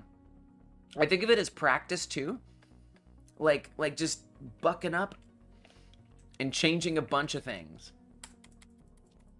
So if I say raycast surface detect is what I think I want to rename it to. Then I want to come into search and replace in files. And I'm going to look for everything that says raycast underscore floor dash detect. And I'll remove the quotes too. But for now, let's do the quotes. And then I'm going to replace that with raycast underscore surface detect. I'm going to commit to it. You know, I like there being different things so that I can have these moments where I bump up against them and I'm like, wait, which do I like better? And I'm forced to choose. And maybe one day, all of them are this weird setup. And I'm like, you know, I don't like this setup anymore. Why is it everywhere? I hate it. I'm still figuring out what I like, you know? As long as you don't use sentence case, you're fine. What is sentence case? Capital F and then a lowercase after? That's pure chaos. That's going too far. No. I reject that. Why? I mean, I suppose you could argue that I'm doing that here by starting with a capital here and then going lowercase. But maybe it doesn't count because of the delimiter. There is worse. Flat case. Is that just always using lowercase? Isn't that just lowercase at that point? Or is that even something else? Alright, so I'm going to replace all of these where that appears. Hi, kitty cat. Come on. Come on, kitty cat. Come on. Come cuddle. Alright. Come on. Come on. Let's work it out. Welcome back, Elite Name. It is just lowercase. Yeah, I mean, you might as well have some fun with it.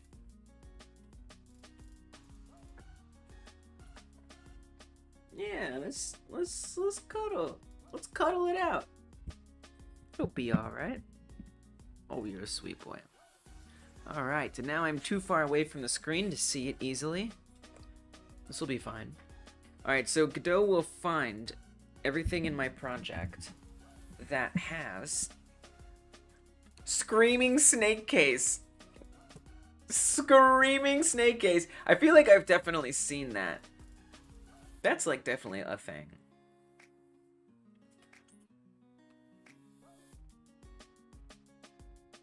Hell, maybe I even do it sometimes. But I'll stop. So, it's only in these couple places, which makes this a little easier. I should probably make it a unique name, if I'm being honest. Oh, look, this is gonna replace it in a bad spot. Oh, for constants. Oh yeah, that makes sense. Right, well that's, I mean, that's its own thing. You're supposed to do that for constants. I do try to do that for constants.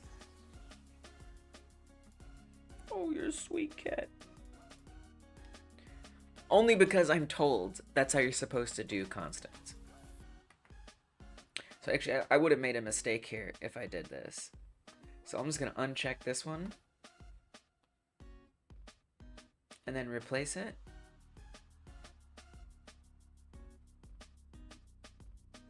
Wait, where's the replace button?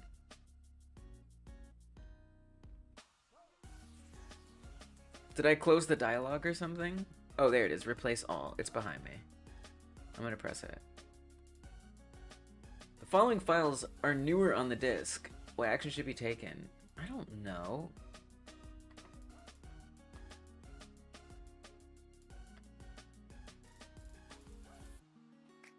Yeah, I eventually saw it. Okay, and then we're gonna do another search, replace in files. Oh, I gotta type it again? Dang. We're looking for raycast capital C underscore, that's spelled wrong. Raycast floor dash detect. We want to replace it with raycast floor detect. Oh, surface detect.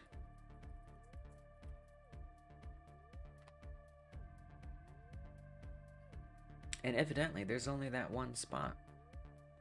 Only that one spot.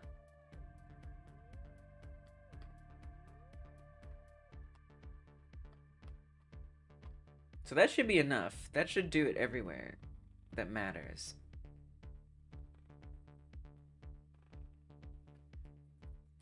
A surface detecting child is missing. Yay, he left. Look, I love him, all right?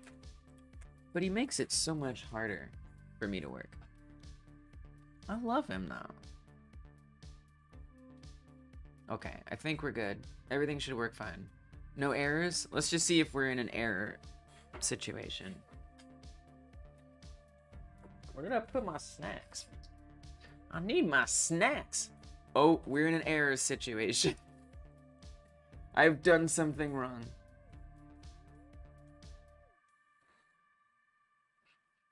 Got pulled away and distracted, but sent the RP explanation in live text. Gotcha. Raycast surface detect. Okay. You know, Dragonblade, just thinking about what you were saying about the talking on a delay. Right now, my voice is on a pretty good delay. What I hear in the monitor. And I wonder if it makes it, like, maybe I don't realize how much it makes things difficult for me. Even if I've gotten okay with doing it. Maybe it still, like, upsets me and I don't realize it. I'm gonna unplug my mic and plug it back in. Which will make this out of sync. It'll make it back in sync.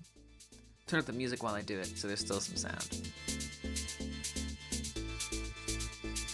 Okay, it's back. Oh!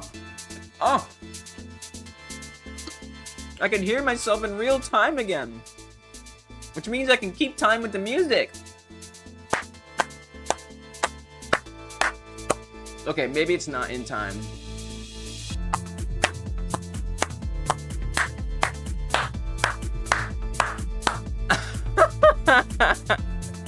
That's so loud.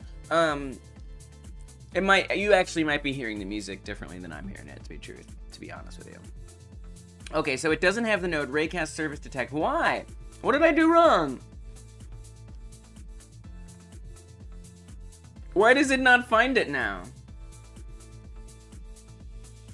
Oh, I know why. Because on the cow, I didn't rename it. That's why. I have to rename it on the cow as well. I think it can take longer breaks between words when that delay happens. Dude, you must be right. You must be right. Like, look, I can handle it and live and get by. But now that you've told me about that, it makes me think that on some level, I'm not actually performing at an optimal level. Which maybe I just need to take mic unplug breaks.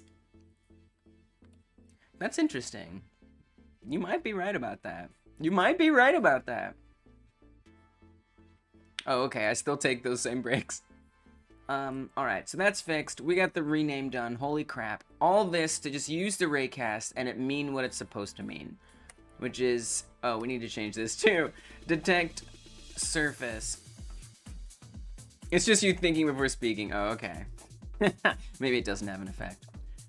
It feels like emotionally, I feel happier not having to like deal with it. Which is something I don't think I was giving myself any leeway on. Looks like Detect Floor wasn't actually being used here. I was using it, I commented it out, in a physics process, I was saying if, well, yeah, oh, if in group grabbed, if it's in the group grabbed, detect floor is clear. We don't even care about this. Just put that in the trash. Put it in the garbage. You speak faster after unmuting because you had time to think about what to say while unmuting. Yeah, maybe. Oh yeah, you're probably right about that. Yeah, you're probably right about that. All my thoughts built up. They just needed to spill out. It's very hard for me to shut up, honestly. It's very, very, very difficult. Much to the dismay of my partner. No, they love it. They love me. They love it. But you know, sometimes it can get a little, So, okay, so if I want it to check to see when the surface is there, I should probably set up like exactly what it's looking for. So right now it's looking for the ground, which is one thing. Hey Dragonblade, thank you for all your help as always and your company. It's interesting to learn more about you. I hope you get some sleep and that's helpful. Good night. See you later and thank you for everything. Goodbye Dragonblade, good night, good night. It's been lovely. Oh, and St. Alpha Beta posted some stuff about role-playing. Oh, it is giving Donkey Kong. Which unfortunately Dragonblade may now not hear, but I'm sure Dragonblade, dude, Dragonblade will freaking read the live text if they want to. Alright. So here's Insane Alpha Beta's write-up on this situation. I'm gonna pull it out of here. Look, I don't trust folks not to come into live chat and start spamming weird things. It's happened before, it'll happen again. So we're gonna put this in bright mode here. Okay.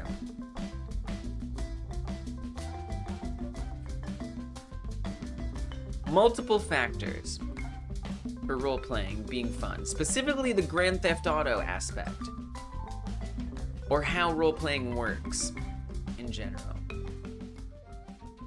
The first and maybe more obvious factor is creating and playing as a character. Just becoming someone else, giving them backstory. It's basically acting, but there's no script and all improv. Yeah, well see now that I understand. That role-playing wise, I totally get it. I relate to that. I enjoy that. I'm all in. I'm all in. For me, it was about storytelling, creating characters and worlds with my friends. Oh, you can't speak on GTA 5. So, okay. Yeah. You lost your train of thought, that's okay. So, I mean, I feel like the question, honestly, Insane Alpha Beta, you should look for live streams, like on Twitch. There might be some people on YouTube doing it. But look for live streamers who are doing Grand Theft Auto roleplays. They're super specific. They're really, really specific. And like, very popular as well. And so I get everything you're saying. Completely. The storytelling, the world building, the improv, the acting, the backstory. I love all of that. There's something else happening in the GTA 5 roleplay world. There's something different going on. And I don't understand it. Maybe it's a cult. If I don't understand it, it must be a cult, right? That's a logical assumption.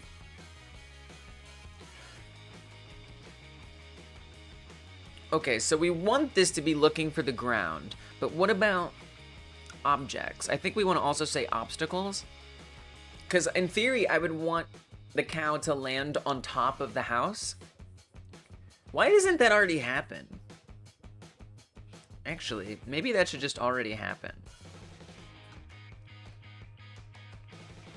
Currently, the obstacle collision layer is 4. So I would want that to be a mask.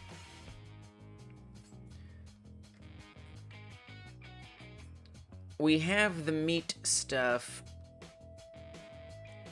Oh, it's set to the layer 4? But layer 4 is supposed to be for obstacles. Oh, I see. That's 3, not 4. That's 3. I see. Okay, so we want to say, I see. 4 is health. Okay, no, that's correct. Okay, so I want to say set collision mask value 3. So this way it should collide. Now it's gonna the collision's gonna be weird because I think I've set the collision up in a questionable way for right now. But it should land on top of the house. Now I'm not sure there actually was collision at that part of the house, to be fair. Well, that didn't work. That didn't work at all.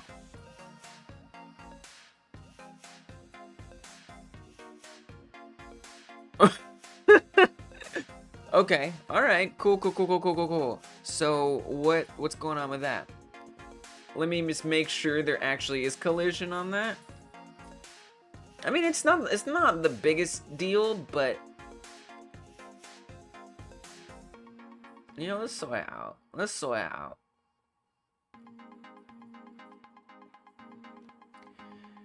The house is set to collision layer 3, so that's good. Nice. Oh, it might just be missing it. So something that I want to do is I want to actually make a CSG mesh, which will let me design a shape. Maybe we should do it now. Maybe I'll do it right now, because right now the collision box, as you can see, is only covering the back of it. And it might be that the cow wasn't dropping on that part, but I feel like it was. Oh, there's no rigid body. That's why. Because there is no rigid body, there's no static body, there's nothing on here for it to actually collide with. There is no, right now, the obstacles have no physics collision. They don't have it.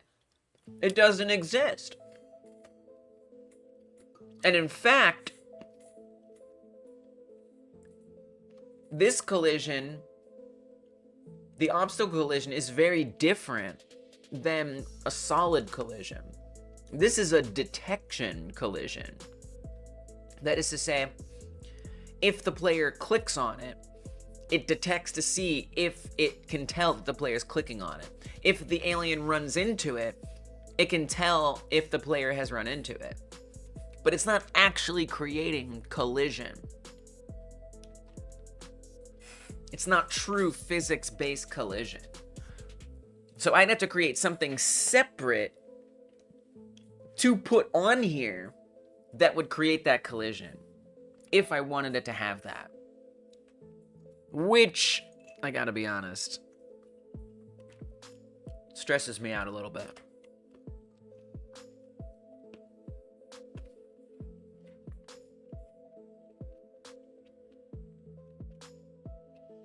I don't know if I'm prepared to do that. Do we connect the area entered for this? We do. And do we use it? We do.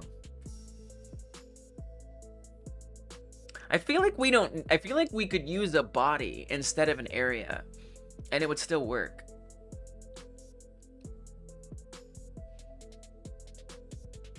I need to, you know, I'm going to add this to my to-do list. This isn't something that I feel like I have capacity to deal with today. But this is definitely something to look into. I'm going to say, look into replacing obstacle areas with static bodies. Use body entereds instead of area entereds. Yeah, at the time, I didn't really know much about body entereds, but I feel like body entered might be acceptable for our use cases. I think this is something to really look into. So I'm just gonna add this to my to-do list, and yeah, maybe tomorrow I'll look into that. So for now, I'm not going to worry about whether or not the raycast sees obstacles underneath it yet. For now, I'm not going to worry about it. I need to drink tea. I don't have much left. I don't have much left.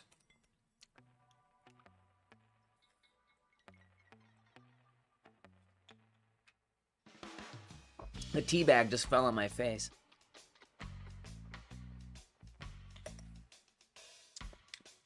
Empty. Drunk. It done been drunkened. I have drunk it. I've done it. I've done it. Why do you say that? She needs to drink tea. Alright.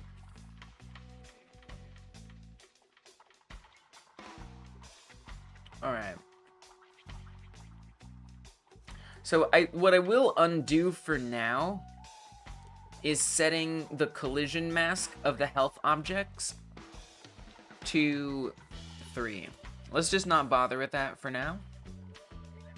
I mean, we could say that like it joins the node now. I could do that. Relaxing reggae loop, yeah. It is relaxing. You know, and I like to think that it has some energy too. Like it's a little energizing. But it is kind of relaxing too. Yeah, you're right. You're not wrong. You're not wrong. We could still set this to be true. And then, really, I actually don't need it to collide with that just yet. What I really need it to collide with is the raycast. And the raycast we would set over here. Ground, we could say obstacle. That's probably enough. So if it collides with any of those things, we should have it already set up with... Maybe. Is it set up with a signal? I don't think it is. Let's set it up with a signal.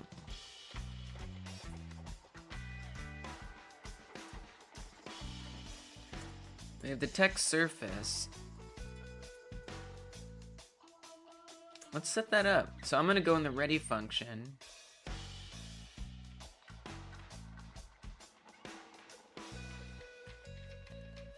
And I'm gonna connect, I don't know if this will work this way. Detect surface, connect on detect surface. Oh, but we need to add something else in here. We need to say not just on detect surface, but, or not just detect surface. I need to specify. Oh, maybe I don't need, maybe it only has the one thing. Oh, there they are, signal, just kidding. Visibility change, ready, tree, enter tree exited. Actually, we might just be able to connect it directly, and that might be enough. Unless it's visibility changed. I don't know, let me just experiment with this real quick. Func on detect surface. And then let's just say print meet detected a surface. I don't know if this is actually gonna work. Yeah, this isn't gonna work. That's not gonna work. No, that's not gonna work. Because I think we need a specific thing. Too few arguments for connect. Expected at least 2, receive 1. So we need to actually say something like, I mean, there's visibility changed. That might be the right one. I don't really remember what the raycast signal is that it's looking for, but we're gonna find out pretty soon. Because as soon as the cows start spawning in, it should be detecting the ground that they're sitting on. But it's not. But it's not, otherwise it would print something. So what's it actually looking for?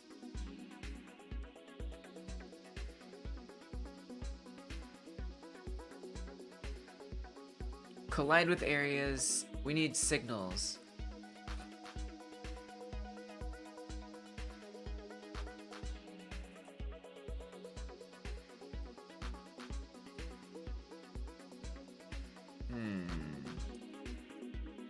Where have I... Oh, the helicopter.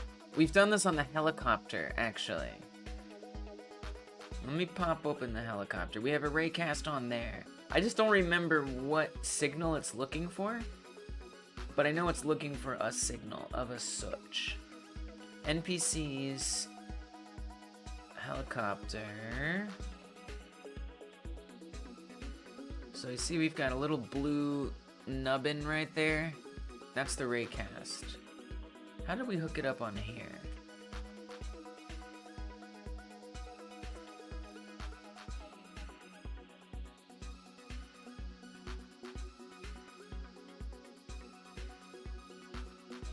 I don't know.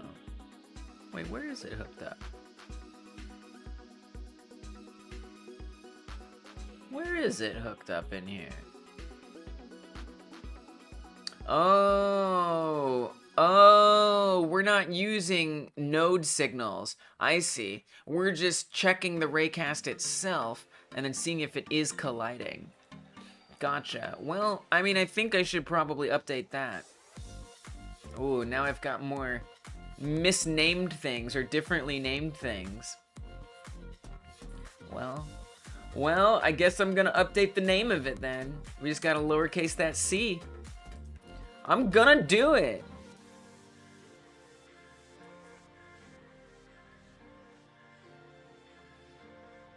Oh, then we have a copter death. We actually have it in quite a few places, unfortunately. We'll just do it in this one place for now. And you know, it'd be even better if we say raycast copter death. Come up here. I'm just saying. And on ready variable raycast copter death. And then attach it to this. That should still be fine. Maybe we change them as we catch them. Until I learn that I hate it. See, this one isn't updated. We're gonna let that go for now.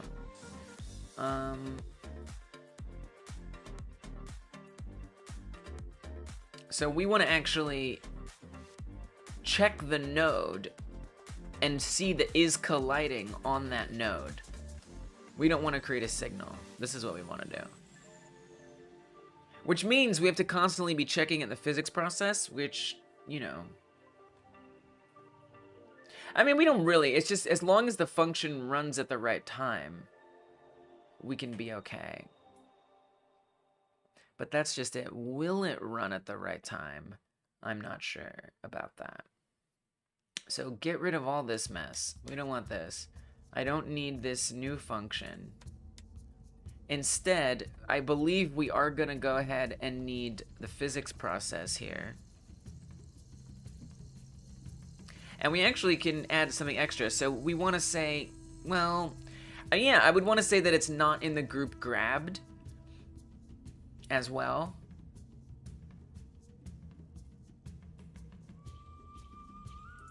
So if it's not in the group grabbed, and if the raycast, not copter death, if raycast,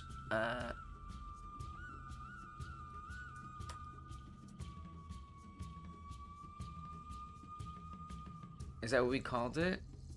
Oh, we just, see, I'm not even, my naming conventions are all off. Because here, I think I just have it as detect, right? Detect surface. And the other one, I had it as raycast underscore blah, blah, blah. Oh, gosh. Being consistent with this stuff is hard, man. It's hard to be consistent. Right, so I guess I want to say detect. This is kind of detect surface as well, actually. But it's detect surface from the nose. Right? So it's a little different. I know, I'm all messed up with this stuff. I know I am. Detect. We could say detect copter death.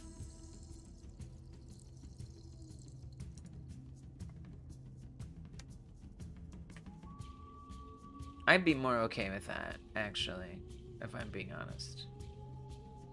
Then at least we have some similarity. It's not that similar, but it's gonna have to be good enough. So we want to say if detect surface is colliding, then we want to reparent the cow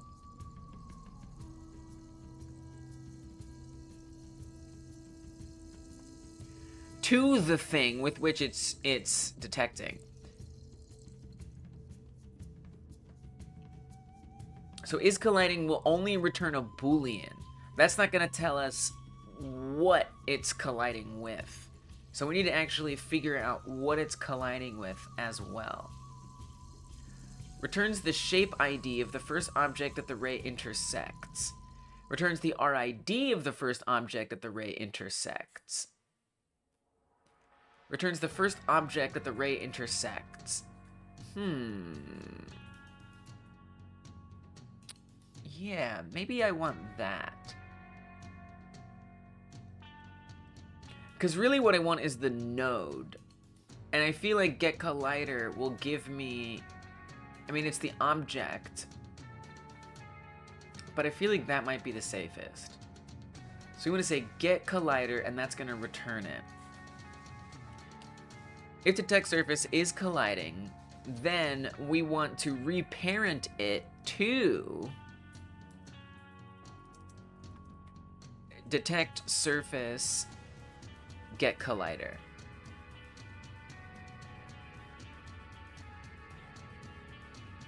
That might work. So if this works, what we should see happen, assuming it works, is that when I drop the cow onto the ground, it should reparent it. That is to say, instead of them building up down here at the well, in theory, it crashed already. Instead of them building up at the bottom, they should start moving with the terrain again. Invalid nil and vector 3 in operator dash. Oh.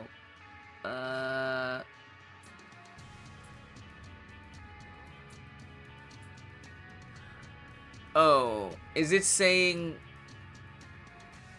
So here's the thing. This is gonna be true right away, right? Immediately.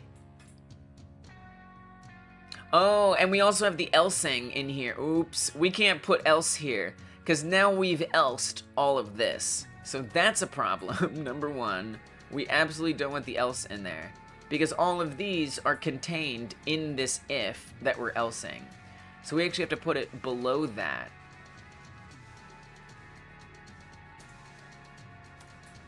Which is a little wacky. But we need to actually put it way back here. And even then, that means it's going to be constantly reparenting it, right? It's going to be reparenting it every frame on the physics process, which it kind of doesn't need to do. So I'd almost want to say, if its parent is currently not the thing that it's colliding with, then reparent it. So if it's colliding, and if detect surface get collider, we'll put a little not here, is not set to, I might even want to put the not there, I don't know. If it's not set to, I guess we need to get its parent, self get parent,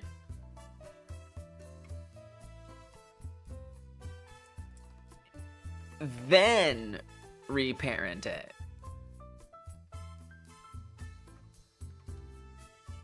It's a little wacky. It's a bit on the wacky side.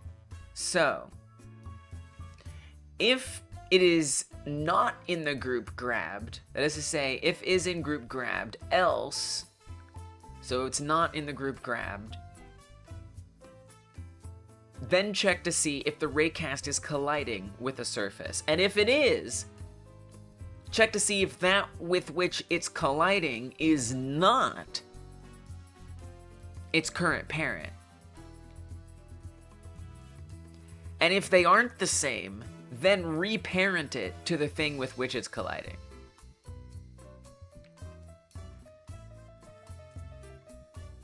I don't know. Oh. Immediate chaos. Alright, okay. Alright, that's fine. Expected a colon. What did I do?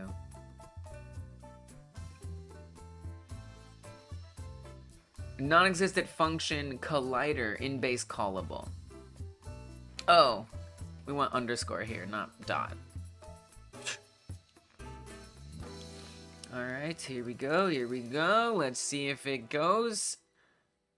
They're spawning, I think, so that's a good sign.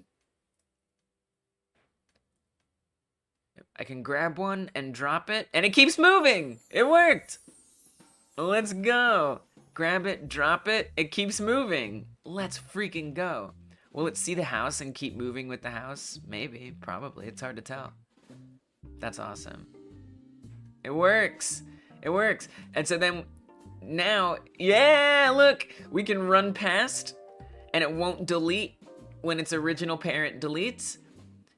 And then we can drop this, and then it continues along. Let's freaking go! And then it will delete itself. It has been done.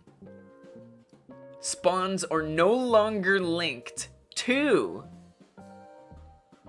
the node on which they spawn, which means we can just set these spawns up any old place. And we can be sure that they'll be able to be abducted safely and manipulated. You know, which at least leads to the hilarious possibility that you could move an object to a different terrain block. I don't know, I think there's something to that potentially.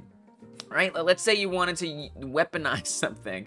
Like you grab an enemy and you throw it at another enemy. I feel like this gets us close to that being a possibility. Obviously, we still need like the physics component where if you let go of it, it doesn't just drop right there where you let go, but it actually is taking into account the velocity that it would have if you chuck it. Like that's a whole other thing. But I mean, this sets the stage for that to be possible, where you can take something from one terrain block and move it onto another one. I mean, that could be a whole mechanic, right? Where, like, maybe you need to... I mean, I don't understand why this makes any sense for this game. But let's say there's a watering can, I don't know, and you bring it over here and you drop it into there, and now you watered a plant. I mean, that's silly. It could be a block that you have to carry here and drop there, and it unlocks a door. I don't know, like, or a key, rather. You take a key and you unlock a door with it. I mean, I don't need any of that. But this makes it possible to be able to transfer things between terrain blocks, and I think that's really cool. Does the copter still explode? Yeah, it does. Everything still works. I love it. I frickin' love it. Let's go. All right, good progress. Good work, everybody. Okay, so now I'm gonna go back. Now that I can't believe how easy that was. Now that that's fixed, I think I'm gonna spend the rest of the stream just styling the abduction. So getting that text to appear a little differently. I don't want it to be +0. I don't want that to appear until you start putting something in there, then it appears.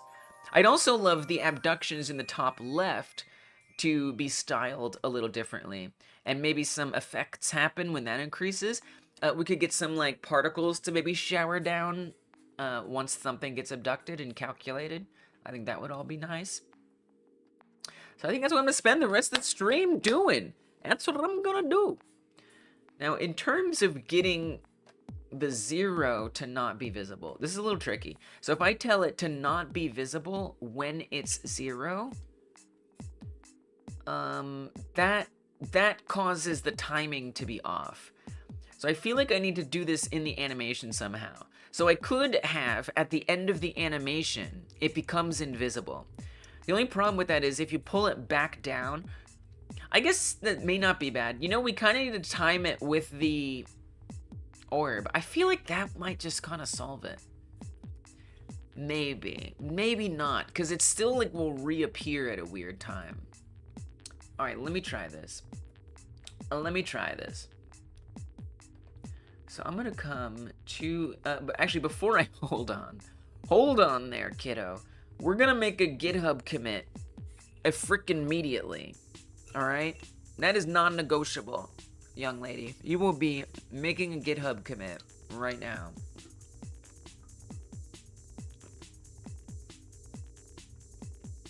Meet objects, reparent as necessary. Will reparent as necessary. When grabbed, meet objects, reparent to the main scene. When ungrabbed and after hitting a surface on a terrain block, they reparent to the node that surface is itself is parented to. Made various naming convention changes that arguably do not matter. Made good use of the meet objects raycast to detect surfaces. Alright. GitHub commit complete. We backed it up. We're safe now. Okay. So I'm gonna mess with the animation. Let's come to the main scene and the score dunk that we have there.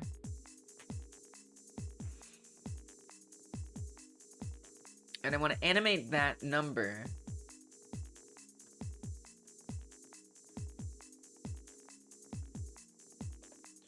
to become invisible at the end of the animation. So right now it's that long, and then it ends. We could even make it much shorter. We could just say as soon as it returns back to its normal size, it ends. I kind of want to see it like fade out a bit, like gradually, if I'm being honest.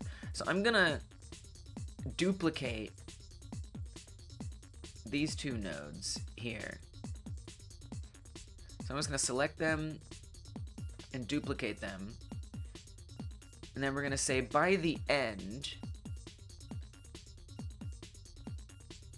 and hell, let's even just duplicate them further, except I'm gonna change their values to 0. We wanna do them separately. So their alpha value, we're gonna bring down to 0. So they take a little time to fade out here. So they're gonna pop in. I mean, they could last a little longer than that. So I think I will actually duplicate these here. Maybe like that. See what that looks like. We could even leave it longer. Alright, let's see what that looks like. Now what this might do is it might keep it from showing up too soon. That's a big maybe. I'm not sure if that's going to be true or not. It already is visible. I'm a little surprised that it's already visible because I would think that by default, I think on the reset, I think it should be invisible on the reset, for one thing. Like, that should really be the start point. Is that it's not visible. And then for the actual thing itself, I think the alpha should be 0.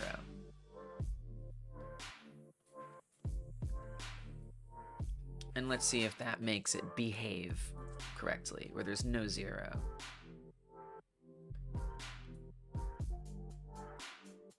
Is it doing the slow thing again? It is. I don't know what that is. Sometimes that be happening. Okay, the 0 isn't there. Now it appears. Oh yeah. Oh yeah. Okay, let's let it get absorbed. And then... Nice! Oh, that looks freaking great. I think it could last a little longer. But it looks really good. I think it could last longer. That looks fantastic. I love it. Let's extend it. I'm gonna say maybe even 2 seconds. Like a really long time. It's just fading away a little quickly. I think we could drag this out. Even like that. That might be a little too long. Yeah, maybe that's lasting a little too long.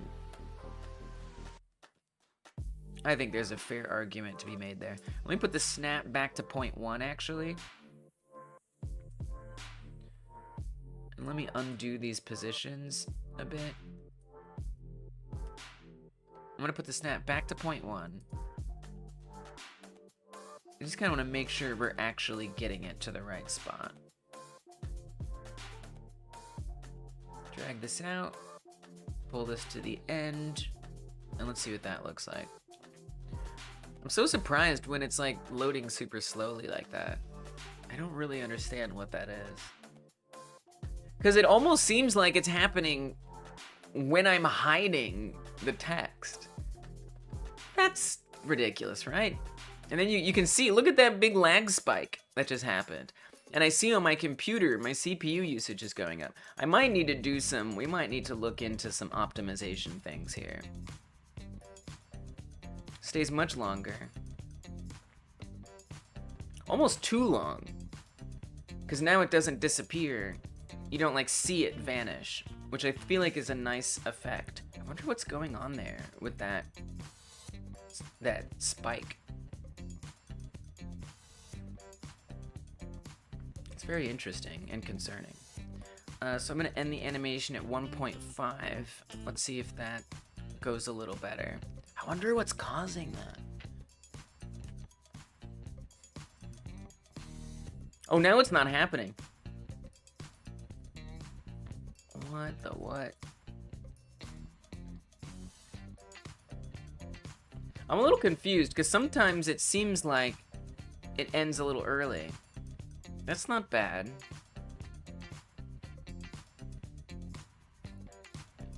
I think the fade out could be quicker when it does happen.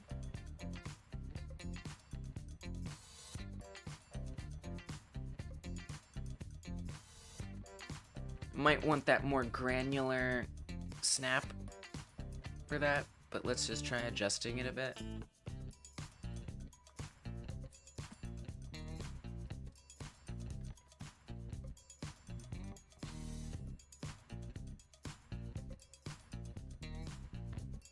Okay. Yeah, I like that timing. I want to see it fade out.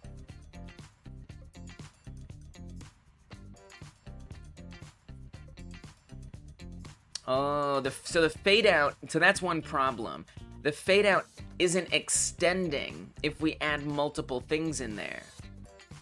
Unless it ends. That's a bit of an issue. So if we wanted to fix that, I feel like we need to be instantiating a new one.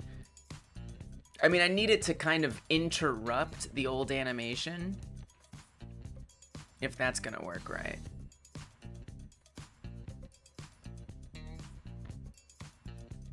I'm not exactly sure how to do that. I mean, I know something we could do, which is instantiate an animation player in the scene tree every time this happens, which would queue them up. But that's not really what we want either, if I'm being honest.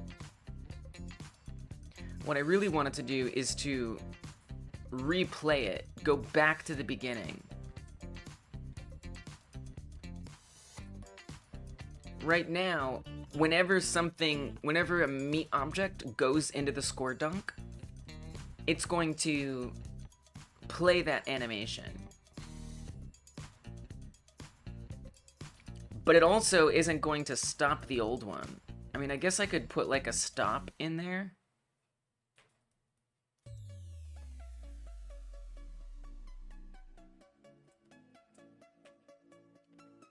I feel like this might have a weird effect. But maybe not. So in theory, this would stop the animation. Okay, that looks good. Oh, that looks great. Oh, that looks fine. Let's go.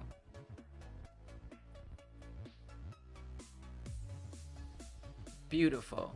Beautiful. So even if it's fading out, it'll start it over. And it will stay fade out. It will still fade out. So the 0 won't appear. Because it takes longer for the score dunk to ascend than it does for that animation to end. So it'll always return to invisible before retracting. Wow, not a lot of cow spawns there. Oh my goodness. It's not spawning any cows. Okay, there we go. I like how we don't have any cows on the cow farm. Oh wait, I do. They're just hidden. Actually, we do have cows on the cow farm. I haven't grabbed a human in a while. Give me a human. Yeah. Nice. It's so satisfying. It's so worth it because it makes me want to... I get a little hooked on it. Like, it gives me a little dopamine hit when I see it. I'm like, yeah, make that score go up. Give me those points, yes. It's very satisfying to do. Oh man, that's so fun. It's really fun. It's amazing what just like some fancy effects can do to make a game more fun and more playable. Oh, hell yeah. Oh, I love it. It's like drinking a can of soda. I don't know, I can't explain it. It's just like, yeah, yes, lemon lime splash.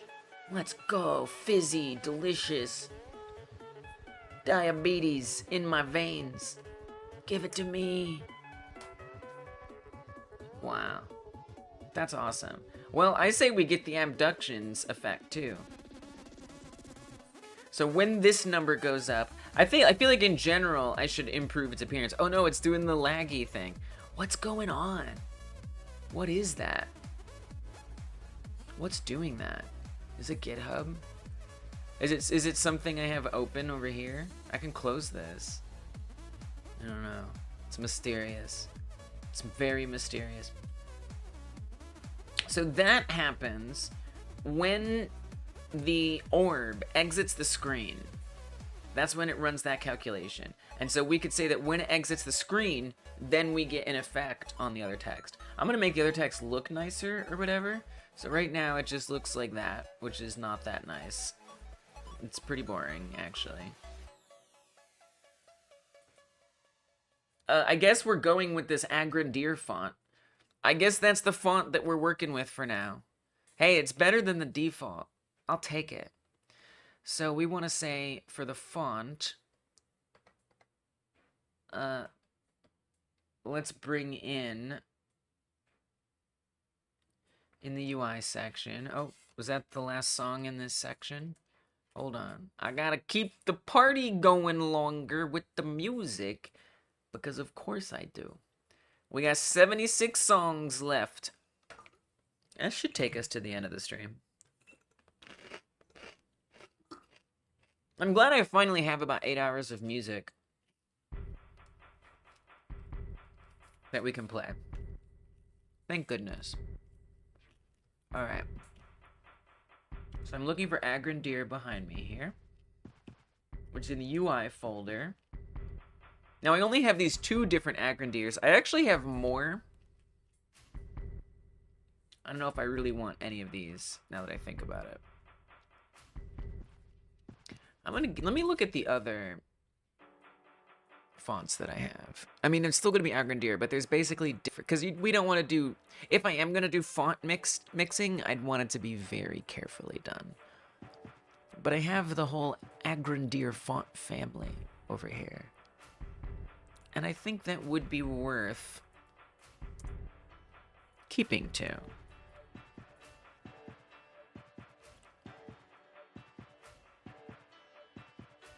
Okay, so here's the font family that I have. It's very tiny. Very large now. So Grand Heavy, we've already put in there. I'd say just drop them all in. Just put them all in there. Wide Black Italic is what we're using for the score pop-up. I'm just gonna grab them all. Bring the whole family. It's fun for the whole font family.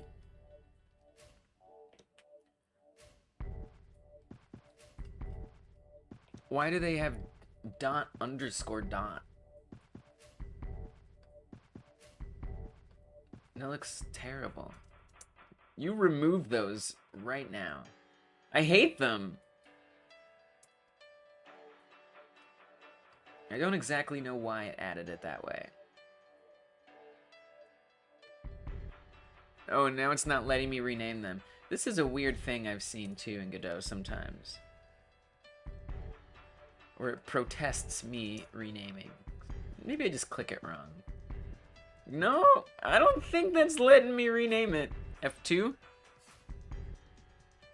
What? I started renaming this.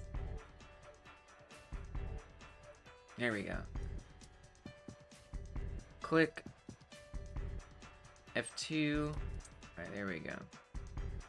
Now we're cooking. Okay, it just bothered me. So Grand Heavy and Wide Black Italic. These two we're already using. Let's see what Grand Light looks like. Wait.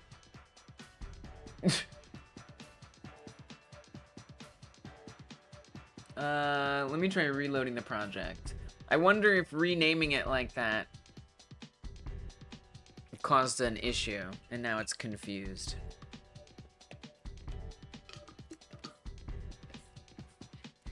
Wow. It like reloaded the project. It was like, no, you want to reload the project? That what you want? All right. Let's reload the project then. That's what you want. That's what you get. Like, geez, all right.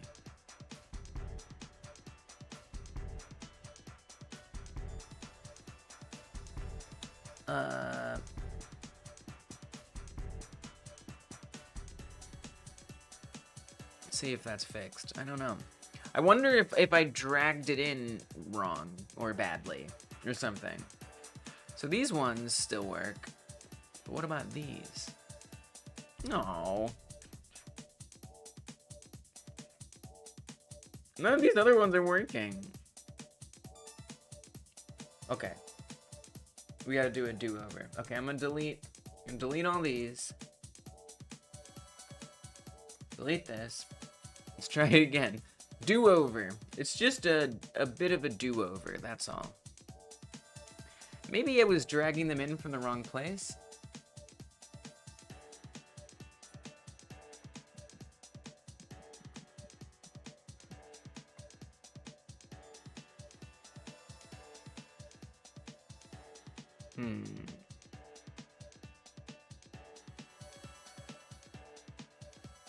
Agrandir, fontfamily.zip.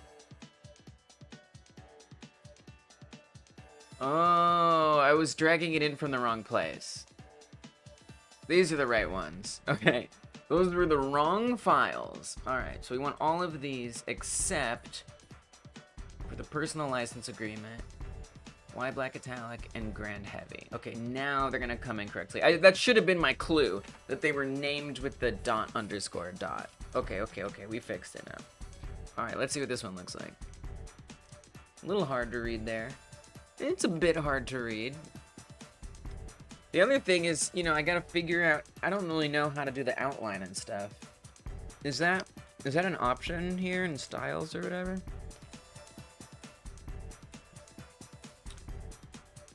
Yeah, I'm not exactly sure how to set that. Colors? Oh, there is outline. Maybe. There's outline color. But is that the outline? Oh, outline size. There we go.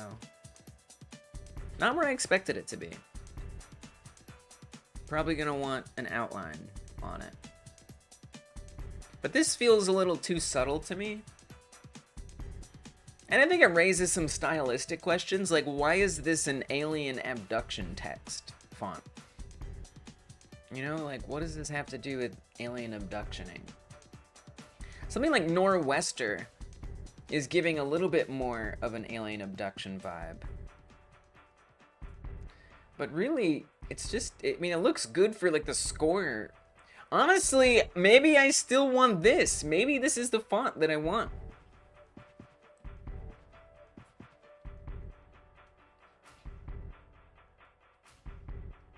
I really don't like this one. This one.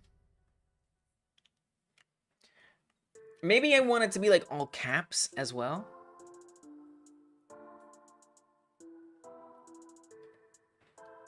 It looks a little aggressive. Not in the good way.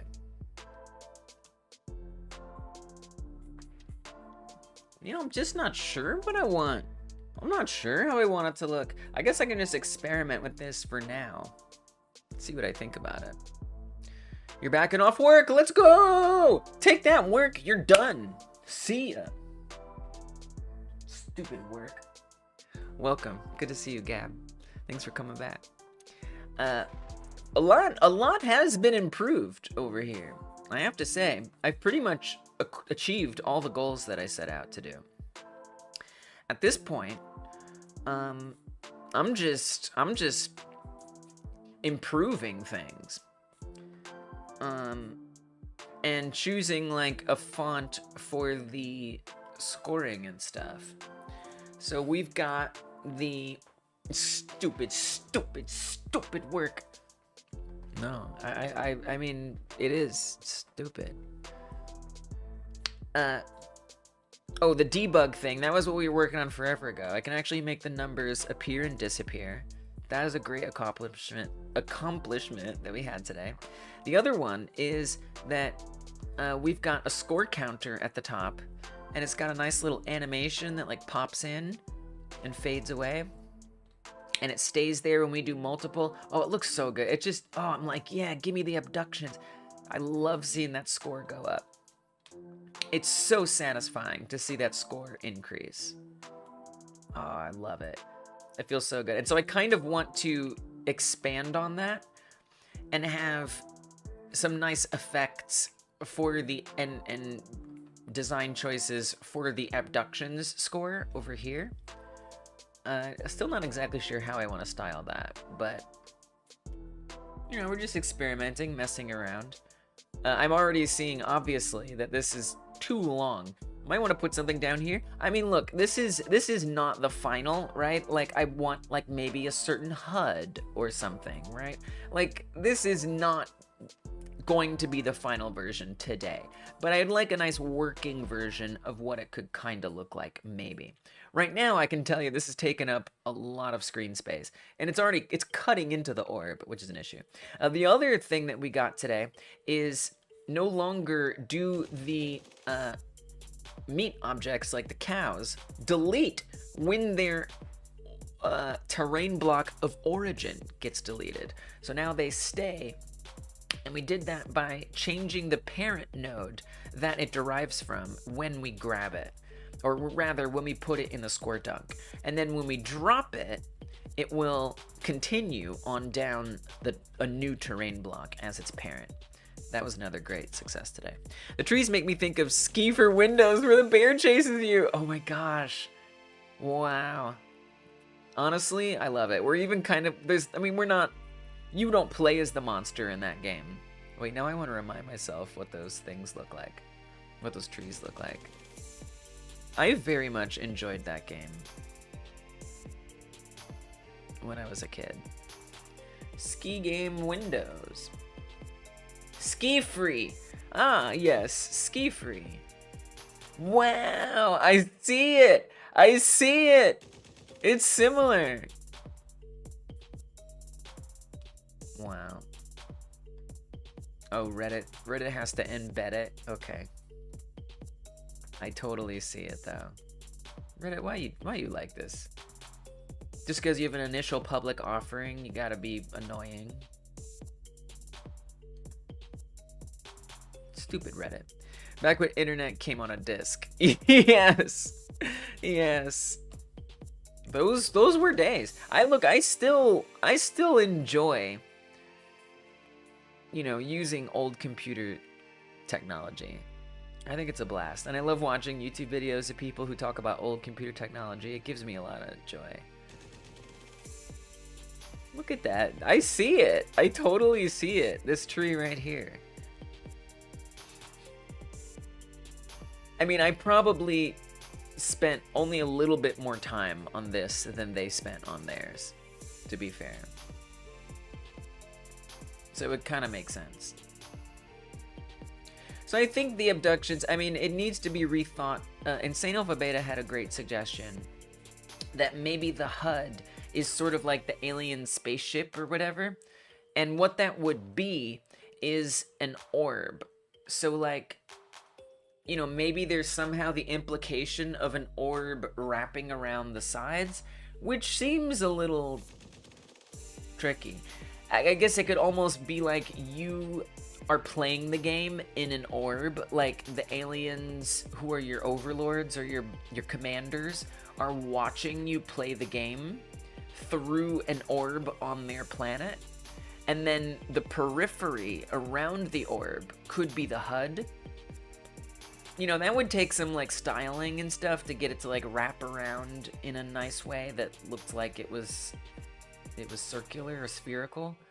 So I think that definitely brings up some challenges that I don't know if I'm prepared to deal with.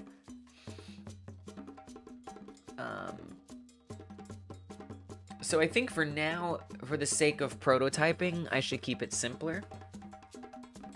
But this is too large. This is way too large. I like big text, but this is just too big. There's big and then there's too big. This is too big. I wonder what if I just changed this to a V-box? Would it be able to handle that? We just transform it to a V-box. Yeah. That's not bad. That's not bad. Hopefully I didn't just make a mistake by renaming that to V-box. I don't think so. But we may find out. Let's set the alignment to center. Oh, okay, not the center I was thinking of there. But that's good too. I actually want these to be horizontally aligned in the center. Whoa. Okay. So I guess I want to change my margin container to being more like this. In which case, I might want to change the anchor point.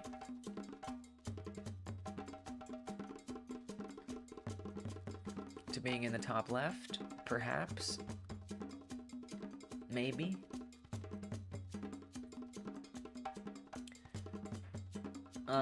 And then I don't know if we need the colon. Maybe a power-up that's like a dash move that lets you ram through obstacles for a brief period of time. That's a good idea. I like that. Yeah, so something that I want to do is have running into things hurt them. So if the player, you know, clicks on, let's say, a house, it's going to get destroyed bit by bit based on these hit points. So it's got 5 hit points, right? 1, 2, 3, 4, 5. You have to tap them. So kind of what you're talking about could be like, more like, whatever their hit points are, it doesn't matter. It just destroys it entirely when it hits it, which is pretty awesome. The other thing is that when you run into stuff, it hurts you. So the alien takes damage if it runs into a house. It takes damage, depending on where it collides. So maybe we could say that for that time period, you don't take any damage from obstacles that you run into. That's a pretty cool idea. I'm gonna have to write that down. Alright, Gab Games. That's a pretty good idea. That's a pretty good idea.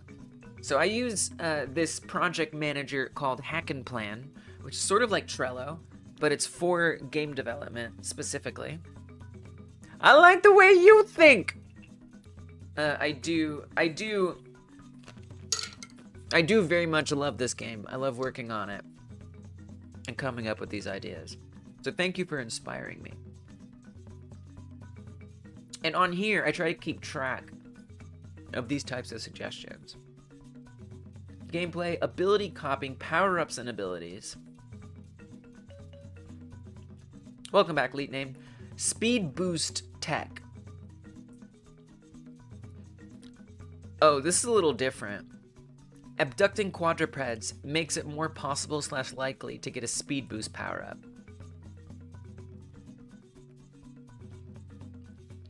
I don't know if it should be a speed boost. It's more like, I'm here because you inspire me, so it's mutual. I love that! Let's inspire each other! Yay! That's so cool. That's so cool. Thank you for telling me that. Yeah, we got some stuff in mind. We got some stuff in mind. You know, in theory, there'd be more than this, but these are things that either people have suggested during the live stream or that I've thought of and I just want to write down before I forget. But you know, at some point, once like the base game is there, the base functionality, you know, I'm going to want to be like, okay, so now what power-ups are missing? What things does it feel like we need? And so, you know, but, you know, I think we could come to these first and just implement them and see what happens and then think about what's missing. So, but you weren't really talking about a speed boost. You were talking about, but you did say dash move. So maybe it could be, because then it's like, that's a lot of benefits, right? It gives you not only speed, but then it also gives you invincibility and super strength. Which raises a lot of questions. Like, are those separate abilities? Is that one ability? What are the downsides to doing that, you know? I mean, I could think of some downsides. You know, you might accidentally kill meat. For example, if you run into a house and destroy it, you're gonna lose karma. Because those are innocent people's homes that you're destroying, and you're gonna kill those innocent people inside. So that would be an immediate downside to being invincible and being able to destroy things like that. So that would still be a bad thing, potentially, which is good. So maybe it all could be one ability. Add an auto cow pickup? That's interesting, right? Like, they attract, like they just get absorbed. Yeah, exactly. And so that works like there's innocent people and then there's like violent people. There's people who are attacking you and those who aren't. All the animals would be considered innocent. So every cow you abduct is going to count against you in some way. And so one little example that I always give is that those houses that you see, they will, if your karma is high, so it's actually this heart in the middle of the character here, it's going to shrink or grow depending on how good your karma is or bad it is. Let's say you have really good karma, that is to say you haven't been hurting innocent people or destroying their homes. There will be little like health pickups that people leave outside on their doorstep. Like, you know, they'll go in their freezer and they'll get frozen steaks and chicken wings and stuff, and they'll leave it out there for you to collect health. So are we a good, bad alien? We are. The game is going to encourage you to be a good alien. And it's going to punish you if you're a bad alien. To the point where I'm not actually sure if you're going to be able to beat the game if you're a bad alien. But I think it would be kind of cool if you could beat the game as a bad alien.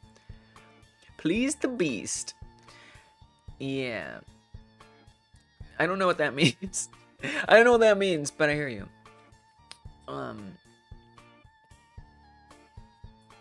So, you know, maybe there's like an ending, like an evil ending. It's not really supposed to be like a role-playing game. So I feel like it would be, I think it would be fine if you beat the game health on the door.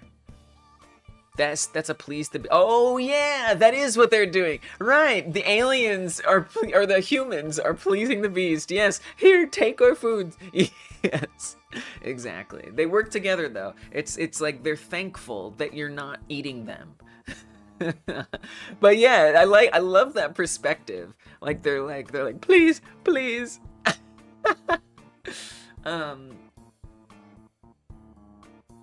Yeah, so I feel like it's fine if you beat the game evil or you beat the game good.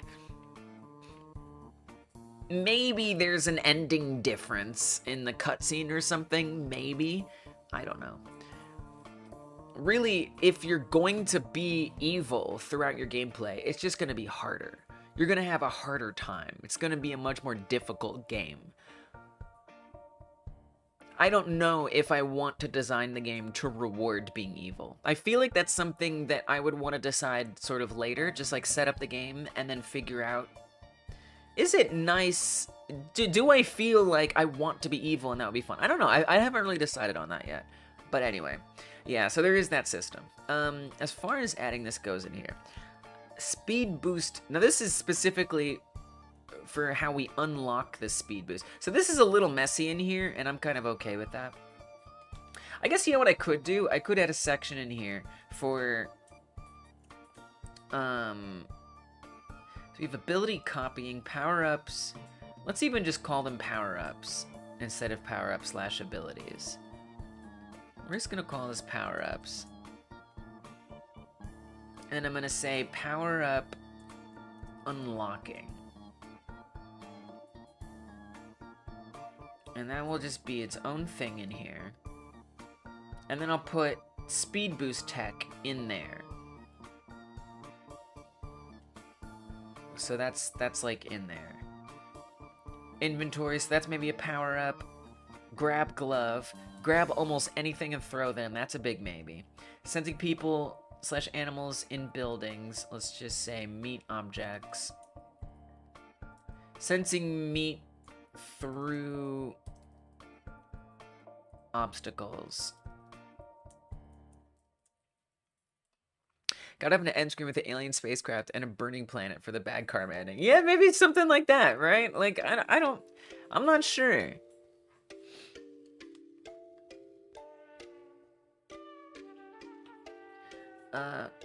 So then the power-up you're talking about is like,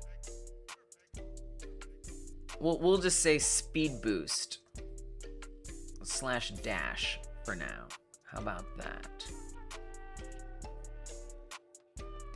Me at 6 a.m. walking 3.5 kilometers to the alien.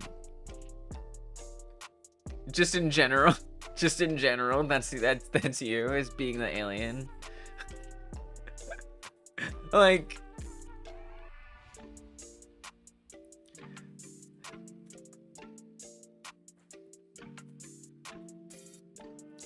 it's kind of a nice walk. It's kind of a nice walk. There's nothing wrong with that walk. Just see both screens give replay. Right, it does. Right, it does give replayability. That's true. And it would be pretty easy other than just having to make another cutscene. Yeah, it's you're right. Because a lot of people ask about it, and so I feel like if that's already the case and I haven't even finished the game, probably should have that in the game. 2.2 miles. That's a long walk. Thank you for doing miles. That's very helpful.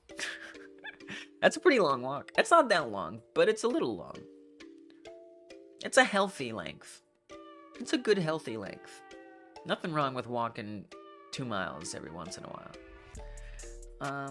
Unless, you know, walking is hard or unpleasant for you, then it's not so great. Speed boost / dash. So I'm just gonna try to copy down what you said.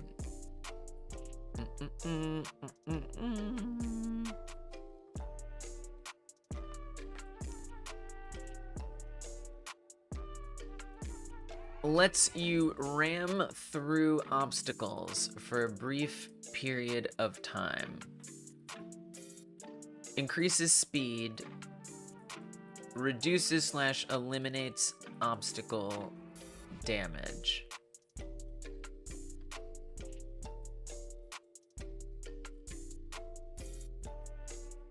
We're gonna say gamedev.com suggestion.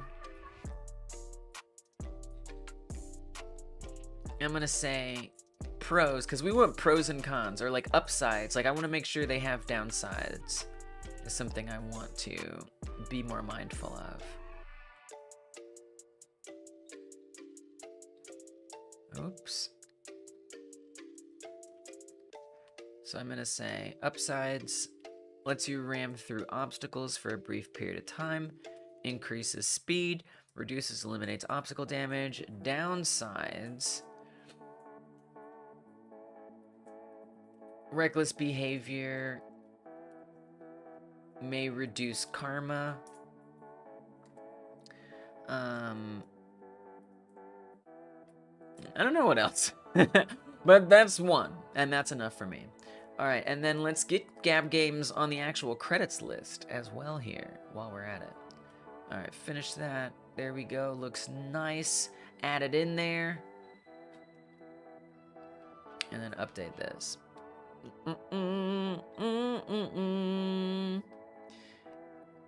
You're floored. Missed abductions. Oh, yeah. Missed abductions. Yeah, right. Exact. Yes. Good point. Good point. Excellent point. Missed abductions. Dash lore. Invincible and fast for a few milliseconds. Yeah, exactly. Exactly. Karma hit. Yeah, so I've got those. I've got reckless behavior may reduce karma. Missed abductions. And then question marks. Question marks. I don't think you're on this list yet, Gab. The time is nigh for you to be added to this list. Gabgames.com. Well, that's the longest name on here. I gotta increase the length. And this goes in game concepts. That's what that credit is for. Done. Welcome to the leaderboard. Increased heat 5 stars wanted level. I mean, yeah, like, I want that to be a function of having low karma. Is more like, actually civilians will attack you. So like, instead of leaving little gifts outside of the house, innocent people will actually come out of the house and with like pitchforks or something, you know, whatever they've got, baseball bats, and start wailing on you and stuff. Step on spiky rocks. Yeah. So that's, I mean, that's definitely something that we've got. What's a blue moon tank? So what I want to do, like, with that elite name, in theory, it's like right now, like this little tree, right? This one. If I step on this tree, it hurts me. And my leg will shrink because it's taking damage until the leg breaks off and I fall onto the ground. And so what I'd like to add at some point is a way for the alien to actually trip and fall. And so not just will you take damage, but you'll like slow down and like, you know, trip a bit. And so kind of what you're talking about, things like rocks, it honestly doesn't even have to be spiky. It would just be a regular rock. Lego blocks. Technically, maybe. I think that's too tiny for this game, but you get the idea. So to like step on it and yeah, maybe you do like that kind, ow, you know, it would like react. I would want that. Just because you're a giant alien that had bad karma, but don't want to overuse it. I just don't know what a blue moon tank means. Maybe the tank hit raises bad karma a bit. I'm confused. What's a blue moon tank? What does that mean? I don't know what that means. Alright. Now, I'm still not quite happy. I just don't know what you mean with the way this looks. It's a little too aggressive there. Trampoline? A trampoline? I mean, so right now we can just jump freely, but I actually want this to potentially be like a power-up or something that you unlock. So you can't just jump all over the place, but I do it because I like doing it. That's an interesting idea, though. Like, setting up something that you can jump on and it bounces you. But, I mean, it's gonna be really tinily named. It's gonna be so tiny. Because look how big the house is. And look at the person. It would be so small. I mean, yeah, I think that's a little out of scope. But, like, maybe, you know, you can just run into it and it just, like, jumps you automatically. There's something to it. A tank that pops up every blue moon because your karma is so low. Oh. But why not every day? I see. So you're saying like more enemy spawns. Oh, my so I do see that a while back there, 30 seconds or so ago, the stream just glitched out. That is my internet having some struggles. My internet's having some struggles. We have had some storms lately. So sometimes the internet glitches. I'm gonna put up on screen the internet speed. That at the top left there should be 5,000 kilobits per second. And right now it's sitting at a bit lower there. So I need to chill out on my use of the internet while it figures itself out. And so as it's below 5,000 kilobits per second, you might see some glitches on stream, and you might see the quality drop here and there. That's just because of my internet being a little being a little problematic. Broken phone screen, oh, that'll do it. Giant alien mushrooms. No giant alien mushrooms in this game. Hello, internet. Welcome to Latino America. Yeah, I remember you saying that. Yeah, well, yeah. Yeah, we don't have a lot of good options in my area, but and it's actually been behaving really well lately. But then we got some storms, and oh no, we got storms. You know what that means? Bad internet. And so the internet's been a little weaker than normal. So here's what's gonna happen, guys. Couple things. Number one, I could check my other internet, although I have a feeling it's probably not that good. I could check my other internet. I'm gonna put a timer up on screen, all right? We're gonna put a 5-minute timer.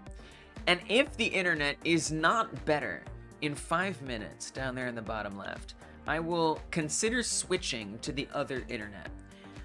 If the other internet still isn't better, then I'll probably just end the stream. We got what I needed done. At this point, we're just sugaring on top and hanging out.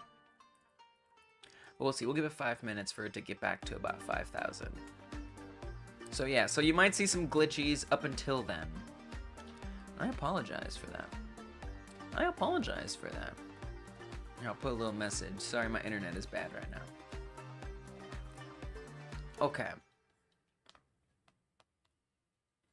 So, yeah, I feel like this abductions text is still, I mean, it's the margins aren't good. It's really close to the top instead of like further down. And it's just coming in a little far instead of being kind of, you know, out of the way, which would be nice.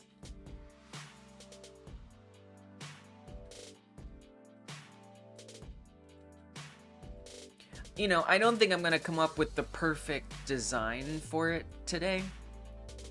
I think I'm gonna need to do a little bit more work figuring out what the exact HUD is gonna look like.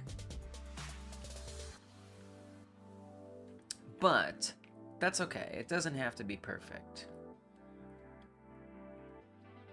But I would like it to be, like, passable for now. So let me try moving it a bit. I'm going to use the margin container. What if we bring it down to the middle center? And then, like, increase the size a bit?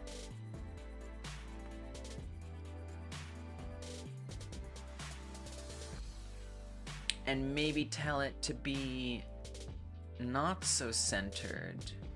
I like it to go up higher if possible. Alignment center, yeah, like up here. Maybe like there.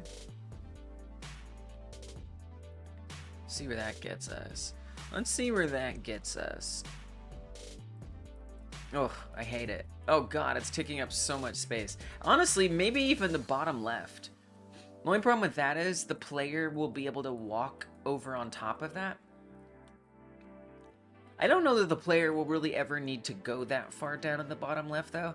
I still have to set up invisible walls, which is something that I want to add. Honestly, I don't even want invisible walls. The way I want the boundaries to work is I want it to loop. So if you go really far over to the left, what I'd ideally want to see is that the character comes out the other side, as if it just loops infinitely. That's kind of the way I want it to work. But right now, I don't know how to set that up, and I don't feel like figuring it out. So at some point, I'll just put invisible walls, and that will keep us. So maybe bottom left. Maybe bottom left makes the most sense. Let me try that. Let's put this at the bottom, and then I'm going to align the margin container to the bottom left. And then, I don't know if I really want that number set up that way. Yeah, I kind of need to just, like, study how I want the UI to be. That's kind of a whole thing to figure out. I don't know what I want out of the UI. I think I need to do some research. I think I need to do some UI research. Figure out how I want it to be. I don't know if I think I would like the text if it had more movement to it. You know? Like, I kind of wanted it to be different than the number that pops up. But I'm starting to think maybe it shouldn't be.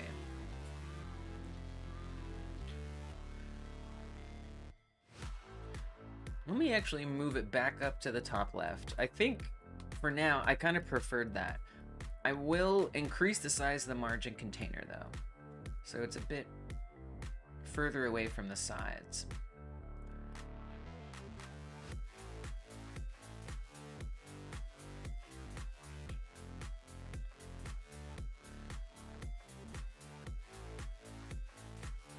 Maybe sort of like that. I think overall we can make it smaller. Oh, the timer is up. That means we should probably change the internet.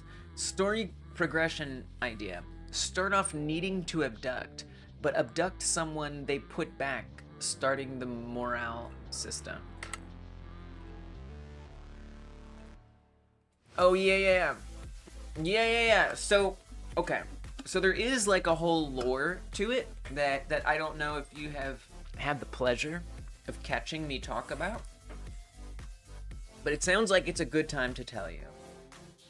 One day I gotta start working on the cutscenes so I can just show you guys the cutscene so you know what it is, or at least like make a mock-up of the cutscene. The internet seems to be getting better, but it's a little goofy. 3 players should get invested and then get hit, like bam. That sucks. I've been doing that. You don't know about it? All right, let me tell you. Let me tell you about the lore. Oh, the internet's being a little goofy. So I'll try to tell you. I wish the internet was better for this.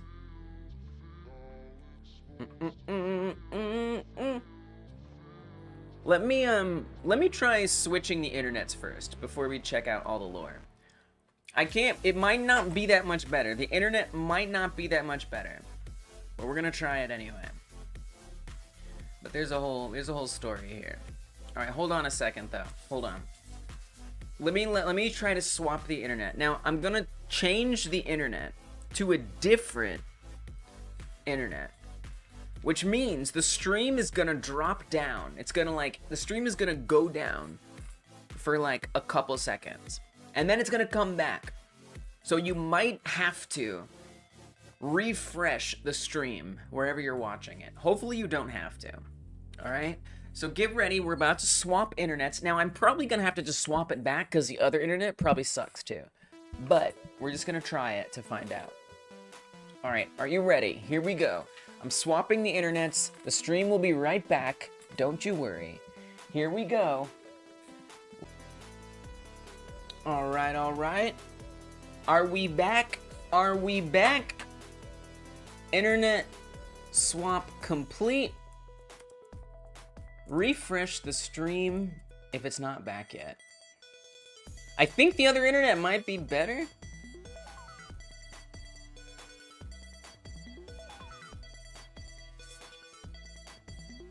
I think the internet might be better.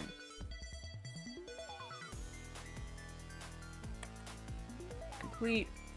I'm just putting a message. Refresh the stream if it hasn't come back yet. Okay, there we go. Message put in the chat. Guys, I think the other internet was better. I think the other internet was better. I love when that gets to work out. All right. For now. For now, it's better. Okay. Very good. Let's get all this crap out of here and get back to it then. All right, you still with me, Gab? Did we lose you in the internet swap?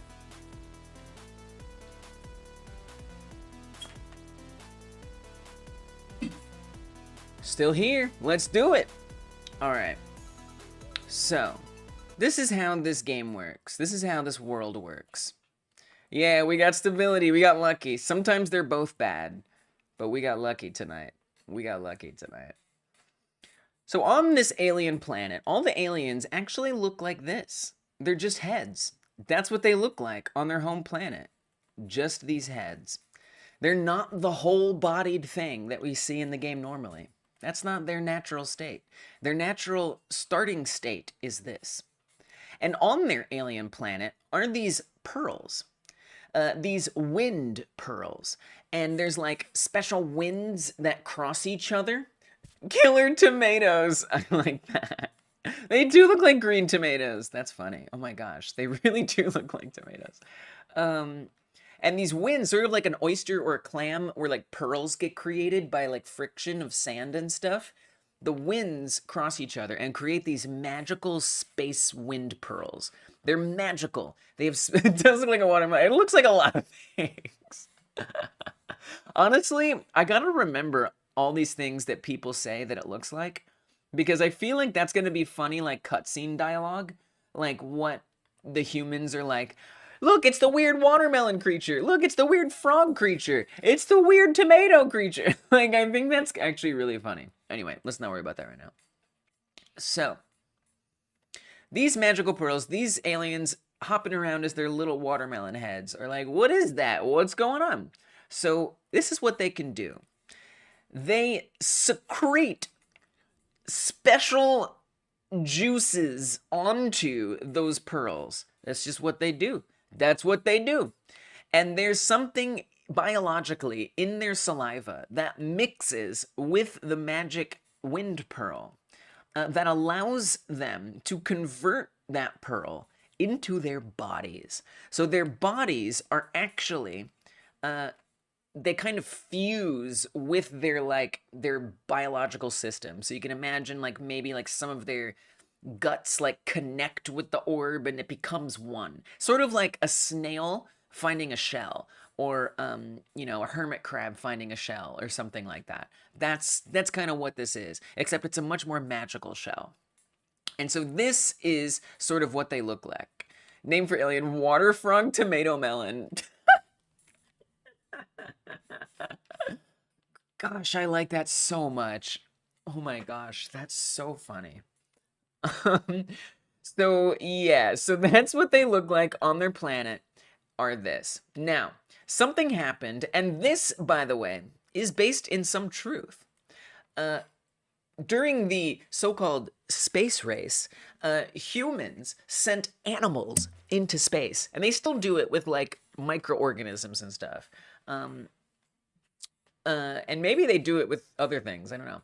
But they sent dogs, they sent monkeys, they sent mice up into space to see how they'd fare and what they'd be like when they came back. And some of those animals never came back. One of the places that those animals landed was on the alien planet. They landed on this planet, and as these aliens want to do, they secreted their juices on it. And when they did that, they basically, you know, consumed it and ate it. And in so doing, they found that they would grow the limbs of that creature. And so the one alien who ate that animal and grew those limbs, they were like, yo, we need to go to this Earth planet and we need to get more of these meats so that we can all have limbs and build a great civilization. Because if they all have limbs, they can use their limbs to secrete on more pearls, right? And the pearls don't just fuse with their body. They can mold and shape them into different things. So they'll all have their limbs, you know, and they can have like a little farm of humans. So it's like a dome they've created where they farm humans. And they can build domiciles and ships and all kinds of cool stuff using their limbs. It gives them more ability. So that's why they're sending the aliens to Earth. And you are one of these aliens who's just ahead with a body going to Earth. So you're going to start level 1 of the game as just ahead with the body. And you're going to have your head health. Now in the game currently, if your head loses all of its hit points, you lose and the game starts over. Like you literally die, game over, you lost. Your limbs can get damaged and you don't die, however. So you're going to start out with just 1 health bar, if you will, and that will be for the head. No limbs yet. Prelims. And anything is on the menu. Cows, everyday people, doesn't matter. You can eat them. Now, the only things that are going to be available in level 1 are going to be cows. Those are the only things. You start out the game on like cow farms, right? And so the only transformation you're going to be able to make is going to be into a cow. I still haven't set up the transformation stuff. Right now you can only be a human, but in level 1 you'll be forced to start out as a cow. And as such, that means you're going to be balancing now your limb damage. So you got to learn the head damage a little bit, and now you're going to learn about the limb damage as you grab the limbs and you have limbs. That's great and wonderful. Now, you get to the end of that level, you're going to fight your first human. And that human is going... Didn't mean to zoom that much. That human is going to be a farmer. So it's going to be like a boss fight. And it's going to be a cattle farmer who's coming to protect the cattle. Like, hey, leave my cattle alone, right? And so the player is going to have to eat that human in order to beat the level. All right? You're here. Did you miss all of that? Do I have to explain it all again? I'll do it. I'll do it. And so when you eat that human, let me know if you want me to start over. I'll start over. It'll be faster, but I'll start over.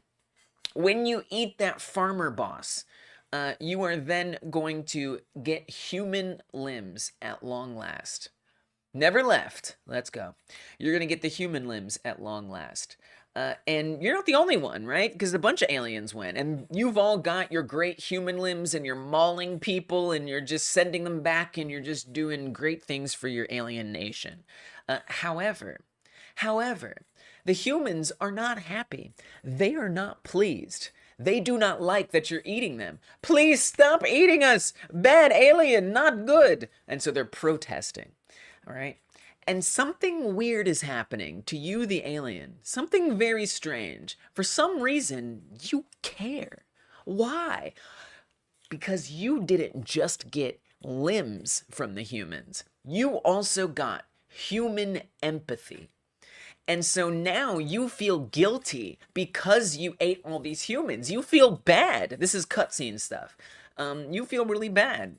And while you're busy feeling bad, something happens. Something tragic. Because it's not just innocent people who are mad at you. It's the government. The government, represented here by this attack airplane, the government is set on destroying you, as they will do. Well, it turns out that they already don't have a lot of respect for the innocent people of the planet anyway. And they see the people as collateral damage, so they bomb the protest, trying to kill the aliens, but in so doing, kill many innocent humans as well. And so now, the aliens and the humans have a pact. They both hate violent authority together. They share a common enemy. What's up, Joe? Welcome, Joe. Good to see you. Thanks for stopping in. They hate violent authority together. And this is what develops the karma system and sets up those who will help you if your karma is good, and those who will not help you, regardless of the quality of your karma. And so then you're going to go to the next level after that, and you're going to have everything. You're going to have your head health, your limb health, your empathy health. You got a little heart in the middle. You got your limbs. And no longer are innocent people and cows or animals on the menu anymore. Now, the only thing that you should be collecting is violent authority, unless you want to suffer consequences to your empathy. So that's it. That's the Lord. That's how it works. And yeah, I'm excited. I'm excited because it like puts out a message. It puts out a message about violent authority, and it lets you, you know, still eat people and abduct them. It justifies alien abduction as long as it's violent authority. So that's how you're introduced to it. So the reason why I explained all that was because Gab was talking a bit about story progression idea and like why you need to abduct, why it becomes like morality and stuff, and you know, we got it. All right, so what I was doing today, and honestly, Joe, my gosh, I am so happy with the progress today. Thank you, listening and doing sit-ups. Yeah, you're welcome. Thank you for being interested. I'm kind of working on this design over here. That's the whole lore so far, Gab Games. I know a lot of people want to know like how it ends, right? And to be honest, I'm not sure how it ends. I mean, so I will say this. Let me add this to just give a little bit more context to the story. It's not really like the story, but there's going to be 4 areas that you play through in this game. And you're going to start out, of course, with the cow farms. So the cattle farms and rural. That's going to be farmland, stuff like that. That's the first area. The first few levels of the game are going to be that. And then once you get past those areas, you're now going to be in small towns. And that's going to be that. And then finally, you're going to get to the big city and then military base. So you're going to get to like a huge military base, and that's where you're going to fight the final battle, and where you're going to beat the game is these are just reference images that I'm using. You're going to go in there and you're going to raise hell. You're going to free the people from their military overlords, if you will. So it's hard to see how that becomes like a bad karma ending. I feel like basically, no matter what, your goal is to get to the military base government and beat them. Like that's the ending one way or the other, whether you're good or bad. But you know, just to like tie off all the cutscenes and add something satisfying, we could say like, if you have good karma, the people are there to celebrate that victory with you, as opposed to, you know, with the bad karma ending, it's maybe just less satisfying. You don't get like as much of a bonus at the end as far as story goes. But yeah, so Joe, so today I set out to do 3 things. One thing was to improve the debug situation. So you might remember there were numbers all over the screen earlier, but now I've got a toggle that will hide or show all the hit points for everything with just the press of a button. So that was nice. So finally we can appreciate sort of the way it looks now without worrying about, you know, trying to hide everything in a difficult way. So that was the first task for today. The next task was to add damage, or not damage, but score pop-ups every time you dunk meat. I wanted a score pop-up to happen, and so now we got this little animation. +1, +2, +3, +4, +5. I think it looks awesome. I love it so much. It honestly is a little addictive. It makes me want to play it so bad. I'm like, oh yeah, give me more. It's like such a dopamine hit to see. So that was the second thing we added today. I actually do see one problem with it. I need to change the alpha cut of it so it doesn't look so blurry when it goes up to the fog. Doesn't that look cool, Joe? Thanks. The other thing that we did today is we made it so the meat objects don't despawn. That was a problem. We're despawning meat. So let's say if I were to grab this and drag it all the way, it would delete when the tile deletes. So these like strips of the terrain actually spawn in, and they spawn with all of the meat objects on them, which meant that when the terrain strip got deleted, they always get deleted when they go past the player. So too would the meat object delete. But now what we changed was we reparent the node. So right now, as it's sitting there on the terrain block, this cow behind me, this cow right here, is now parented to that terrain strip, right? So you can see the houses end. That's a different terrain strip back there. Here's this terrain strip. Right now, that cow is parented to the terrain strip, which means that when that terrain strip gets deleted as it passes the player, that cow is gonna get deleted too. But now, when we grab it and drop it, not even drop it in the dunk, just like whenever we grab it, if it's grabbed, it is now reparented to the main scene node, which is the node that the player is in. So now it's no longer parented to that terrain block. And then the other step was to say that when we drop it down, it needs to reparent itself to the strip that it lands on. So we can actually move it from one strip to another. Bam, then its parent becomes that. It's really hard to explain. It's weird because like it made so much sense while putting it together. But like, you know, there's little ways we could like break it and then it wouldn't work in the same way anymore.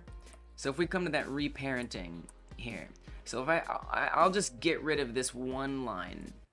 I'll just comment out this one line here.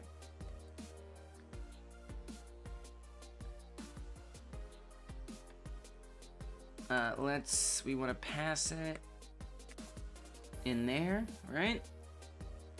Okay, so right now, it's not going to actually reparent it, which means it's going to delete as we have it grabbed. I think that's what's going to happen. So if I grab this cow, put it in the dunk, hold this, whatever, you're going to see it. Oh, it's still reparenting it. Oh, that's what we got rid of. Okay, so now, okay, so what we actually got rid of was the reparenting. So there you can see it's staying on the main scene. All right, hold on. I didn't realize. Oh, yeah, I see now. Okay. So let's actually comment this out. And now let's play it. Okay, so now, right now, the cow is gonna stay parented to the strip that it loads in on. And then just to contextualize the strips as well, right? The strip looks like this. This is the strip, and these all file in and move past the player, right? And so the cow is gonna stay parented to that strip, and it's not gonna change at any point, which means if I grab it, I'm gonna put one in the dunk, and I'm gonna grab one, and you're gonna see they disappear when that terrain block disappears as well. Boom, they just got deleted, which wasn't good because it meant that if I were to abduct something and move past the terrain block, it wouldn't get counted. So what we did was we added this line in here. So once it's been grabbed, it's going to reparent itself to the main scene. That's it. Simple as that. Reparents itself to the main scene. And this is great because that means we can effectively spawn them in wherever we want as long as we can reparent it. So now when I grab it and we run away, it's not gonna delete. We can carry it all the way around because it's no longer parented to that strip. Now if I drop it, it's going to stay in that main scene. Now remember, the terrain is moving towards the player. Towards the player, which means that that the player stays put, and similarly, now the cow is staying put, and the terrain is moving underneath the cow. So it's kind of interesting because in a way, we could just build up a bunch of cows. It's almost like an inventory system, which like I don't know why I'd want this, but in theory, we can just rack up a bunch of cows or people and just collect them, and they'll just be there waiting to be used, which is kind of cool that we're just like changing what they're parented to, and now there's just a bunch of cows here that we can do what we want with whenever we want. But this isn't really the desired functionality, so that's why we added this line in here, and this is gonna check to see Cowlection, a dungeon, yes. So yeah, we've got a Cowlection now, indeed, but no longer because I don't actually like it. So in theory, right? So maybe we could use that, but really I don't want it right now. So we have already it added to the group grabbed, right? So if whenever we click on it, it becomes in the group grabbed. And I'm saying if else, that is to say, if it's not in the group grabbed, then check to see if it's colliding with a surface. So there's a raycast on the cows, right? I vote for cow number 3. Wait, what's cow number 3? So there's this blue raycast, right? That's on the cows and the humans. And that is checking to see if it's colliding with a surface. And if it is, it's then gonna check to see, is the surface with which it's colliding the same thing as, okay, is the parent of the surface with which that raycast is colliding the same parent as the cow? And if not, let's comment this back in. If not, reparent the cow to the parent of the surface that the raycast sees. That is to say, if I pick up the cow and drop it, as soon as the cow sees a surface, it's going to become reparented to the thing that that surface is parented to. Which means, instead of a Cowlection building up, it's going to get moved to a different terrain strip. Which is also kind of cool, if I think about it, in terms of coming up with other things. So now I'm gonna grab the cow, we can move, it doesn't get deleted. If I drop it, it's gonna then move with that new terrain. It's been moved! moved. Exactly. Exactly. And it's kind of interesting because, like, I don't know why I'd want this, but in theory, you know, let's say we wanted, like, a key in a door. I don't know. Like, I could grab a key from one terrain strip and drop it in another, and then it'll be part of that. Or, like, I don't know, like a turret. I don't know why I'd do that. But let's say you could spawn a turret, and you could grab that turret and drop it. Dude, that's kind of awesome. That's actually a pretty cool idea. And you could drop it, and then it'll shoot. So, like, maybe you could place it in the distance, but you'd have to keep placing it. I don't know, something like that, you know? There's something interesting here about reparenting it to different terrains. So who knows how that'll be used in the future. Maybe even throwing, right? If you wanted to have something you could throw, then it could, wherever it lands, it'll reparent. So yeah, so this has introduced a lot of really cool possibilities, and I'm very excited about that. But yeah, those were all the achievements today. And then just to like finish up my time today, I wanted to try to improve the way the abduction scoring looks. You know, it's cool, right? Dungeon Martian, you helped. I appreciate your help in it coming together, because you inspired me to do it before Dragon Blade went to bed, and then, you know, we got to have some conversation about it and think about it. It was just, it was a team effort, and I'm really glad that you were there to help. So yeah, so then I was just trying to finish. I mean, look, I need to do some work in understanding exactly what kind of HUD that I want, or like UI that I want around the screen. I don't really know yet. I don't know what kind of HUD that I want yet. But for now, this is here, and I want it to look halfway decent for now as well. And so I was thinking that, like, whenever this score gets calculated, it could do an animation similar to the one we already see. And so I was just kind of adjusting that. And, you know, again, it's not going to be the final UI design by any means, but since it's there now, it might as well look a little less ugly than it kind of does. So yeah, that's how I'm finishing up my time here tonight. And then tomorrow, what am I gonna work on tomorrow? I don't know, something. I'm gonna work on something tomorrow, surely. So yeah, I don't know if I like this font. I kind of think I might want the same one for the score increase. I think that might look best. So I'm gonna drag that onto the font style here. Not that one, this one. And you know, I might change these fonts in general, of course. I kind of want to have the same color. 20 is the outline size on here. You know, maybe I want to make this match the score stuff more. I don't know. We want it to have an outline. Oh yeah, maybe it'd be better with like a shadow rather than an outline.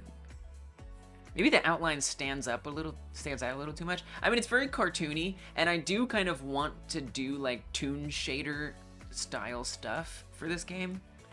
I don't know if that makes sense to have for the score there all the time though. It's not bad. It's almost like comic booky is kind of what it's giving, especially with the italics. It's giving comic book. The word abductions itself is so long. I also feel like the numbers should be larger. Again, you know, not the final design here, so I don't want to overthink it too much, but a little bit. I do want to overthink it a little bit. All right. It wouldn't be fun if I didn't overthink it just a wee bit. That's a big number. That's a big old number right there. That's what that is.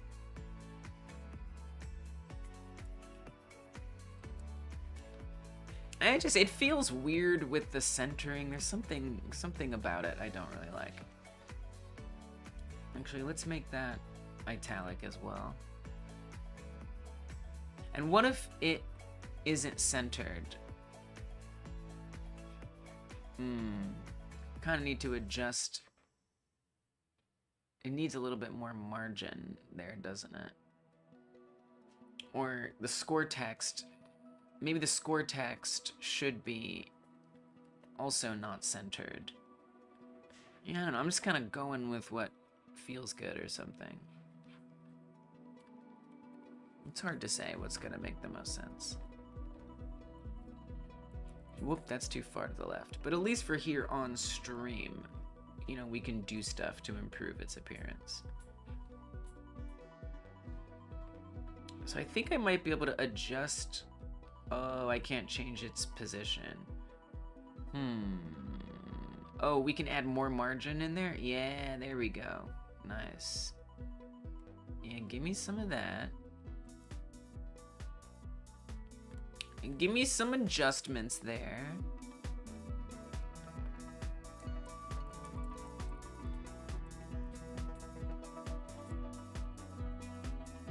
I don't know about that colon.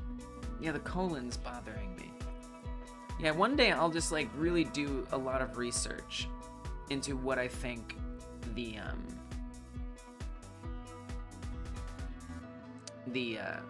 UI should look like. I want some more separation between these two, at least. Container sizing, horizontal pivot offset. Localization tooltip, focus mouse, theme, overrides, constant separation. There we go. Is it just me, or would the helicopters look a little better with a slight bobbing up and down animation? I mean, of course, a small detail you can always change later. Oh, that's cool. I like that. Yeah, definitely a detail that I definitely would want to improve the way they look. That's interesting. Is that what helicopters do? Do they bob up and down? I guess we could do that. That doesn't sound difficult.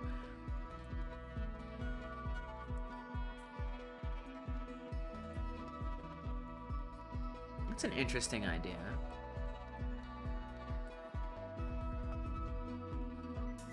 Let me increase the separation real quick. It's an interesting idea. Yeah, it does seem easy. I mean, kind of easy. Easy in theory. I mean, easy, right? Like, easy in that know how to do it, but the time it would take. I don't think it would be realistic, I guess, but I think it might add some visual interest, personally. Ah, good point. That's a good point. Visual interest is important. But yeah, I agree that it would be easy. Still might be time-consuming, though.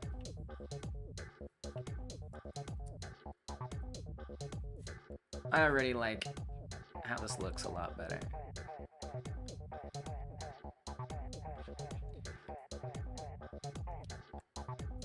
Oh, dungeon, I don't know about that. I don't know about that. So a couple things. Number one, not interested in trying to implement that right now. Number two,